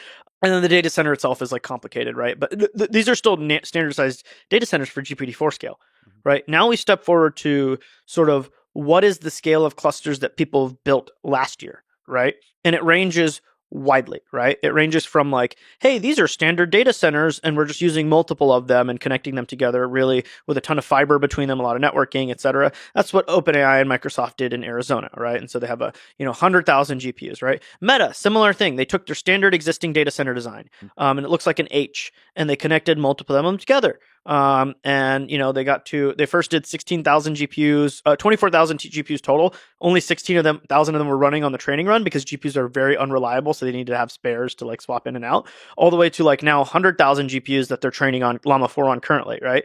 Like 128,000 or so, right? This is, think about 100,000 GPUs, with roughly 1,400 watts a piece. That's 140 megawatts, 150 megawatts, right? For 128,000, right? So you're talking about, you've jumped from 15 to 20 megawatts to 10x, almost 10x that number, 9x that number to 150 megawatts in 2 years, right? From 2022 to 2024, right? And some people like Elon, that he admittedly, right, and he says it himself, got into the game a little bit late for pre-training large language models, right? XAI was started later, right? But then he bet heaven and hell to get his data center up and get the largest cluster in the world, right? Which is 200,000 GPUs. And he did that. He bought a factory in Memphis. He's upgrading the substation, but at the same time, he's got a bunch of mobile power generation, a bunch of single cycle combine. He tapped the natural gas line that's right next to the factory and is just pulling a ton of gas, burning gas. He's generating all this power. He's in a factory, in an old appliance factory that's shut down and moved to China long ago, right? Like, and he's got 200,000 GPUs in it. And now what's the next scale, right? Like all the hyperscalers have done this. Now the next scale is something that's even bigger, right? And so, Elon, just to stick on the topic, he's building his own natural gas plant, like a proper one right next door. He's deploying tons of Tesla Megapack batteries to make the power more smooth and all sorts of other things. He's got like industrial chillers to cool the water down because he's water cooling the chips. So all these crazy things to get the clusters bigger and bigger. But when you look at, like, say, what OpenAI did with Stargate, that's that in Arizona, in Abilene, Texas, right? What they've announced, at least, right? It's not built, right? Elon says they don't have the money. There's some debates about this. But at full scale, at least the first section is like definitely money's accounted for, but there's multiple sections. But full scale, that data center is going to be 2.2 gigawatts, right? 2,200 megawatts of power in, and roughly like 1.8 gigawatts or 1,800 1,800 megawatts of power delivered to chips, right? Now, this is an absurd scale. 2.2 gigawatts is like more than most cities, right? To be clear, and delivered to a single cluster that's connected to do training, right? To train these models, to do both the pre-training, the post-training, all of this stuff, right? This is insane. It is. What is a nuclear power plant again? Everyone is doing this, right? Everyone is doing this, right? Meta in Louisiana, right? They're building 2 natural gas plants, massive ones, and then they're building this massive data center. Amazon has like plans for this scale. Google has plans for this scale. XAI has plans for this scale, right? Like all of these, the guys that are racing, the companies that are racing hard, and they're doing multi-gigawatt data centers, right? To build this out because they think that if I now have obviously pre-training scaling is going to continue, but to some extent, but then also all this post-training stuff where you have RL sandbox for computer use or whatever, right? Like this is where they're going to, and all these viable domains where they just keep learning and learning and learning, self-play, whatever it is, makes the AI so much more capable because the line does go up, right? As you throw more compute, you get more performance. The shirt is about scaling laws. To some extent, it is diminishing returns, right? You 10x the compute, you don't get 10x better model, right? You get a diminishing returns, but also you get efficiency improvements, so you bend the curve, right? And these scale of data centers are doing, wreaking, a lot of like havoc on the network, right? Nathan was mentioning there's Amazon has tried to buy this nuclear power plant, Talon, and if you look at the Talon stock, it's just like skyrocketing, and they're building a massive multi-gigawatt data center there, and you just go down the list. There's so many ramifications. Interesting thing is like certain regions of the US transmitting power cost more than actually generating it, right? Because the grid is so slow to build, and the demand for power and the ability to build power and like re-ramping on a natural gas plant or even a coal plant is like easy enough to do, but like transmitting the power is really hard. So in some parts of the US, like in Virginia, it costs more to transmit power than it costs to generate it, which is like, there's all sorts of like second order effects that are insane here. Can the power grid support this kind of growth? Trump's executive orders, there was a Biden executive order before the end of the year, but then Trump had some more executive orders, which hopefully reduce the regulations to where, yes, things can be built. But yeah, this is a big challenge, right? Is building enough power fast enough. Are you going to basically have a nuclear power plant next to a data center for each one of these? So the fun thing here is this is too slow. To build the power plant. To build a power plant or to reconfigure an existing power plant is too slow.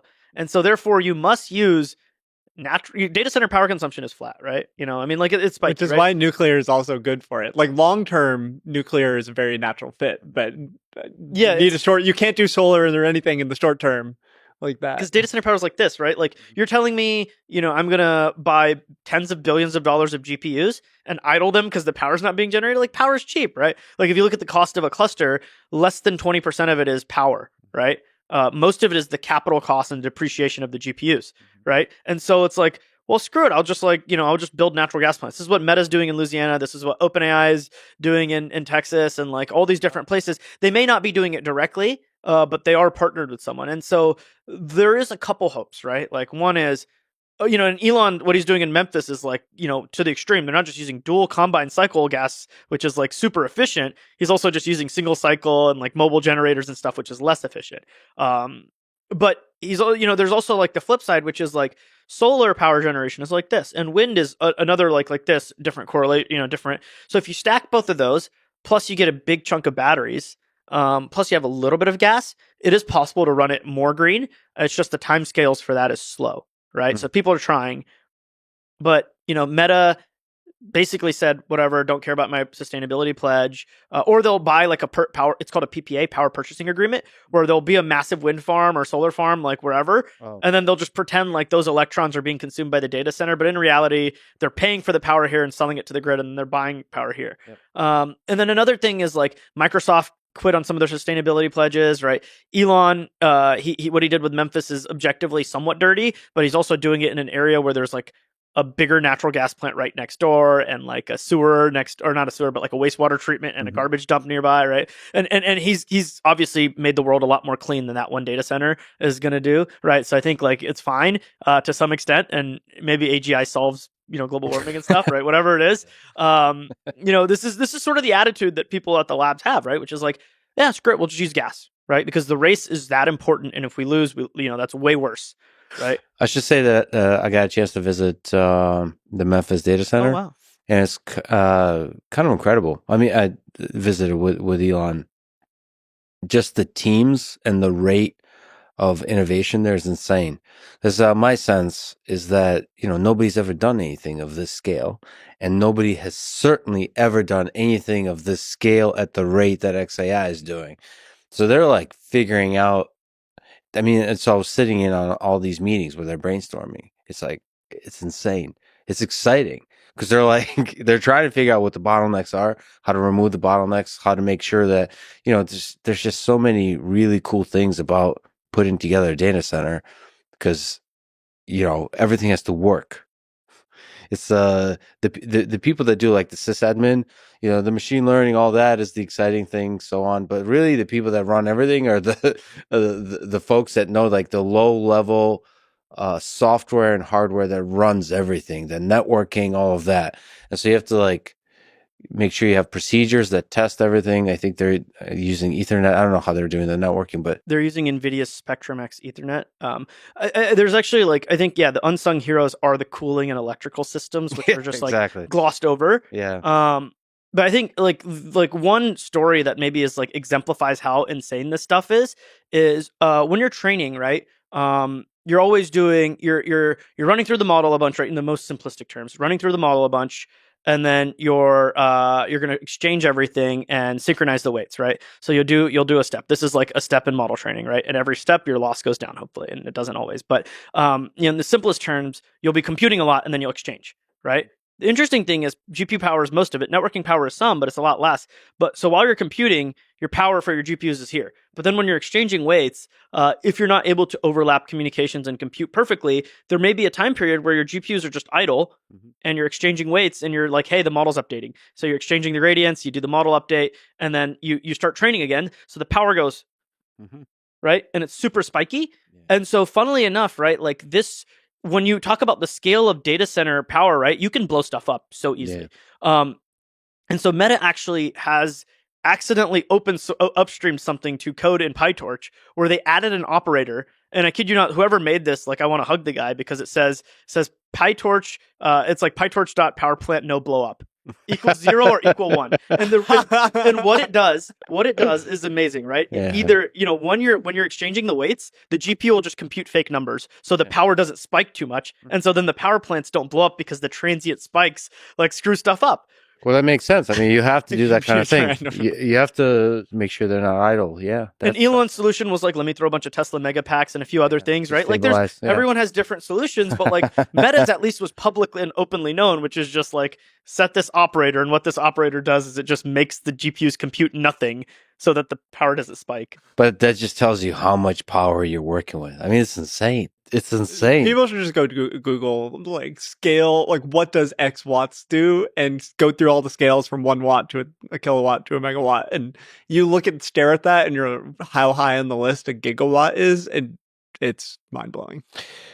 Can you say something about the cooling? So I know Elon's using liquid cooling, I believe, in all cases.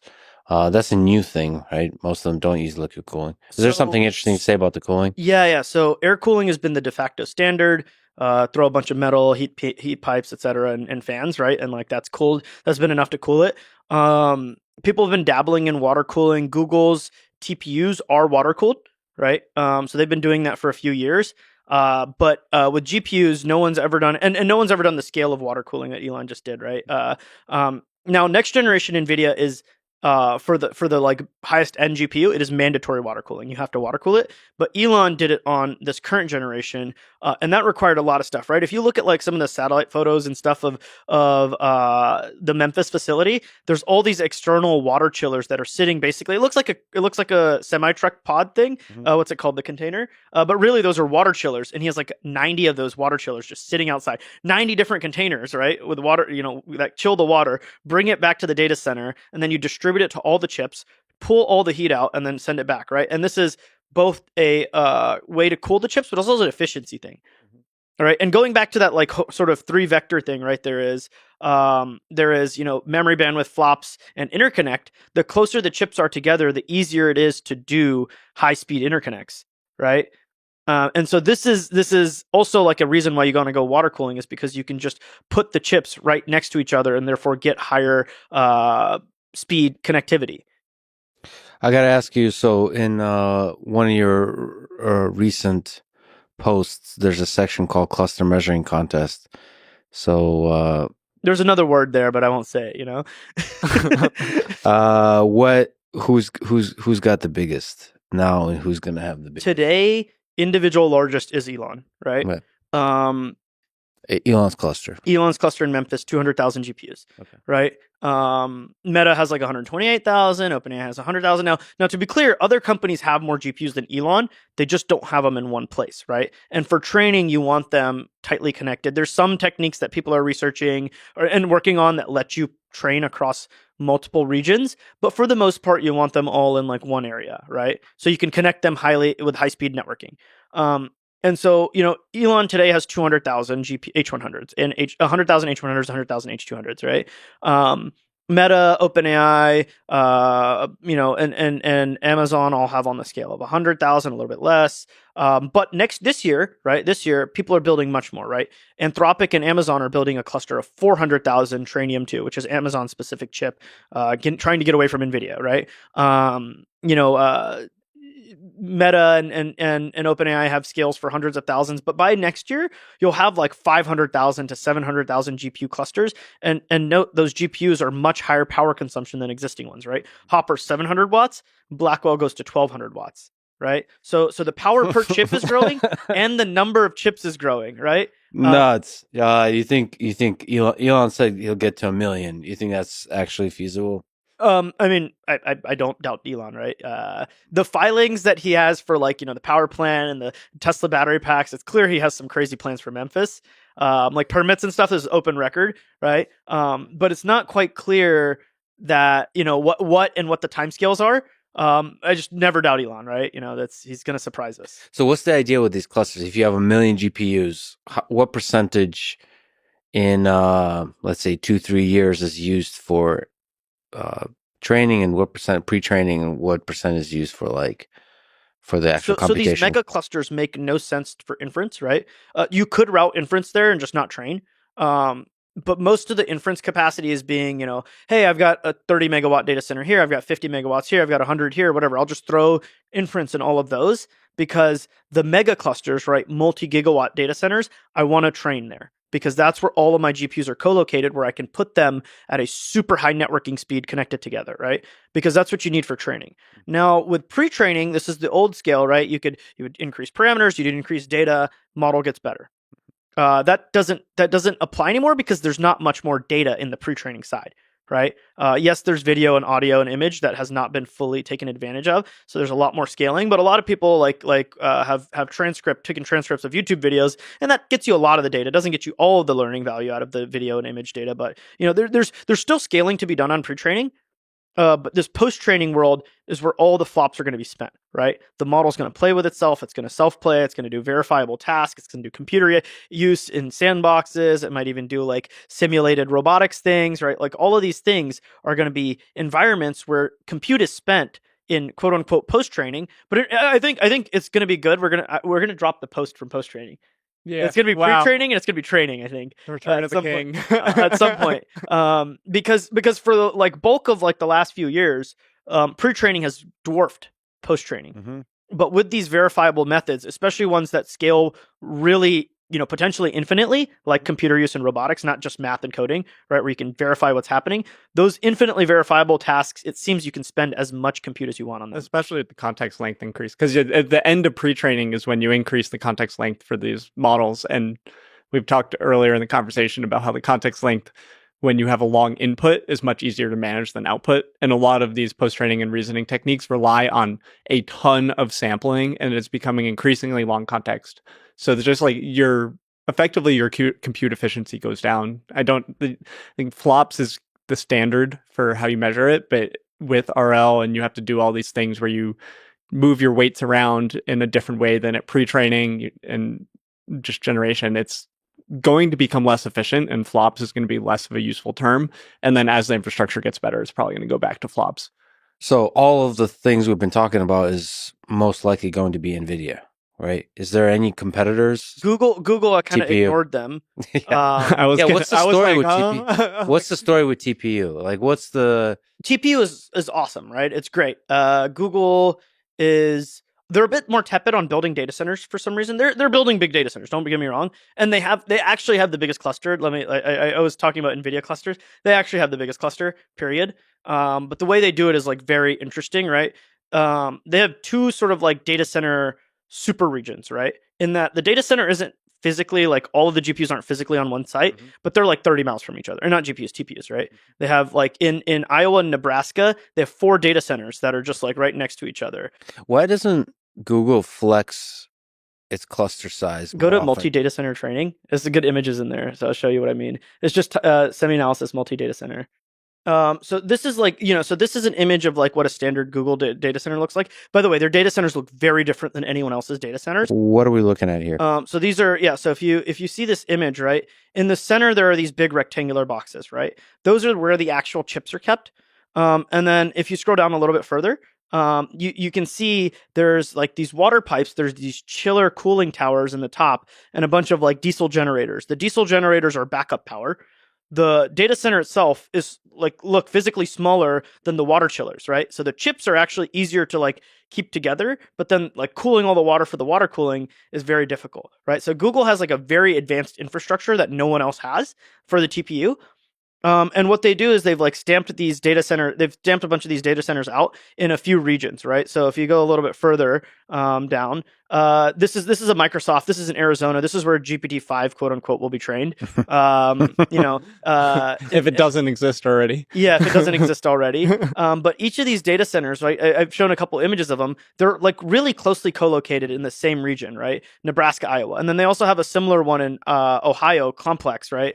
And so these data centers are really close to each other. And what they've done is they've connected them super high bandwidth with fiber.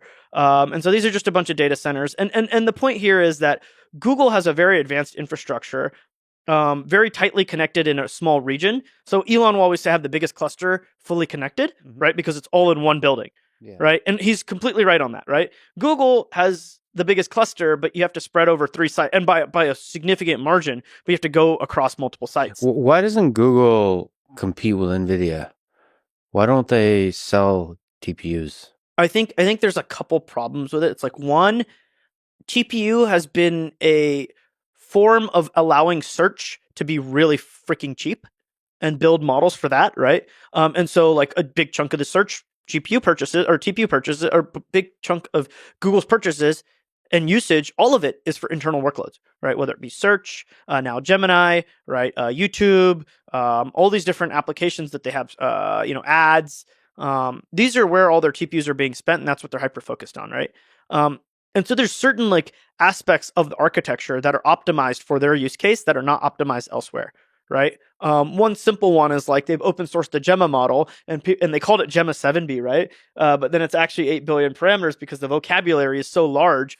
And the reason they made the vocabulary so large is because TPU's like matrix multiply unit is massive, because that's what they've like sort of optimized for. And so they decided, oh, well, I'll just make the vocabulary large too, even though it makes no sense to do so on such a small model, because that fits on their hardware. So Gemma doesn't run as efficiently on a GPU as a Llama does, right? But vice versa, Llama doesn't run as efficiently on a TPU as a Gemma does, right? And it's so like there's like certain like aspects of like hardware software co-design. So all their search models are their ranking and recommendation models, all these different models that are AI, but not like Gen AI, right? Have been hyper optimized with TPUs forever. The software stack is super optimized, but all of this software stack has not been released publicly at all, right? Very small portions of it, JAX and XLA have been, but like the experience when you're inside of Google and you're training on TPUs as a researcher, you don't need to know anything about the hardware in many cases, right? Like it's like pretty beautiful. But as soon as you step outside, they all go. A lot of them go back. They leave Google and then they go back. Yeah. They're like they leave and they start a company because they have all these amazing research ideas. And they're like, wait, infrastructure is hard, software is hard, and this is on GPUs. Or if they try to use TPUs, same thing, because they don't have access to all this code. And so it's like, how do you convince a company whose golden goose is search, where they're making hundreds of billions of dollars from, to start selling GPU or TPUs, which they used to only buy a couple billion of? I think in 2023 they bought like a couple billion. And now they're buying like $10 billion to $15 billion worth. But how do you convince them that they should just buy like twice as many and figure out how to sell them and make $30 billion? Like, who cares about making $30 billion? Won't that $30 billion exceed actually the search profit eventually? Oh, I mean, like, you're always going to make more money on services than always. I mean, like, yeah, like, like, to be clear, like today people are spending a lot more on hardware than they are the services, right? Because the hardware front runs the service spend. Sure. But like You're investing. Yeah. if there's no revenue for AI stuff or not enough revenue, then obviously like it's going to blow up, right? People won't continue to spend on GPUs forever. And NVIDIA is trying to move up the stack with like software that they're trying to sell and license and stuff, right? But Google has never had that like DNA of like, this is a product we should sell, right? They don't. The Google Cloud which is a separate organization from the TPU team, which is a separate organization from the DeepMind team, which is a separate organization from the search team, right? There's a lot of bureaucracy. Wait, here. Google Cloud is a separate team than the TPU team? Technically, TPU sits under infrastructure, which sits under Google Cloud, but like Google Cloud, like for like renting stuff and TPU architecture are very different goals, right? In hardware. And software, like all of this, right? Like the JAX XLA teams do not serve Google's customers externally, whereas NVIDIA's various CUDA teams for like things like Nickel serve external customers, right? The internal teams like JAX and XLA and stuff, they more so serve DeepMind and Search, right? And so their customer is different. They're not building a product for them. Do you understand why AWS keeps winning versus Azure for cloud? Versus Google Cloud. Yeah, Google Cloud is tiny, isn't it, relative to AWS? Google Cloud is third. Yeah. Microsoft is the second biggest, but Amazon is the biggest, right? Yeah. And Microsoft deceptively sort of includes like Microsoft Office 365 and things like that, like some of these enterprise-wide licenses. So in reality, the gulf is even larger. Microsoft is still second, though, right? Amazon is way bigger. Why? Because using AWS is better and easier, and in many cases, it's cheaper. And it's first. Yeah. It was first. Yeah, but there's a lot of things that are first. It's easier. It's harder to switch than it is to. But AWS because is their core. There's big fees for switching too. AWS generates over 80% of Amazon's profit. I think over 90%. Right? That's insane. The distribution centers are just like, one day we'll decide to make money from this, but they haven't yet, right? Like they make tiny little profit from. Yeah, one day Amazon Prime will triple in price. You would think they would improve AWS interface because it's like horrible. It's like clunky. But everybody is. One would think. I think actually Google's interface is sometimes nice, but it's also like they don't care about anyone besides their top customers. Yeah, exactly. And like their customer service sucks, and like they have a lot less like. I mean, all these companies they optimize for the big customers. Yeah, it's supposed to be for business. And Amazon has always optimized for the small customer too, though, right? Like obviously they optimize a lot for the big customer, but like when they started, they just would go to like random Bay Area things and give out credits.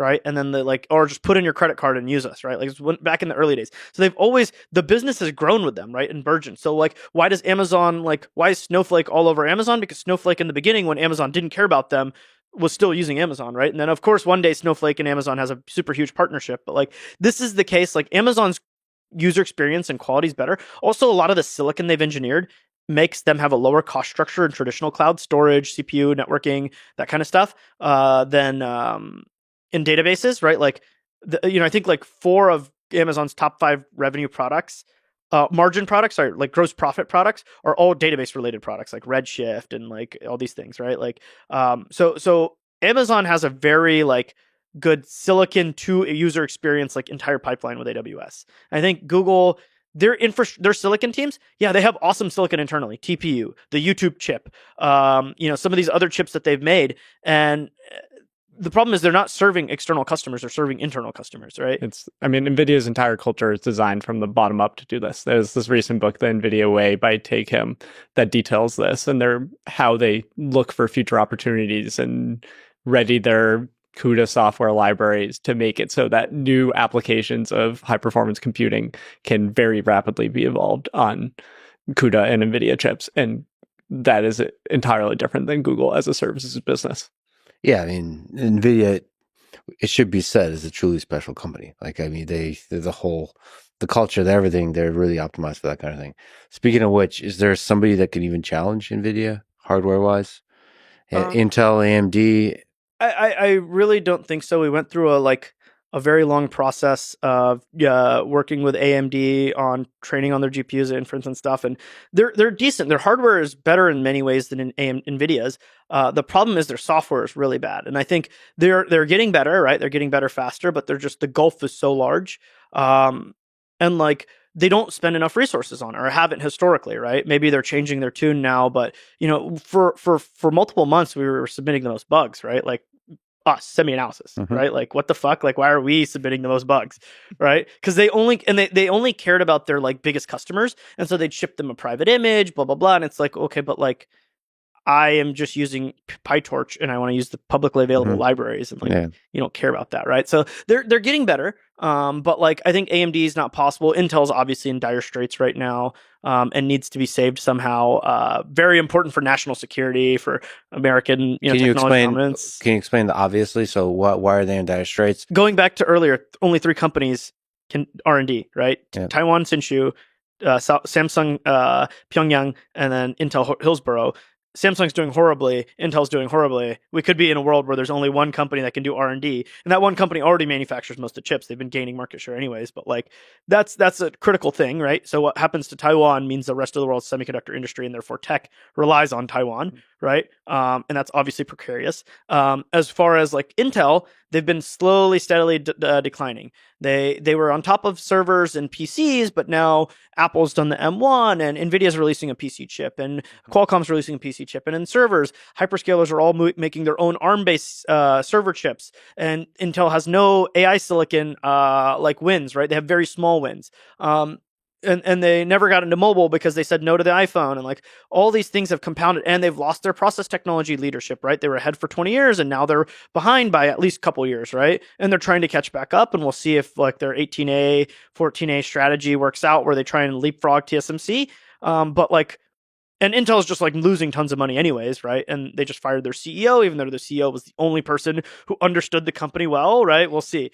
He was not the best, but he was pretty good relatively. Technical guy. Where does Intel make most of its money? The CPUs still, right? PCs and data center CPUs, yeah. But data center CPUs are all going cloud, and Amazon, Microsoft, Google are making ARM-based CPUs. And then PC side, AMD's gained market share. NVIDIA's launching a chip. That's not going to be a success, right? MediaTek, Qualcomm have launched chips. Apple's doing well, right? Like they could get squeezed a little bit in PC, although PC generally, I imagine, will just stick Intel mostly for Windows side. Let's talk about the broad AI race. Who do you think wins? We talked about Google. The Meta. the default XA. leader has been Google because of their infrastructure advantage. Well, like in the news, OpenAI is the leader. Right? They're the leading in the They narrative. have the best model. They have the best model that people can use, and They have the most AI revenue. Yeah, OpenAI is winning. So who's making money on AI right now? Is anyone making money? So accounting profit-wise, Microsoft is making money, but they're spending a lot of CapEx, right? And that gets depreciated over years.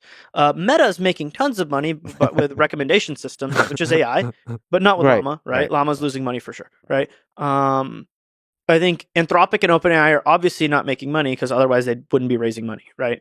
Mm-hmm. They have to raise money to build more, right? Although theoretically they are making money, right? Like, you spent a few $100 million on GPT-4 and it's doing billions in revenue. So like, obviously it's like making money, although they had to continue to research to get the compute efficiency wins, right? And move down the curve to like, get that 1200x that has been achieved for GPT-3. Maybe we're only at like a couple 100x now, but with GPT-4 Turbo and 4.0, and there'll be another one probably cheaper than GPT-4.0 even that comes out at some point. And that research costs a lot of money. Yep, right? Exactly. That's the thing that I guess is not talked about with the cost. That when you're referring to the cost of the model, it's not just the training or the test runs; it's the actual research, the manpower. To do things like reasoning. Right now that exists, they're going to scale it. They're going to do a lot of research still. I think the people focus on the payback question, but it's really easy to like just be like, well, like GDP is humans and industrial capital, right? And if you can make intelligence cheap, then you can grow a lot, right? That's the sort of dumb way to explain it, but that's sort of what basically the investment thesis is. I think only NVIDIA is actually making tons of money, and other hardware vendors. The hyperscalers are all on paper making money, but in reality, they're like spending a lot more on purchasing the GPUs, which you don't know if they're still going to make this much money on each GPU in 2 years, right? You don't know if all of a sudden OpenAI goes kapoof, and now Microsoft has like hundreds of thousands of GPUs they were renting to OpenAI that they paid for themselves with their investment in them. That no longer have a customer, right? Like this is always a possibility. I don't believe that, right? I think OpenAI will keep raising money. I think others will keep raising money because the investments, the returns from it are going to be eventually huge once we have AGI. So do you think multiple companies will get? Let's assume. I don't think it's winner take all. Okay. So it's not let's not call it AGI, whatever. It's like a single day. It's a gradual Powerful thing, AI, super powerful AI. but it's a gradually increasing set of features that are useful and make a lot of money. Rapidly increasing set of features. Rapidly increasing set of features. So you're saying a lot of companies will be. It just seems absurd that all of these companies are building gigantic data centers. There are companies that will benefit from AI, but not because they train the best model. Like Meta has so many avenues to benefit from AI in all of their services. People are there, people spend time on Meta's platforms, and it's a way to make more money per user per hour. Yeah, it seems like Google X/XAI/Tesla, important to say, and then Meta will benefit not directly from the AI, like the LLMs, but from the intelligence, like the additional boost of intelligence to the products they already sell. So whether that's the recommendation system, or for Elon, who's been talking about Optimus, the robot, potentially the intelligence of the robot. And then you have personalized robots in the home, that kind of thing. He thinks it's a 10 plus $10 trillion business, which Yeah, sure. At some point, maybe. Not soon, but who knows what robotics will let's do a TAM analysis, right? 8 billion humans, and let's get 8 billion robots, right? And let's pay them the average salary, and yeah, there we go, 10 trillion, more than 10 trillion. Yeah, I mean, if there's robots everywhere, why does it have to be just 8 billion robots? Yeah, of course. I'm gonna have like one robot. You're gonna have like 20. Yeah, I mean, I see a use case for that. So yeah, I guess the benefit would be in the products itself, which is why OpenAI is in a trickier position because all of the value of OpenAI right now as a brand is in ChatGPT, and there is actually not that, for most users, there's not that much of a reason that they need OpenAI to be spending billions and billions of dollars on the next best model when they could just license Llama 5 and for be way cheaper. So that's kind of like ChatGPT is an extremely valuable entity to them. but they could make more money just off that than the chat application is clearly like does not have tons of room to continue, right? Like the standard chat, right, where you're just using it for random questions and stuff, right? The cost continues to collapse. V3 is the latest go down one, to ads. Biggest, but it's going to get supported by ads, right? Like as you know, Meta already serves 405B, probably loses the money, but at some point, they're going to get. The models are going to get so cheap that they can just serve them for free with ad supported, right? And that's what Google is going to be able to do. And that's obviously they've got a bigger reach, right? So chat is not going to be the only use case. It's like these reasoning, code, agents, computer use, all this stuff is where OpenAI has to actually go to make money in the future. Otherwise, they're kaputs. But X, Google, and Meta have these other products. So isn't it likely that OpenAI and Anthropic disappear eventually? Unless they're so good at models, which they are. But it's such a cutting edge. I mean, it depends on where you think AI capabilities are going. You have to keep winning. Yes. You have to keep winning as you climb. Even if the AI capabilities are going super rapidly, awesome into the direction of AGI, like there's still a boost for X in terms of data, Google in terms of data, Meta in terms of data, in terms of other products and the money and there's just huge amounts of money. The whole idea is human data is kind of tapped out. We don't care. We all care about self-play, verifiable tasks. So self-play. Think about AWS, which is an R&D problem. AWS does not make a lot of money on each individual machine. And the same can be said for the most powerful AI platform, which is even though the calls to the API are so cheap, there's still a lot of money to be made by owning that platform. And there's a lot of discussions as it's the next compute layer. You have to believe that, and there's a lot of discussions that tokens and tokenomics and LLM APIs are the next compute layer or the next paradigm for the economy, kind of like energy and oil was. But there's also you have to sort of believe that APIs and chat are not where AI is stuck, right? It is actually just tasks and agents and robotics and computer use. And those are the areas where all the value will be delivered, not API, not chat application. Right. So is it possible you have, it all just becomes a commodity and you have the very thin wrapper like Perplexity? Just joking. There are a lot of rappers making a lot of money. Yeah. So, but do you think it's possible that people would just even forget what OpenAI and Anthropic is and just because there'll be wrappers around the API, and it just dynamically. If model progress is not rapid, it's becoming a commodity, right? DeepSeek V3 shows this, but also the GPT-3 chart earlier chart showed this, right? Llama 3B is 1200x cheaper than GPT-3. Any GPT-3, like anyone whose business model was GPT-3 level capabilities is dead. Yeah. Anyone whose business model is GPT-4 level capabilities is dead. It is a common saying that the best businesses being made now are ones that are predicated on models getting better. Right. Which would be like wrappers, thing that is riding the wave of the models. The short term, the company that could make the most money is the one that figures out what advertising targeting method works for language model generations. We have the meta ads, which are hyper targeted in feed, not within specific pieces of content. And we have search ads that are used by Google, and Amazon has been rising a lot on search. But within a return from ChatGPT, it is not clear how you get a high quality placed ad within the output. And if you can do that with model costs coming down, you can just get super high revenue. That revenue is totally untapped, and it's not clear technically how it is done. Yeah, that is, I mean, the sort of the AdSense innovation that Google did. The one day you'll have in GPT output an ad, and that's going to make like billions. And it could be very subtle. It could be in conversation. Like we have voice mode now. It could be some way of making it so the voice introduces certain things. It's much harder to measure, and it takes imagination, but yeah. And it wouldn't be so it wouldn't come off shady, so that you would receive public blowback, that kind of thing. So you have to do it loud enough to where it's clear it's an ad and balance all of that. So that's the open question they're trying to solve. Anthropic and OpenAI, they need to. They might not say. I don't think they care about that at all. They don't care about it right now. I think it's places like Perplexity are experimenting on that more. Interesting. Yeah, for sure. Like Perplexity, Google, Meta care about this. I think OpenAI and Anthropic are purely laser focused on AGI. Yeah, agents and AGI. And if I build AGI, I can make tons of money, right? Or I can pay for everything, right? And this is it's just predicated like back on the like export control thing, right? If you think AGI is 5-10 years away or less, right? These labs think it's 2-3 years away. Obviously, your actions are, if you assume they're rational actors, which they are mostly, what you do in a 2-year AGI versus 5-year versus 10 years, very, very, very different, right? Do you think agents are promising?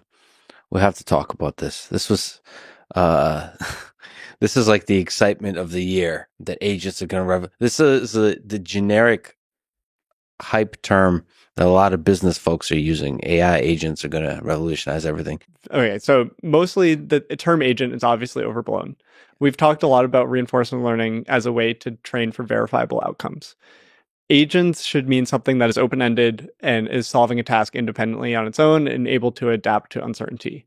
There's a lot of the term agent applied to things like Apple Intelligence, which we still don't have after the last WWDC, which is orchestrating between apps. And that type of tool use thing is something that language models can do really well. Apple Intelligence, I suspect, will come eventually. It's a closed domain. It's your messages app integrating with your photos with AI in the background. That will work. That has been described as an agent by a lot of software companies to get into the narrative. Yeah. The question is, what ways can we get language models to generalize to new domains and solve their own problems in real time? Maybe some tiny amount of training when they are doing this with fine-tuning themselves, or in context learning, which is the idea of storing information in a prompt, and you can use learning algorithms to update that. And whether or not you believe that that is going to actually generalize to things like me saying, book my trip to go to Austin in 2 days, I have XYZ constraints, and actually trusting it. I think there's a HCI problem of coming back for information. Well, what's your prediction there? Because my gut says we're very far away from that. I think OpenAI's statement, I don't know if you've seen the 5 levels, right? Where it's chat is level 1, reasoning is level 2, and then agents is level 3. And I think there's a couple more levels, but it's important to note, right? We were in chat for a couple years, right? We just theoretically got to reasoning. We'll be here for a year or 2, right? And then agents, but at the same time, like, people can try and like approximate capabilities of the next level, but the agents are doing things autonomously, doing things for minutes at a time, hours at a time, etc. Right? Reasoning is doing things for tens of seconds at a time, right? And then coming back with an output that I still need to verify and use and check out, right? And the biggest problem is, of course, like, it's the same thing with manufacturing, right? Like, there's the whole Six Sigma thing, right? Like, how many nines do you get? And then you compound the nines onto each other. And it's like, if you multiply, by the number of steps that are Six Sigma, you get to, a yield or something, right? So like in semiconductor manufacturing, tens of thousands of steps, 9999999 is not enough, right? Because you multiply by that many times, you actually end up with like 60% yield, right? Or zero. Really low yield, or zero. And this is the same thing with agents, right? Like chaining tasks together each time. LLMs, even the best LLMs in particularly pretty good benchmarks, don't get 100%, right? They get a little bit below that because there's a lot of noise. And so how do you get to enough nines, right? This is the same thing with self-driving. We can't have self-driving because without it being like super geo-fenced like Google's, right? And even then they have a bunch of teleoperators to make sure it doesn't get stuck, right? But you can't do that because it doesn't have enough nines. And self-driving has quite a lot of structure because roads have rules. It's well defined. There's regulation. When you're talking about computer use for the open web, for example, or the open operating system, like it's a mess. So like the possibility, I'm always skeptical of any system that is tasked with interacting with the human world, with the open, messy that's the human thing. world. If we can't get intelligence that's enough to solve the human world on its own, we can create infrastructure like the human operators for Waymo over many years that enable certain workflows. There is a company, I don't remember it, but it is, but that's literally their pitch is, we're just going to be the human operator when agents fail. And you just call us and we fix it. Yeah. Same it's like an API call and it's hilarious. There's going to be teleoperation markets when we get human robot switches. There's going to be somebody around the world that's happy to fix the fact that it can't finish loading my dishwasher when I'm unhappy with it, but that's just going to be part of the Tesla service package. I'm just imagining like an AI agent talking to another AI agent. One company has an AI agent that specializes in helping other AI agents. But if you can make things that are good at one step, you can just, you can stack them together. So that's why I'm like, if it takes a long time, we're going to build infrastructure that enables it. You see the operator launch. They have partnerships with certain websites, with DoorDash, with OpenTable, with things like this. Those partnerships are going to let them climb really fast. Their model's going to get really good at those things. It's going to proof of concept. That might be a network effect where more companies want to make it easier for AI. Some companies will be like, no, let's put blockers in place. Yep. And this is the story of the internet we've seen. We see it now with training data for language models where companies are like, no, you have to pay. Like business working it out. That said, I think like airlines have and hotels have high incentive to make their site work really well, and they usually don't. Like if you look at how many clicks it takes to order an airplane ticket, it's insane. I don't. You actually can't call an American Airlines agent anymore. They don't have a phone number. It's horrible on the interface front and all. To imagine that agents will be able to deal with that website. When I, as a human, struggle, like I have an existential crisis every time I try to book an airplane ticket, that I think it's going to be extremely difficult to build an AI agent that's robust. But think about it, like United has accepted the Starlink term, which is they have to provide Starlink for free and the users are going to love it. What if one airline is like, we're going to take a year and we're going to make our website have white text that works perfectly for the AIs. Every time anyone asks about an AI flight, they buy whatever airline it is. Or like they just like, here's an API and it's only exposed to AI agents. And if anyone queries it, the price is 10% higher and for any flight, but we'll let you see any of our flights and you can just book any of them. Here you go, agent. And then it's like, oh, and I made 10% higher price. Awesome. Yeah. And like, am I willing to say that for like, hey, book me a flight to see Lex, right? And it's like, yeah, whatever. Yeah. I think, computers and real world and the open world are really, really messy.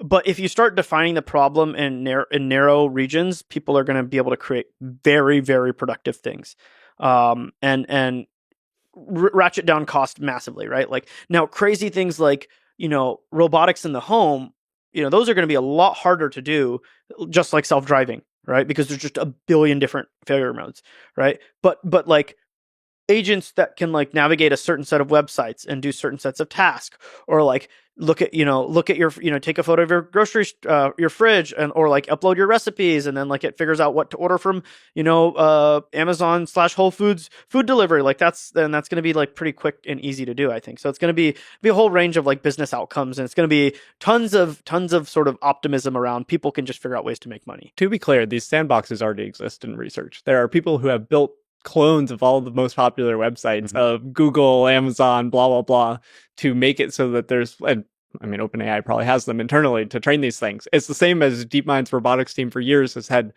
clusters for robotics where you interact with robots fully remotely. They just have a lab in London and you send tasks to it, arrange the blocks, and you do this research. Obviously, there's techs there that fix stuff, but we've turned these cranks of automation before. You go from sandbox to progress, and then you add one more domain at a time and generalize. I think in the history of NLP and language processing, instruction tuning and tasks per language model used to be like one language model did one task. And then in the instruction tuning literature, there's this point where you start adding more and more tasks together, where it just starts to generalize to every task. And we don't know where on this curve we are. I think for reasoning with this RL and verifiable domains, we're early, but we don't know where the point is where you just start training on enough domains and poof, like more domains just start working and you've crossed the generalization barrier. Well, what do you think about the programming context? So software engineering, that's where I personally, and I know a lot of people interact with AI the most. There's a lot of fear and angst too from current CS students, but there's also, that is the area where probably the most AI revenue and productivity gains have come, right? Yeah. Whether it be Copilots or Cursor or what have you, right? Or just standard Chat GPT, right? Like I know very few programmers who don't have Chat GPT, and actually many of them have the $200 tier because that's what it's so good for, right? I think that in that world, we already see it like SweBench. I don't know if you've looked at the benchmark made by some Stanford students. I wouldn't say it's like really hard, but I wouldn't say it's easy either. I think like it takes someone who's been through at least a few years of CS or a couple of years of programming to do SweBench well. And the models went from 4% to 60% in like a year, right? And where are they going to go to next year? It's going to be higher. It probably won't be 100% because again, that 9s is like really hard to do. But we're going to get to some point where and then we're going to need harder software engineering benchmarks and so on and so forth. But the way that like people think of it now is it can do code completion easy. It can do some function generation. I have to review it. Great. But really the like software engineering agents, I think, can be done faster sooner than any other agent because it is a verifiable domain. You can always like unit test or compile. And there's many different regions of like, it can inspect the whole code base at once, which no engineer really can. Only the architects can really think about this stuff, the really senior guys, and they can define stuff. And then the agent can execute on it. So I think software engineering costs are going to plummet like crazy. And one interesting aspect of that is when software engineering costs are really low, you get very different markets, right? So in the US, you have all these platform SaaS companies, right? Salesforce and so on and so forth, right? In China, no one uses platform SaaS. Everyone just builds their own stack because software engineering is much cheaper in China. Partially because like people, number of STEM graduates, etc. So it's generally just cheaper to do. And so at the same time, code LLMs have been adopted much less in China because the cost of an engineer there is much lower. But like, what happens when every company can just invent their own business logic like really cheaply and quickly? You stop using platform SaaS, you start building custom tailored solutions, you change them really quickly. Now all of a sudden your business is a little bit more efficient too, potentially, because you're not dealing with the hell that is like some random platform SaaS company stuff not working perfectly and having to adjust workflows, or random business automation cases that aren't necessarily AI required. It's just logic that needs to be built that no one has built, right? All of these things can happen faster. And so I think software, and then the other domain is like industrial, chemical, mechanical engineers suck at coding, right? Just generally. And like their tools, like semiconductor engineers, their tools are 20 years old. All the tools run on XP, including ASML lithography tools, run on Windows XP, right? It's like, and like a lot of the analysis happens in Excel, right? Like it's just like, guys, like you guys can move 20 years forward with all the data you have and gathered and like do a lot better. It's just you need the engineering skills for software engineering to be delivered to the actual domain expert engineers. So I think that's the area where I'm like super duper bullish of generally AI creating value. The big picture is that I don't think it's going to be a cliff. It's like we talked to, I think a really good example of how growth changes is when Meta added stories. So Snapchat was on an exponential. They added stories. It flatlined. Software engineers been up and to the right. AI is going to come in. It's probably just going to be flat. It's not like everyone's going to lose their job. It's hard because the supply corrects more slowly. So the amount of students is still growing, and that'll correct on a multi-year, like a year delay. But the amount of jobs will just turn. And then maybe in 20, 40 years, it'll be well down. But in the few years, there'll never going to be the snap moment where it's like software engineers aren't useful. I think also the nature of what it means to be a programmer and what kind of jobs programmers do changes. Because I think there needs to be a human in the loop of everything you've talked about. There's a really important human in that picture of like correcting the code, like Thinking larger than the context length. Yep. And debugging also, like debugging by reading the code, understanding steering the system, like, no, you missed the point, adding more to the prompt, kind of like, yes, adding the human. Designing the perfect Google button. Google's famous for having people design buttons that are so perfect. And it's like, how is AI going to do that? Like, it's like they could give you all the ideas. Perfect button. Yeah. I mean, that's the thing. You can call it taste.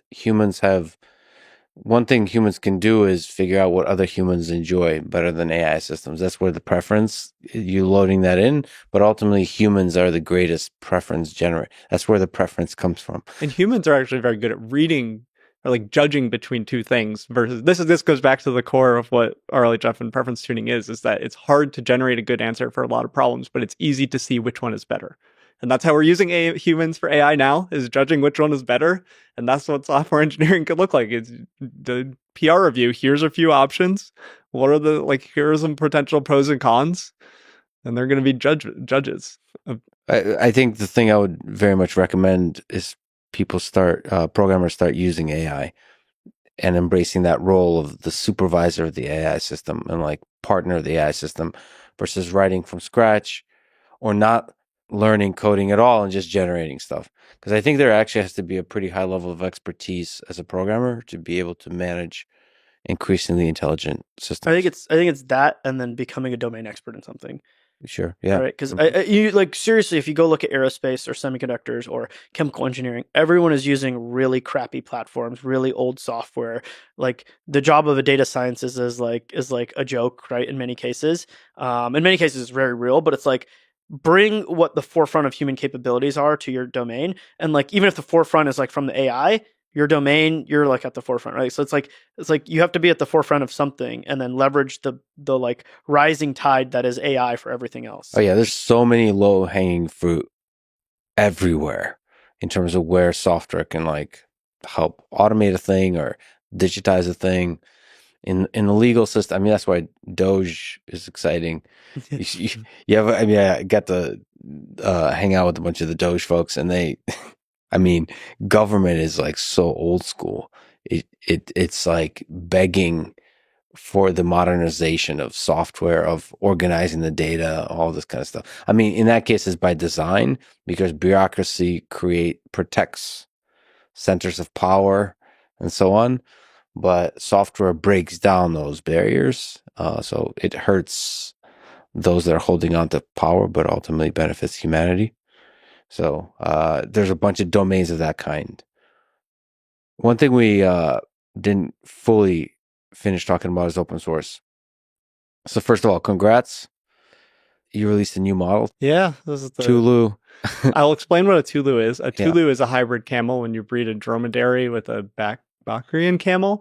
Back in the early days after ChatGPT, there was a big wave of models coming out like alpaca, vicuna, etc., that were all named after various mammalian species. So Tulu the brand is multiple years old, which comes from that. Mm-hmm. And we've been playing at the frontiers of post-training with open source code. And this first part of this release was in the fall where we built on Llama's open models, open weight models, and then we add in our fully open code or fully open data. There's a popular benchmark that is Chatbot Arena, and that's generally the metric by which how these chat models are evaluated. And it's humans compare random models from different organizations. And if you looked at the leaderboard in November or December, among the top 60 models from tens to 20s of organizations, none of them had open code or data for just post-training. Among that, even fewer or none have pre-training data and code available, but it's like post-training is much more accessible at this time. It's still pretty cheap and you can do it. And the thing is, like, how high can we push this number where people have access to all the code and data? So that's kind of the motivation of the project. We draw on lessons from Llama. NVIDIA had a Nemotron model where the recipe for their post-training was fairly open with some data and a paper. And it's putting all these together to try to create a recipe that people can fine-tune models like GPT-4 to their domain. So to be clear, in the case of Tulu, maybe you can talk about Almo too, but in the case of Tulu, you're taking Llama 3.405B. Tulu has been a series of recipes for post-training. So we've done multiple models over years. Yeah. And so you're open sourcing everything. Yeah, if you start with an open weight based model, the like whole model technically is an open source because you don't know what Llama put into it, which is why we have the separate thing that we'll get to. But it's just getting parts of the pipeline where people can zoom in and customize. I know I hear from startups and businesses that are like, okay, like I can take this post training and try to apply it to my domain. We talk about verifiers a lot. We use this idea, which is reinforcement learning with verifiable domain rewards, RLVR, kind of similar to RLHF. And we applied it to math. And the model today, which is like we applied it to the Llama 405B base model from last year. And we have our other stuff. We have our instruction tuning and our preference tuning. But the math thing is interesting, which is like it's easier to improve this math benchmark. There's a benchmark, MATH, math, all capitals. Tough name. When the benchmark name is the area that you're evaluating, we're researchers. We're not brand strategists. And this is something that the DeepSeek paper talked about as well, is like at this bigger model, it's easier to elicit powerful capabilities with this RL training. And then they distill it down from that big model to the small model. And this model we released today, we saw the same thing. We're at AI2, we don't have a ton of compute. We can't train 405B models all the time. So we just did a few runs and they tend to work. And it's like, it just shows that there's a lot of room for people to play in these things. And they crushed Llama's actual release, right? Like they're way better than it. Yeah, so our eval numbers, I mean, we have extra months in this, but our eval numbers are like much better than the Llama instruct model that they released. And then you also said better than DeepSeek V3. Yeah, on our eval benchmark. The most DeepSeek V3 is really similar. We have a safety benchmark to understand if it will say harmful things and things like that, and that's what draws down most of the way. It's still it's like an amalgamation of multiple benchmarks, or what do you mean? Yeah, so we have a 10 evaluation. This is standard practice in post-training is you choose your evaluations you care about. In academics and smaller labs, you'll have fewer evaluations. In companies, you'll have a really one domain that you really care about. In frontier labs, you'll have 10s to 20s to maybe even like 100 evaluations of specific things. Mm-hmm. So we choose a representative suite of things that look like chat, precise instruction following, which is like respond only in emojis. Like, does the model follow weird things like that? Yeah. Math, code, and you create a suite like this. So safety would be 1 of 10 in that type of suite where you have like, what does the broader community of AI care about? And for example, in comparison to DeepSeek, it would be something like our average eval for our model would be 80, including safety, and similar without. And DeepSeek would be like 79% average score without safety, and their safety score would bring it down to like 76. Oh, so you beat them even ignoring safety. Yeah, so this is something that internally it's like I don't want to win only by like how you shape the eval benchmark. So if there's something that's like people may or may not care about safety in their model, safety can come downstream. Safety can be when you host the model for an API. Like safety is addressed in a spectrum of locations in AI applications. So it's like if you want to say that you have the best recipe, you can't just gate it on these things that some people might not want. Mm-hmm. And this is just, it's like the time of progress. We benefit if we can release a model later. We have more time to learn new techniques like this RL technique. We had started this in the fall. It's now really popular with reasoning models. The next thing to do for open source post-training is to scale up verifiers, to scale up data to replicate some of DeepSeek's results. And it's awesome that we have a paper to draw on and it makes it a lot easier. And that's the type of things that is going on among academic and closed frontier research in AI. Since you're pushing open source, what do you think is the future of it? You think DeepSeek actually changes things since it's open source, or open weight, or is pushing the open source movement into the open direction? This goes very back to license discussion. So DeepSeek R1 with a friendly license is a major reset. So it's like the first time that we've had a really clear frontier model that is open weights and with a commercially friendly license with no restrictions on downstream use cases, synthetic data, distillation, whatever. This has never been the case at all in the history of AI in the last few years since ChatGPT. There have been models that are off the frontier or models with weird licenses that you can't really use them. So isn't Meta's license like pretty much permissible except for 5 companies? And there's also, so this goes to like what open source AI is, which is there's also use case restrictions in the Llama license, which says you can't use it for specific things. So if you come from an open source software background, you would say that that is not an open source license. What kind of things are those though? Like, are they like? At this point, I can't pull them off the top of my head, but it'll be like competitor. It used to probably. be military use was one, and they removed that for scale. It'll be like CSAM, like child abuse material, or like that's the type of thing that is forbidden there. But that's enough from an open source background to say it's not open source license. And also the Llama license has this horrible thing where you have to name your model Llama if you touch it to the Llama model. So it's like the branding thing. So if a company uses Llama, technically the license says that they should say built with Llama at the bottom of their application. And from like a marketing perspective, that just hurts. Like I could suck it up as a researcher. I'm like, oh, it's fine. Like it says Llama dash on all of our materials for this release. But this is why we need truly open models, which is we don't know DeepSeek R1's data. But wait, so you're saying I can't make a cheap copy of Llama and pretend it's mine, but I can do this with the Chinese model? Yeah, hell yeah.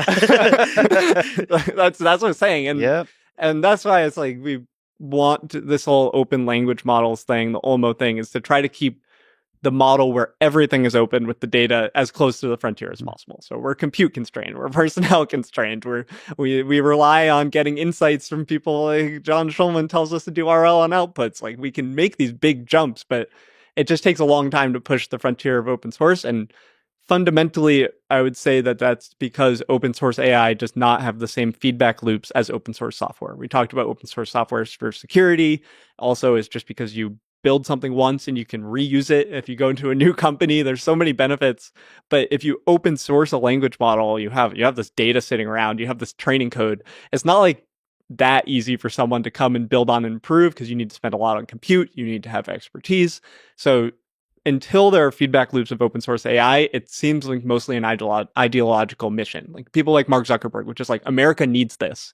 And I agree with him, but in the time where the motivation ideologically is high, we need to capitalize and build this ecosystem around what benefits do you get from seeing the language model data. And there's not a lot about that. We're going to try to launch a demo soon where you can look at an OLMO model and a query and see what pre-training data is similar to it, which is like legally risky and complicated, but it's like, what does it mean to see the data that the AI was trained on? It's hard to parse. It's terabytes of files. It's like I don't know what I'm going to find in there. But that's what we need to do as an ecosystem if people want open source AI to be financially useful. We didn't really talk about Stargate. I would love to get your opinion on like what the new administration, the Trump administration, everything that's being done from the America side in supporting AI infrastructure and the efforts of the different AI companies. What do you think about Stargate? What are we supposed to think about Stargate? And does Sam have the money? Yeah, so I think Stargate is a opaque thing. It definitely doesn't have $500 billion. Doesn't even have $100 billion, right? So what they announced is this $500 billion number. Larry Ellison, Sam Altman, and Trump said it. They thanked Trump, and it's used.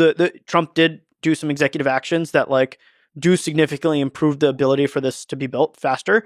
One of the executive actions he did is on federal land, you can just basically build data centers and power, like pretty much like that. And then the permitting process is basically gone, or you file after the fact. So like one of the, again, like I had a schizo take earlier, another schizo take. If you've ever been to the Presidio in San Francisco, beautiful area. You could build a power plant and a data center there if you wanted to, because it is federal land. It used to be a military base. So, but obviously this would like piss people off. But, it's a good bit. Anyways, Trump has made it much easier to do this, right? Generally, Texas has the only unregulated grid in the nation as well. Let's go Texas. And so therefore, like ERCOT enables people to build faster as well. In addition, the federal regulations are coming down, and so Stargate is predicated, and this is why that whole show happened. Now, how they came up with a $500 billion number is beyond me. How they came up with a $100 billion number makes sense to some extent, right? And there's actually a good table in here that I would like to show. In that Stargate piece that I had. It's the most recent one, yeah. So anyways, Stargate, it's basically, right, like there is it's a table about cost. There, you passed it already. It's that one. So this table is kind of explaining what happens, right? So Stargate is in Abilene, Texas, the first $100 billion of it. That site is 2.2 gigawatts of power in, about 1.8 gigawatts of power consumed, right? Per GPU, they have like roughly, Oracle is already building the first part of this before Stargate came about. To be clear, they've been building it for a year. They tried to rent it to Elon, in fact. Right. But Elon was like, it's too slow. I need it faster. So then he went and did his Memphis thing. And so OpenAI was able to get it with this like weird joint venture called Stargate. They initially signed a deal with just Oracle for the first section of this cluster, right? This first section of this cluster, right, is roughly $5 billion to $6 billion of server spend, right? And then there's another billion or so of data center spend. But and then likewise, like if you fill out that entire 1.8 gigawatts with the next two generations of NVIDIA's chips, GB200, GB300, VR200, and you fill it out completely, that ends up being roughly $50 billion of server cost, right? Plus there's data center cost, plus maintenance cost, plus operation cost, plus all these things. And that's where OpenAI gets to their $100 billion announcement that they had, right? Because they talked about $100 billion as phase one. That's this Abilene, Texas data center, right? $100 billion of total cost of ownership, quote unquote, right? So it's not CapEx, it's not investment, it's $100 billion of total cost of ownership. And then there will be future phases. They're looking at other sites that are even bigger than this 2.2 gigawatts, by the way, in Texas and elsewhere. And so they're not, completely ignoring that, but there is the number of $100 billion that they say is for phase one, which I do think will happen. They don't even have the money for that. Furthermore, it's not $100 billion, it's $50 billion of spend, right? And then like $50 billion of operational cost, power, et cetera. Rental pricing, et cetera. Because they're renting it, OpenAI is renting the GPUs from the Stargate joint venture, right? What money do they actually have, right? SoftBank is going to invest, Oracle's going to invest, OpenAI is going to invest. OpenAI is on the line for $19 billion. Everyone knows that they've only got $6 billion in their last round and $4 billion in debt. So, but there's like news of like SoftBank maybe investing $25 billion into OpenAI, right? So that's part of it, right? So $19 billion can come from there. So OpenAI does not have the money at all, right? To be clear, ink is not dried on anything. OpenAI has $0 for this $50 billion, right? In which they're legally obligated to put $19 billion of capex or into the joint venture, and then the rest they're going to pay via renting the GPUs from the joint venture. And then there's Oracle. Oracle has a lot of money. They're building the first section completely. They were spending for it themselves, right? This $6 billion of capex, $10 billion of TCO. But they were going to do that first section. They're paying for that, right? As far as the rest of the section, I don't know how much Larry wants to spend, right? At any point he can pull out, right? Like this is like completely voluntary. So at any point, there's no signed ink on this, right? But he potentially could contribute tens of billions of dollars, right? To be clear, he's got the money. Oracle's got the money. And then there's like MGX, which is the UAE fund, which technically has $1.5 trillion for investing in AI. But again, like I don't know how real that money is, and like whereas there is no ink signed for this. SoftBank does not have $25 billion of cash. They have to sell down their stake in ARM, which is the leader in CPUs, and they IPO'd it. This is obviously what they've always wanted to do. They just didn't know where they'd redeploy the capital. Selling down the stake in ARM makes a ton of sense, so they can sell that down and invest in this if they want to, and invest in OpenAI if they want to. As far as like money secured, the first 100,000 GB200 cluster is like can be funded. Everything else after that up in the air is up in the air. Money's coming. I believe the money will come. I personally do. Just it's a belief. Okay. It's a belief that they are going to release better models and be able to raise more money, right? Yeah. But like the actual reality is that Elon's right. There is the money does not exist, right? What does the U.S. government have to do with it? Anything? What does Trump have to do with everything? He's just a hype man? He's reducing the regulation so they can build it faster, right?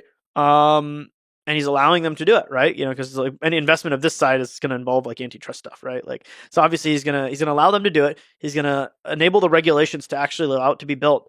I don't believe there's any U.S. government dollars being spent on this, though. Yeah, so I think he's also just creating a general vibe that regulation will go down, and this is the era of building. So if you're a builder, you want to create stuff, you want to launch stuff, this is the time to do it. And so like we've had this 1.8 gigawatt data center in our data for over a year now, and we've been like sort of sending it to all of our clients, including many of these companies that are building the multi-gigawatts. But that is like at a level that's not quite maybe executives like seeing $500 billion, $100 billion, and then everyone's asking them like, so it could spur like another, like an even faster arms race. Right, because there's already an arms race, but like this like $100 billion, $500 billion number, Trump talking about it on TV, like it could spur the arm race to be even faster, and more investors to flood in, and et cetera, et cetera. So I think you're right. Is that in that sense that OpenAI or sort of Trump is sort of like championing people are going to build more, and his actions are going to let people build more.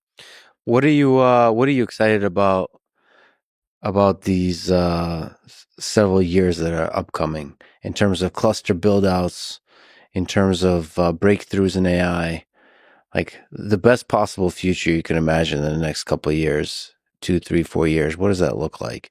Just it could be very specific technical things like breakthroughs on post training, or it could be just size, big. Yeah, I mean it's impressive clusters. I really enjoy tracking supply chain and like who's involved in what. Yeah. I really do. It's really fun to see like the numbers, the cost, who's building what capacity, helping them figure out how much capacity they should build, winning deals, strategic stuff. That's really cool.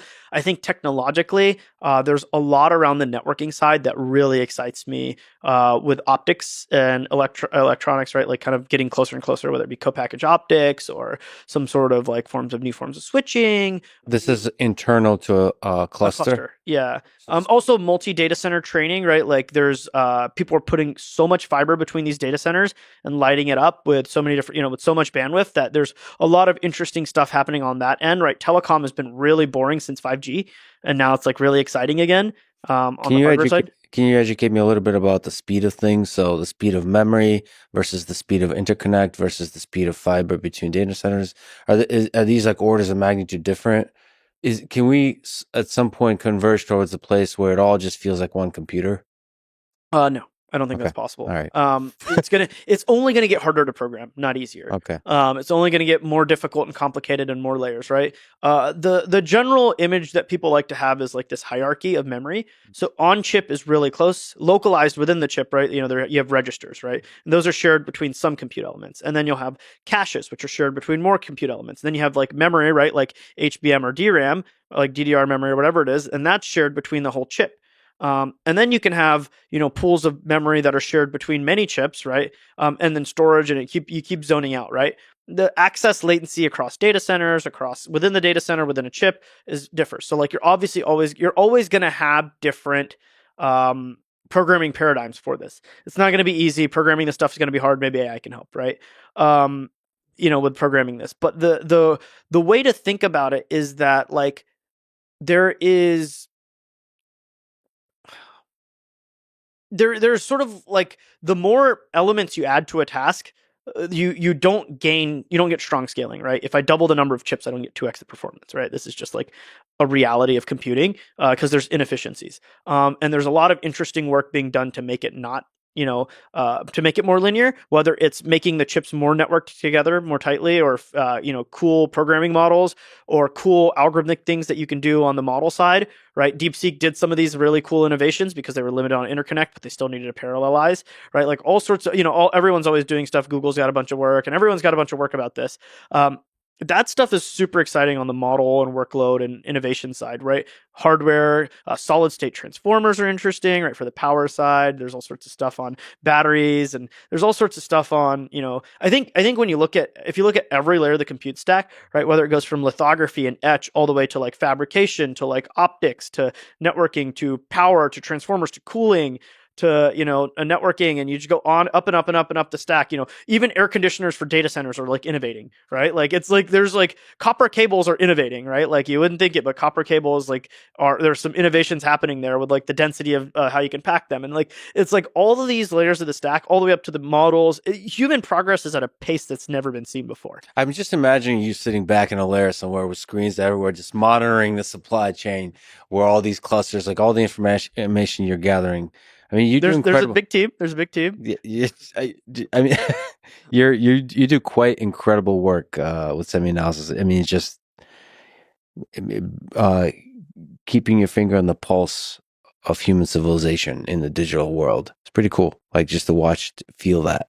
Yeah, thank you. I guess Feel all of us like doing shit, epic shit. feel the AGI. Feel the. I mean, from meme to like reality.